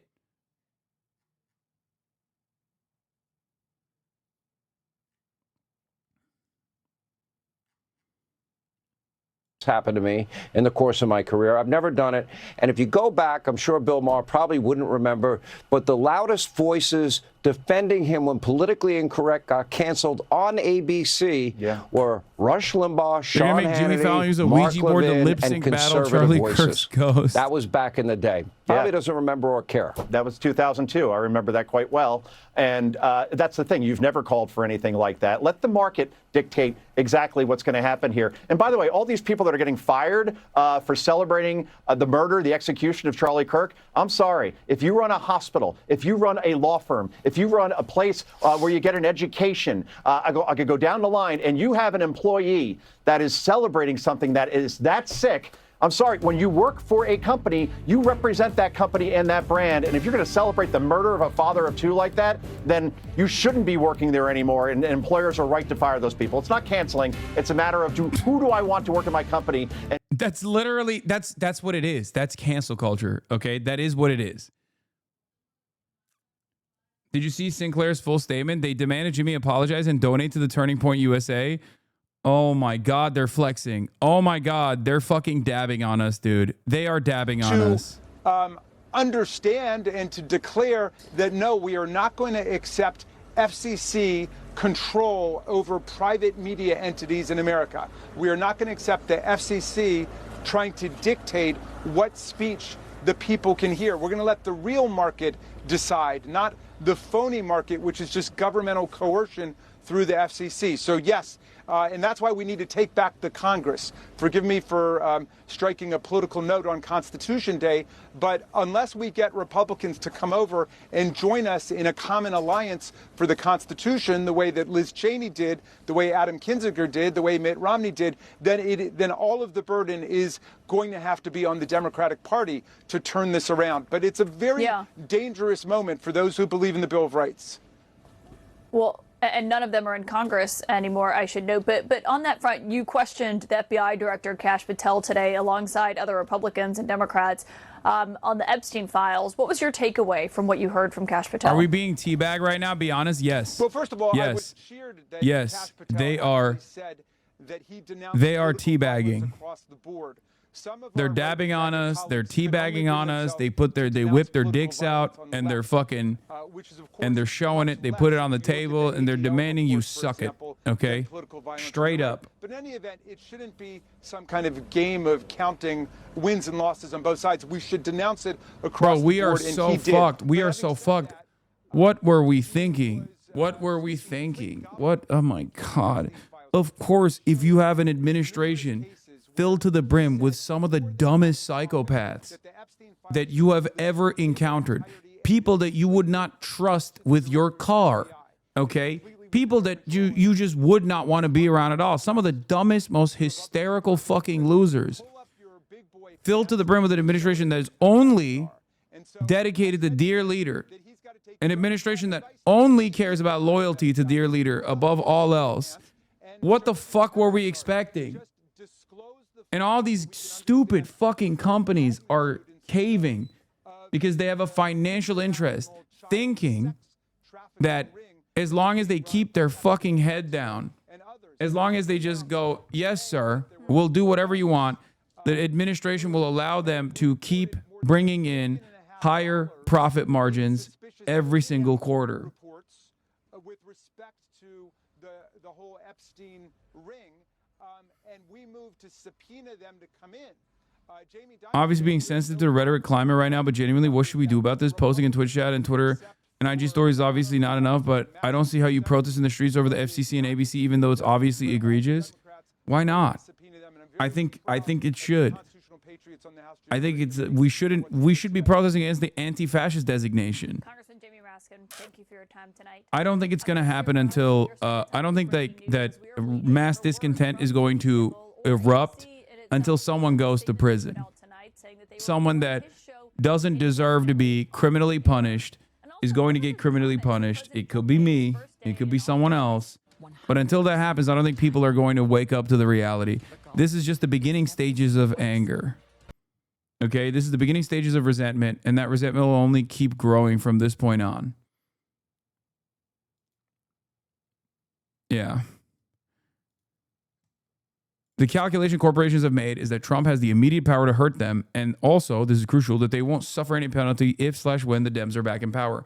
Dems need to make clear this calculation is wrong. I don't think that's the case. I don't think that's the case. I don't think it's just like I don't think that's the solution here either.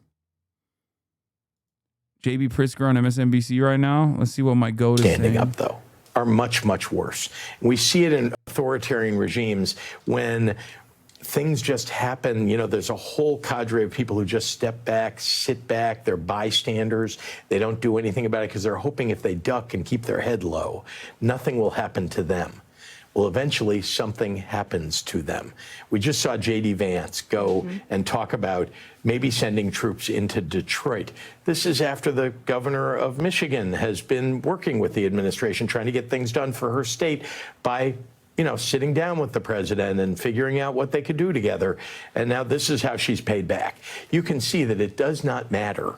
Making a deal with this administration leads simply to them getting, in the near term, what they want, which is capitulation. And in the long term, they're going to abrogate that deal. You've seen it Donald Trump's entire life. He breaks contracts. He did it in business over and over and over again. He would sue people when he knew that he was going to get sued in order to stop the action against him or prevent people from being able to afford to actually bring that lawsuit.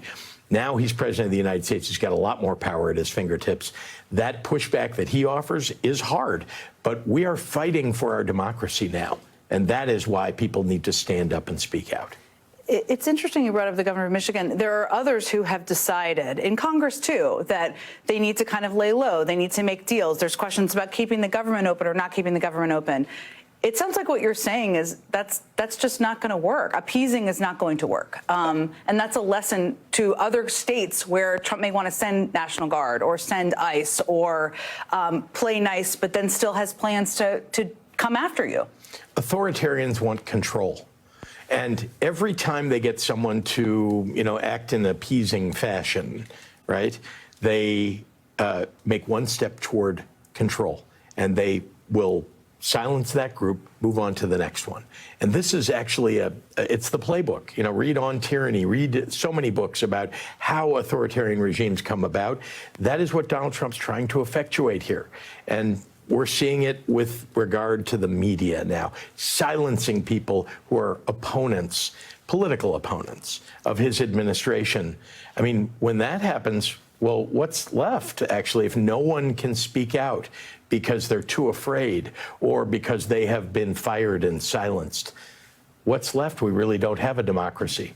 This is such, I mean, you have been, you've had tough stories written about you. You've had tough broadcasts. Everybody who's a prominent governor has had this, right? You've answered tough questions. You've never called for media to be eliminated or to go away just because they're asking you tough questions. This is such an important part of our democracy. I've experienced this in a different way myself.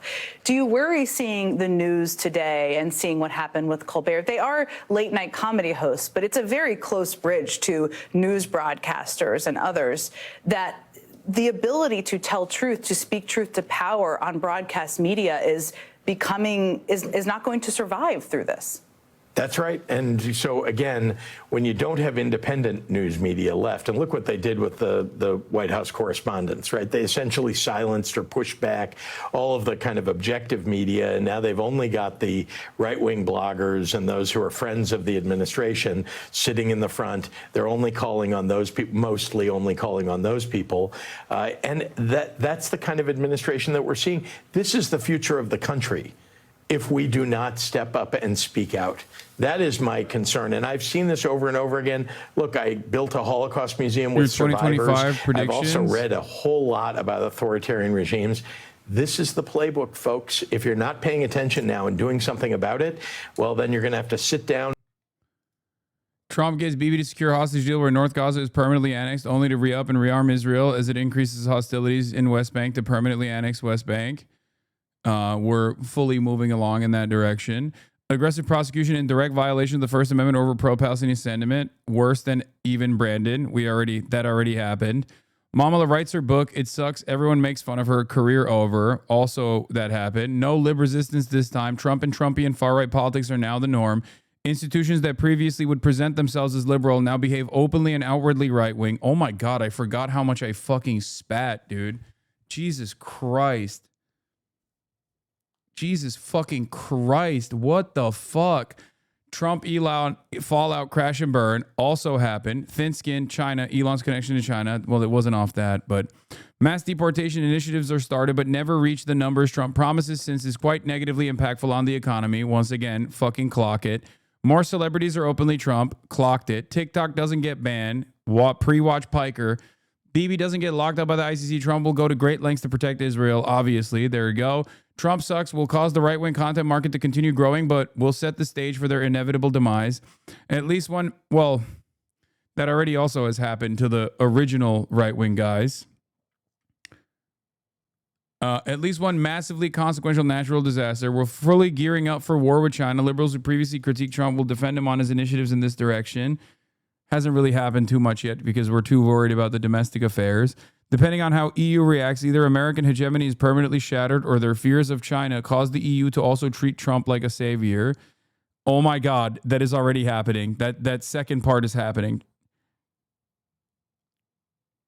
Even both of them are happening. American hegemony is permanently shattered, but also EU is treating Trump like a savior.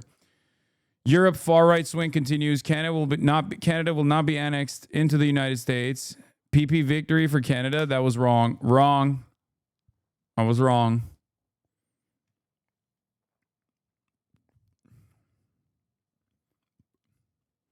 GTA 6 is delayed. RFK dies in a very weird way. Well, there's still time. At the time when I said this, Trump had not presented annexing Canada. That's my only wrong prediction so far. Or rather, Trump had started the process of saying it was going to happen. Marvel Rivals, Dead Meta, Overwatch 2 style, correct. GTA 6 is delayed, correct. Packwatch, Joe Brandon. Oh my God.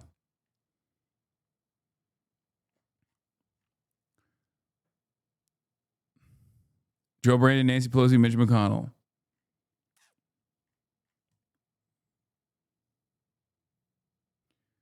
Yeah, Trudeau hadn't resigned yet. Thank you. That's the reason. Saying this about Biden before his cancer diagnosis, what did you know?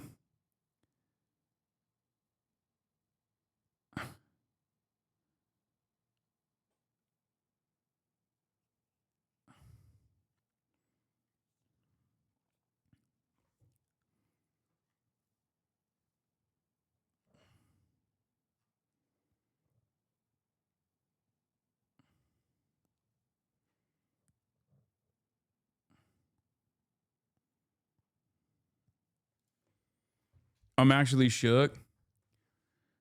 I mean, what more can I predict? The year isn't over yet. We're in the ninth month, and I've already fucking every single thing happened. Every single thing, with the exception of PP victory for Canada, has already taken place.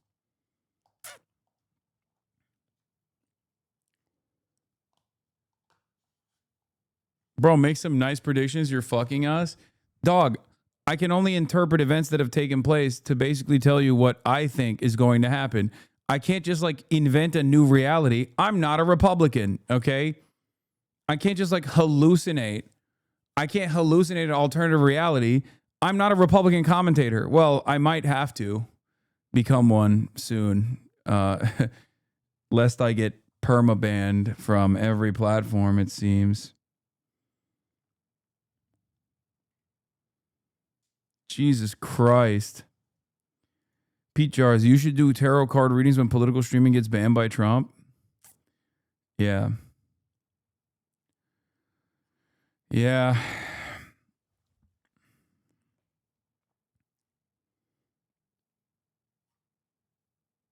Hasan, will you be playing the new Silent Hill when it comes out on the 25th? Maybe. Predict that I'll get some bitches in 2026. You will not. War with Venezuela prediction? No, I did not think that we would go to war with Venezuela.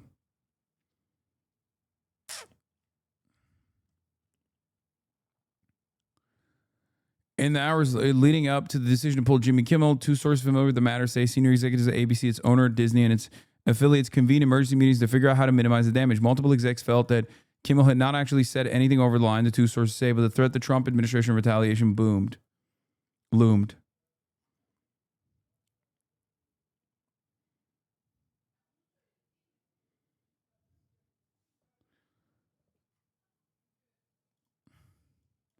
FCC head sent a GIF I saw. It's not enough for this administration to be anti-speech, apparently. They also have to be fucking cringe as hell. It's true. Cope harder demon.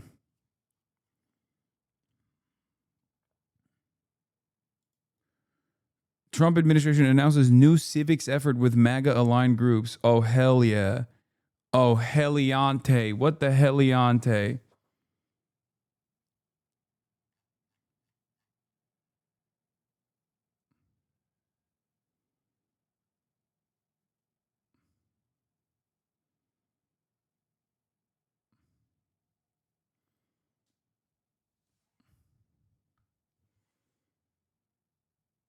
Anyway.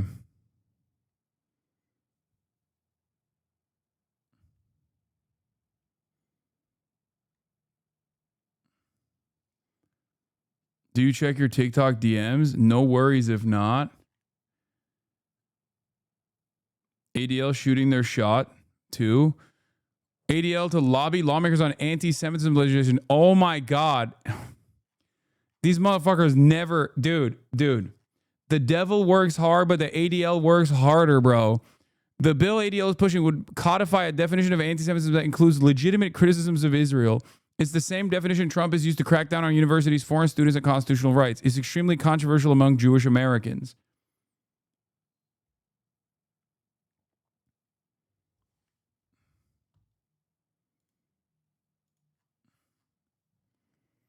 Anti-Semitism in the elementary and secondary schools and higher education makes up nearly 30% of anti-Semitic incidents nationwide. ADL parents and leaders from across the country are on Capitol Hill today to tell lawmakers to make sure Jewish students are protected in all classrooms. Oh my Lord.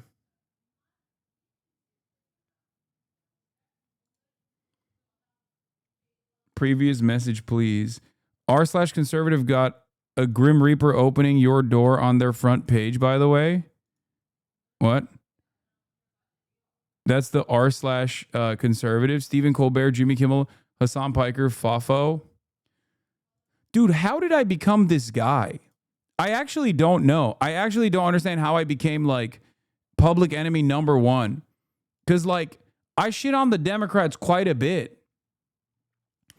Is that what it is? They just like stupidly thought that I was like anti-Democrat and therefore not anti-Republican and they felt betrayed or something? Because I don't get it. Muslim ties, dog.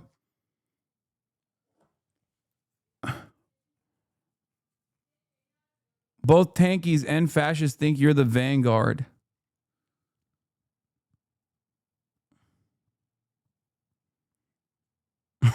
Didn't even bother removing the blood while they cry about political violence. Yeah. What is happening? Like, what? What is going on, bro? What the fuck? it's crazy because I only see love when I go outside. You know what I mean? I don't get it.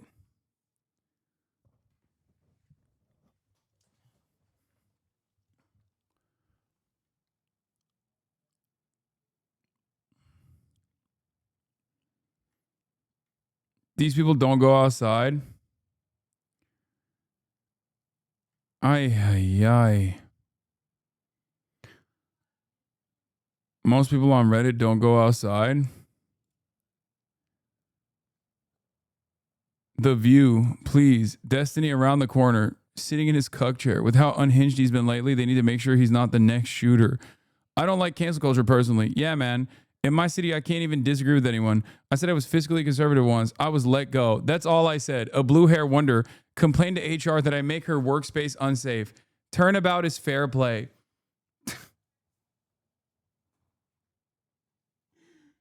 Yeah, I'm going to doubt that one, okay? I'm going to fucking doubt that one. Hell yes, I will drink to this. Dog, you're on Reddit. You're drinking on Reddit. That's so sad. The trifecta would be The View. I hope all the crying libs on our news are stalking this post to watch us celebrate. The times they are a-changin'. The world is healing. The View. That show has got to go. I can't. Those bitches, they're obnoxious. Bro, this is so funny because it's like, brother, you're still going to be addicted to fentanyl, okay? Like, it's still coming for you. You know what I mean? You're going to have a dangerous worksite injury, and then your doctor is going to give you fent, and you're going to have a crippling addiction. The doctor's going to give you Oxycontin, and you're going to have a crippling addiction to Fenty, okay? Like, The View is banned. I'm banned. Your life still sucks. Try to fix that, okay? This is what I don't understand. It's like, bro, I want to help you. I want to make sure that you get the proper health care, you know, whether you want it or not. You can fight. You can go out kicking and screaming. I'm going to force that delicious, amazing, life-saving, preventative medical care from a doctor that you can go and see whether you want it or fucking not. All right? How Hasan hasn't been banned from Twitch is one of life's greatest mysteries. They seriously have the biggest hard-on for the guy, despite all the absolutely deplorable, tone-deaf, and flat-out violent things he said. He can survive literally going on stream and calling for leftists to shank capitalists and let their guts pour out, slice them and dice them, literally calling for political violence there. Not to mention, he basically said he didn't care that rapes took place on October 7th because the dude's an unhinged, terrorist-supporting nut job. We are currently in the find out phase. Like, is this your biggest life's accomplishment? There are so many conservative commentary folks that I just despise, that I find to be utterly repulsive, right? Straight up. This is an olive branch for you guys, okay? There are so many conservative commentary people that I fucking absolutely despise. But like, it wouldn't change my life even this much if one of them got fucking banned. As a matter of fact, one of them literally got killed, okay? And I'm not too excited about the prospect anyway. So, like, we don't even need to look for a hypothetical alternative. Like, it literally just happened, okay? And it wasn't great. It was pretty fucked up. You know what I mean? It's just like, it doesn't... I don't know. I just, like, how do you lock yourself into this bind? I will never understand that. How will you ever get out of this situation that you have placed upon yourself, this mental prison that you exist under, this self-inflicted wound where you have narrowed in your focus to an utterly powerless individual? You give me the power when you have this level of resentment, when I have this much domination and control over your life. I go away tomorrow, you're going to forget about it in like 4 days. Okay? And then you're back to square one. Shit fucking sucks. And I'll give you an example. Okay? A lot of people hated trans people. They were like, oh, yeah, finally, let's take out these transgenders, okay? They're unfairly getting 8th place in swim competitions, okay? We got to deal with that. That's what I care about, right? Like, that was a big motivator for a lot of people. It's been months. It's been months since the Trump administration forced the NCAA's hand. Are things better for you? Do you go back and think about how glorious that moment was when he signed that executive order? No. Shit still sucks.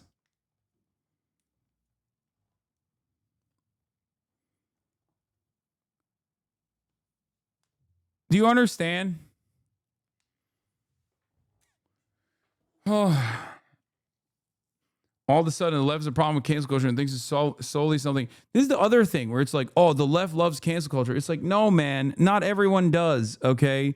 Not that it fucking matters, because you're currently demonstrating how much you love cancel culture. So what good does that make to say, well, the left loves it too? Did none of you motherfuckers have parents? Did they not tell you an eye for an eye makes the whole world blind? Did you not learn about that phrase? What that means, you know? I'm so desperate for hog feedback that I'm literally so desperate for hog feedback, I'm going straight to the source.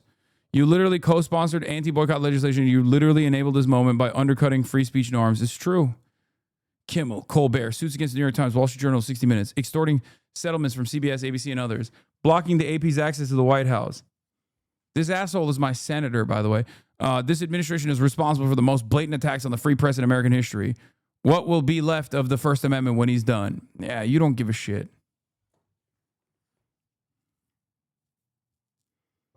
I call him Adam Shit. He's got a real mortgage issue. Everybody knows it.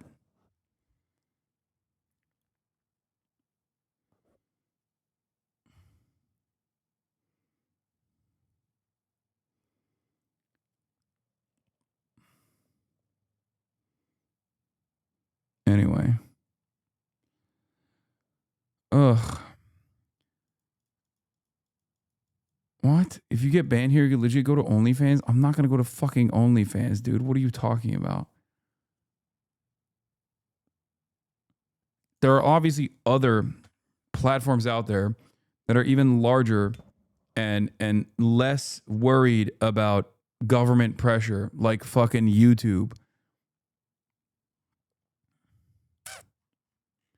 They don't hate you. They hate the false picture of you in their head. I mean, that's true as well. But even then, like, false picture aside, if there was someone that caused this much anger and resentment in my heart, I would just avoid thinking about them, you know? But anyway, yeah, there's fucking YouTube, okay? And if they pursue me if they pursue me when I go to fucking YouTube, then they might as well just arrest me and throw me in prison. You know? So obviously, follow me on all the platforms, whether it be Instagram, whether it be Twitter, whether it be TikTok, or especially YouTube. Okay? Obviously. And considering that the bulk of my revenue comes from subscriptions, because the Piker Broadcasting service is sponsored by you, the viewers. For you, the viewers. An ad-free experience awaits all of you at the Piker Broadcasting service. Your voluntary contributions are my only source of revenue. But basically, if they were to take that out, I'll just fucking set up a membership structure on YouTube, and I just continue doing this. A big part of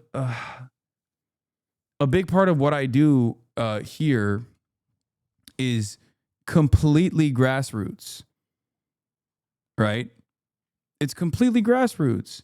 That's another thing. Oh, fuck, I forgot. Another thing that Enrique Tarrio found out was the same exact problem that both Ethan Klein and Dan Saltman ran into. Okay? They were like, oh, we wanted to go after his sponsors, but he doesn't have any, which is why we arrived at the conclusion of going after all of the Twitch advertisers.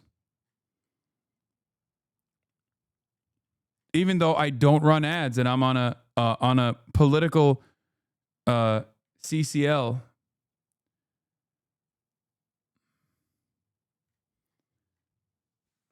So they always arrive at the same shit. Sometimes I think, are you dumb? Stop daring the right winger saying you might as well go to prison. I mean, yeah.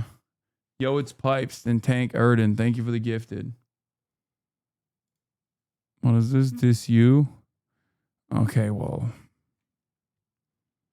a lot of that going around.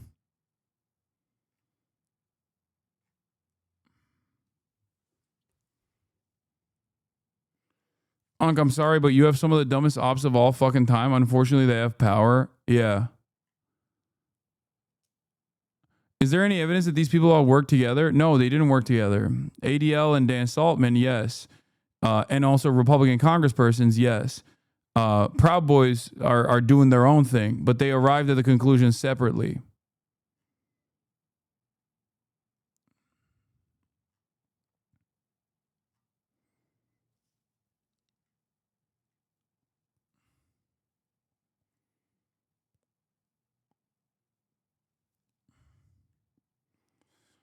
You've been shadow banned and relentlessly targeted for a decade. I don't know how you do it. I mean, one must ask themselves why, in spite of being shadow banned and targeted and relentlessly smeared by virtually every side of the political spectrum, that there is still an incredibly fucking strong 100% not shadow banned. No, they did. They did. 100% on election day, like the week of the election. And it still didn't matter. But my point is, there's a reason why this community keeps growing. There's a reason why there's still plenty of people when there's news unfolding that they want to tune into, they want to hear what I have to say about it. And that's because all of the fucking smears are bullshit. If I was truly this like repulsive, monstrous piece of shit that my haters fucking present me as, then yeah, I don't think I would have a large community. But they think there's like a secret. Only if they watch the appropriate amount of like fuck Hasan videos will they will they turn around and change their minds, you know? Whereas in most circumstances, I feel like it just backfires.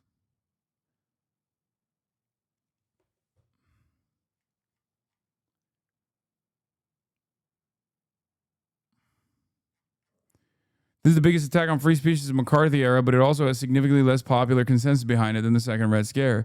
It's being done on behalf of a minority faction led by the most unpopular president in modern history. Organizing against this can win. Yes. I do agree with that. That's why this is not a moment to feel discouraged or scared or fearful. The reason why they're doing this is because they're weak. If they weren't weak, they wouldn't be doing this. If they didn't recognize their powerlessness, they wouldn't be doing this. If they weren't fearful, if they were not fearful of mass discontent, they wouldn't be trying to make an example out of random fucking people. Okay? So that's it. You can't cave. You can't be fearful. You can't let these guys, these fucking bullies, these weak, cowardly little bullies, make you sit at home and worry about what comes next.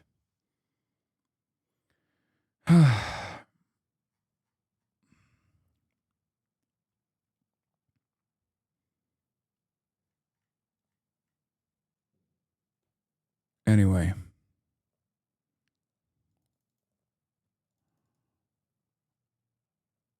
I love that this is the massive cobium. So I've read Destiny got banned, but haven't seen anything official. He wasn't. You're a fucking idiot.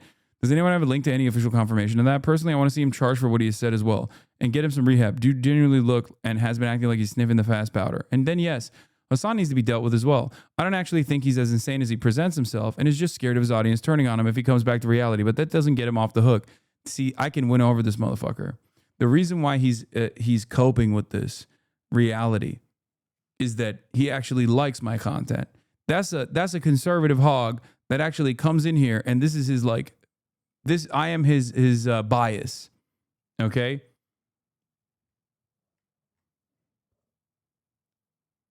I'm his favorite, but also at the same time, I'm his Twitch bias. Okay? Where he knows, like, I'm his guilty pleasure. Yeah. He knows that there's like a lot of entertainment that he can derive out of watching me, but he can't get himself to fully lean in because he has been he's been pumped chock full of fucking conservative reactionary sentiment his whole life.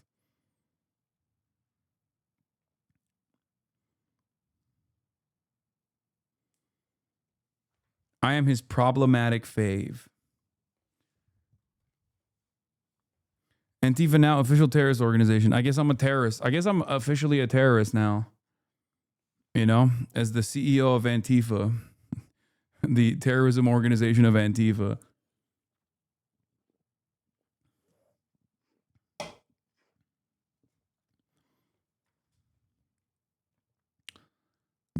Don't say that, bro. Man, get the fuck out of here. What are they going to do? That's ridiculous.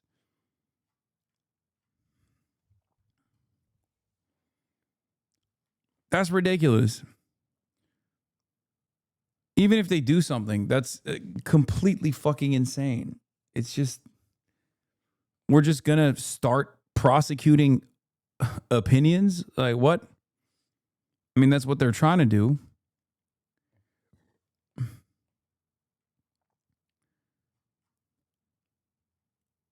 Throw Joyless Reed in there too. Joyanne Reed was fired for her fucking pro-Palestinian speech.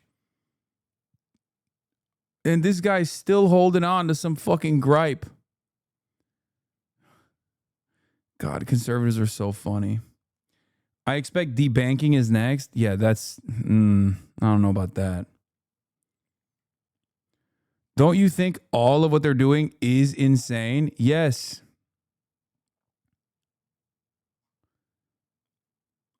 Does the terror thing mean anything? I mean, who knows?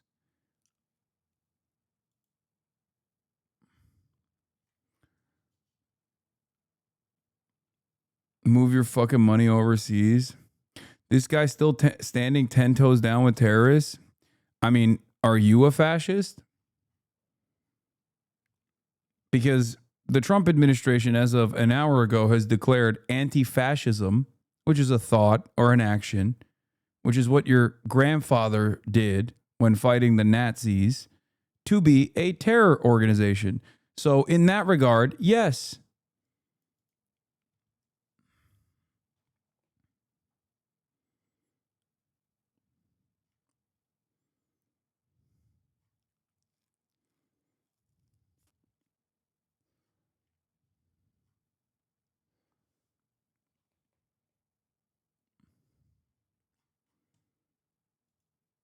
Think about that. Are you dumb AF? Don't answer that. We know.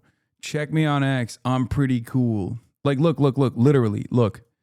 Antifa, short for anti-fascist, is not a single group, but a loose network of activists who oppose far-right and fascist movements. They organize protests, counter rallies, and sometimes direct action against white supremacist groups or far-right events. Trump says he is moving to designate them as a major terrorist organization. There is no organization. Anti-fascism is an action. Anti-fascism is a movement. Anti-fascism is an opinion. Okay? So what do you have to say to that? That's your president, big dog. He just declared fascism to be legal and anti-fascism to be illegal. What?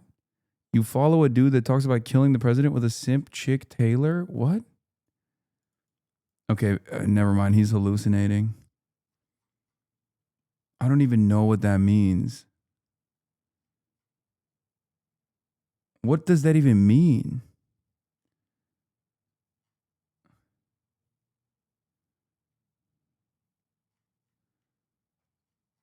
What the fuck's he talking about?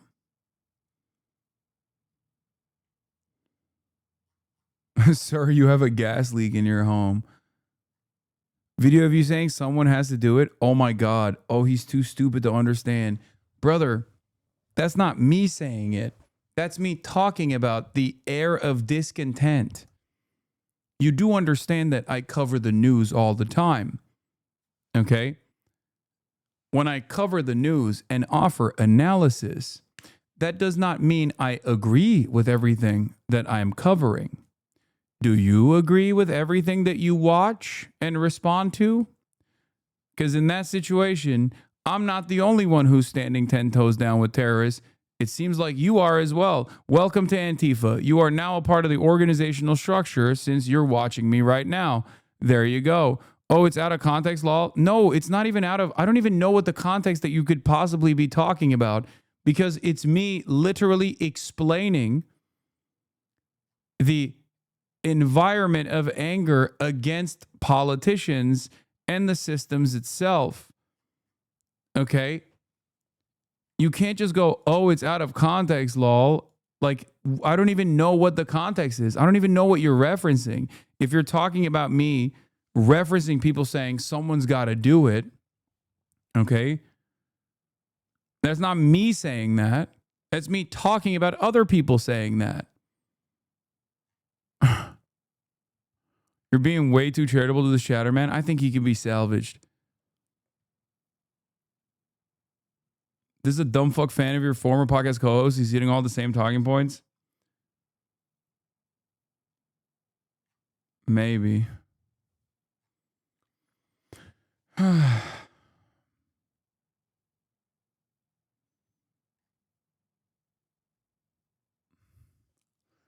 Notice how prosecuting speech can be quite difficult. Perhaps this is a wonderful example of why prosecuting speech can be quite difficult, don't you think?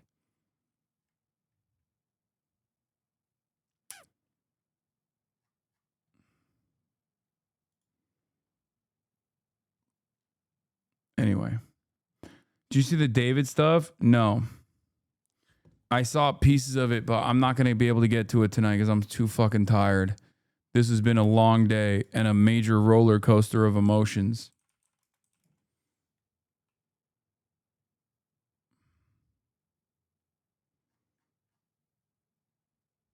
Okay. So that is that's what I got going on for the day. Hey, I'm just doing this to sound like Bo Burnham in the beginning, but I love you guys.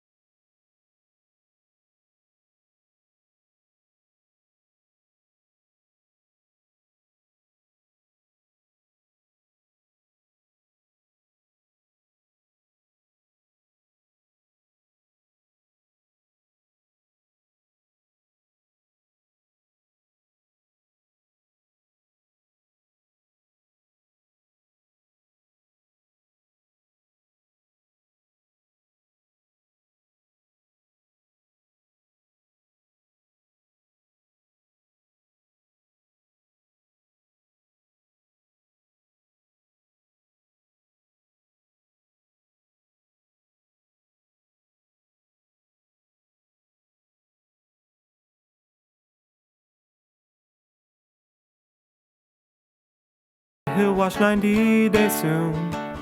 Just you wait. Ba-da-da, ba-da-da, ba-da-da-da-da-da. Hey, what can you say? The 3-minute ad is through, but he'll debate view with soon. You wait. Sha-ba-da, sha-ba-da-da-ba-da-da-da-da. Hey, what can you say? Hey, the 3-minute ad is through, but he'll be nameless king soon. You wait. Oh shit, he already put. Oh wow. Hey, what can you say? The 3-minute ad is through, but he'll stop with that break soon. You wait. You wait.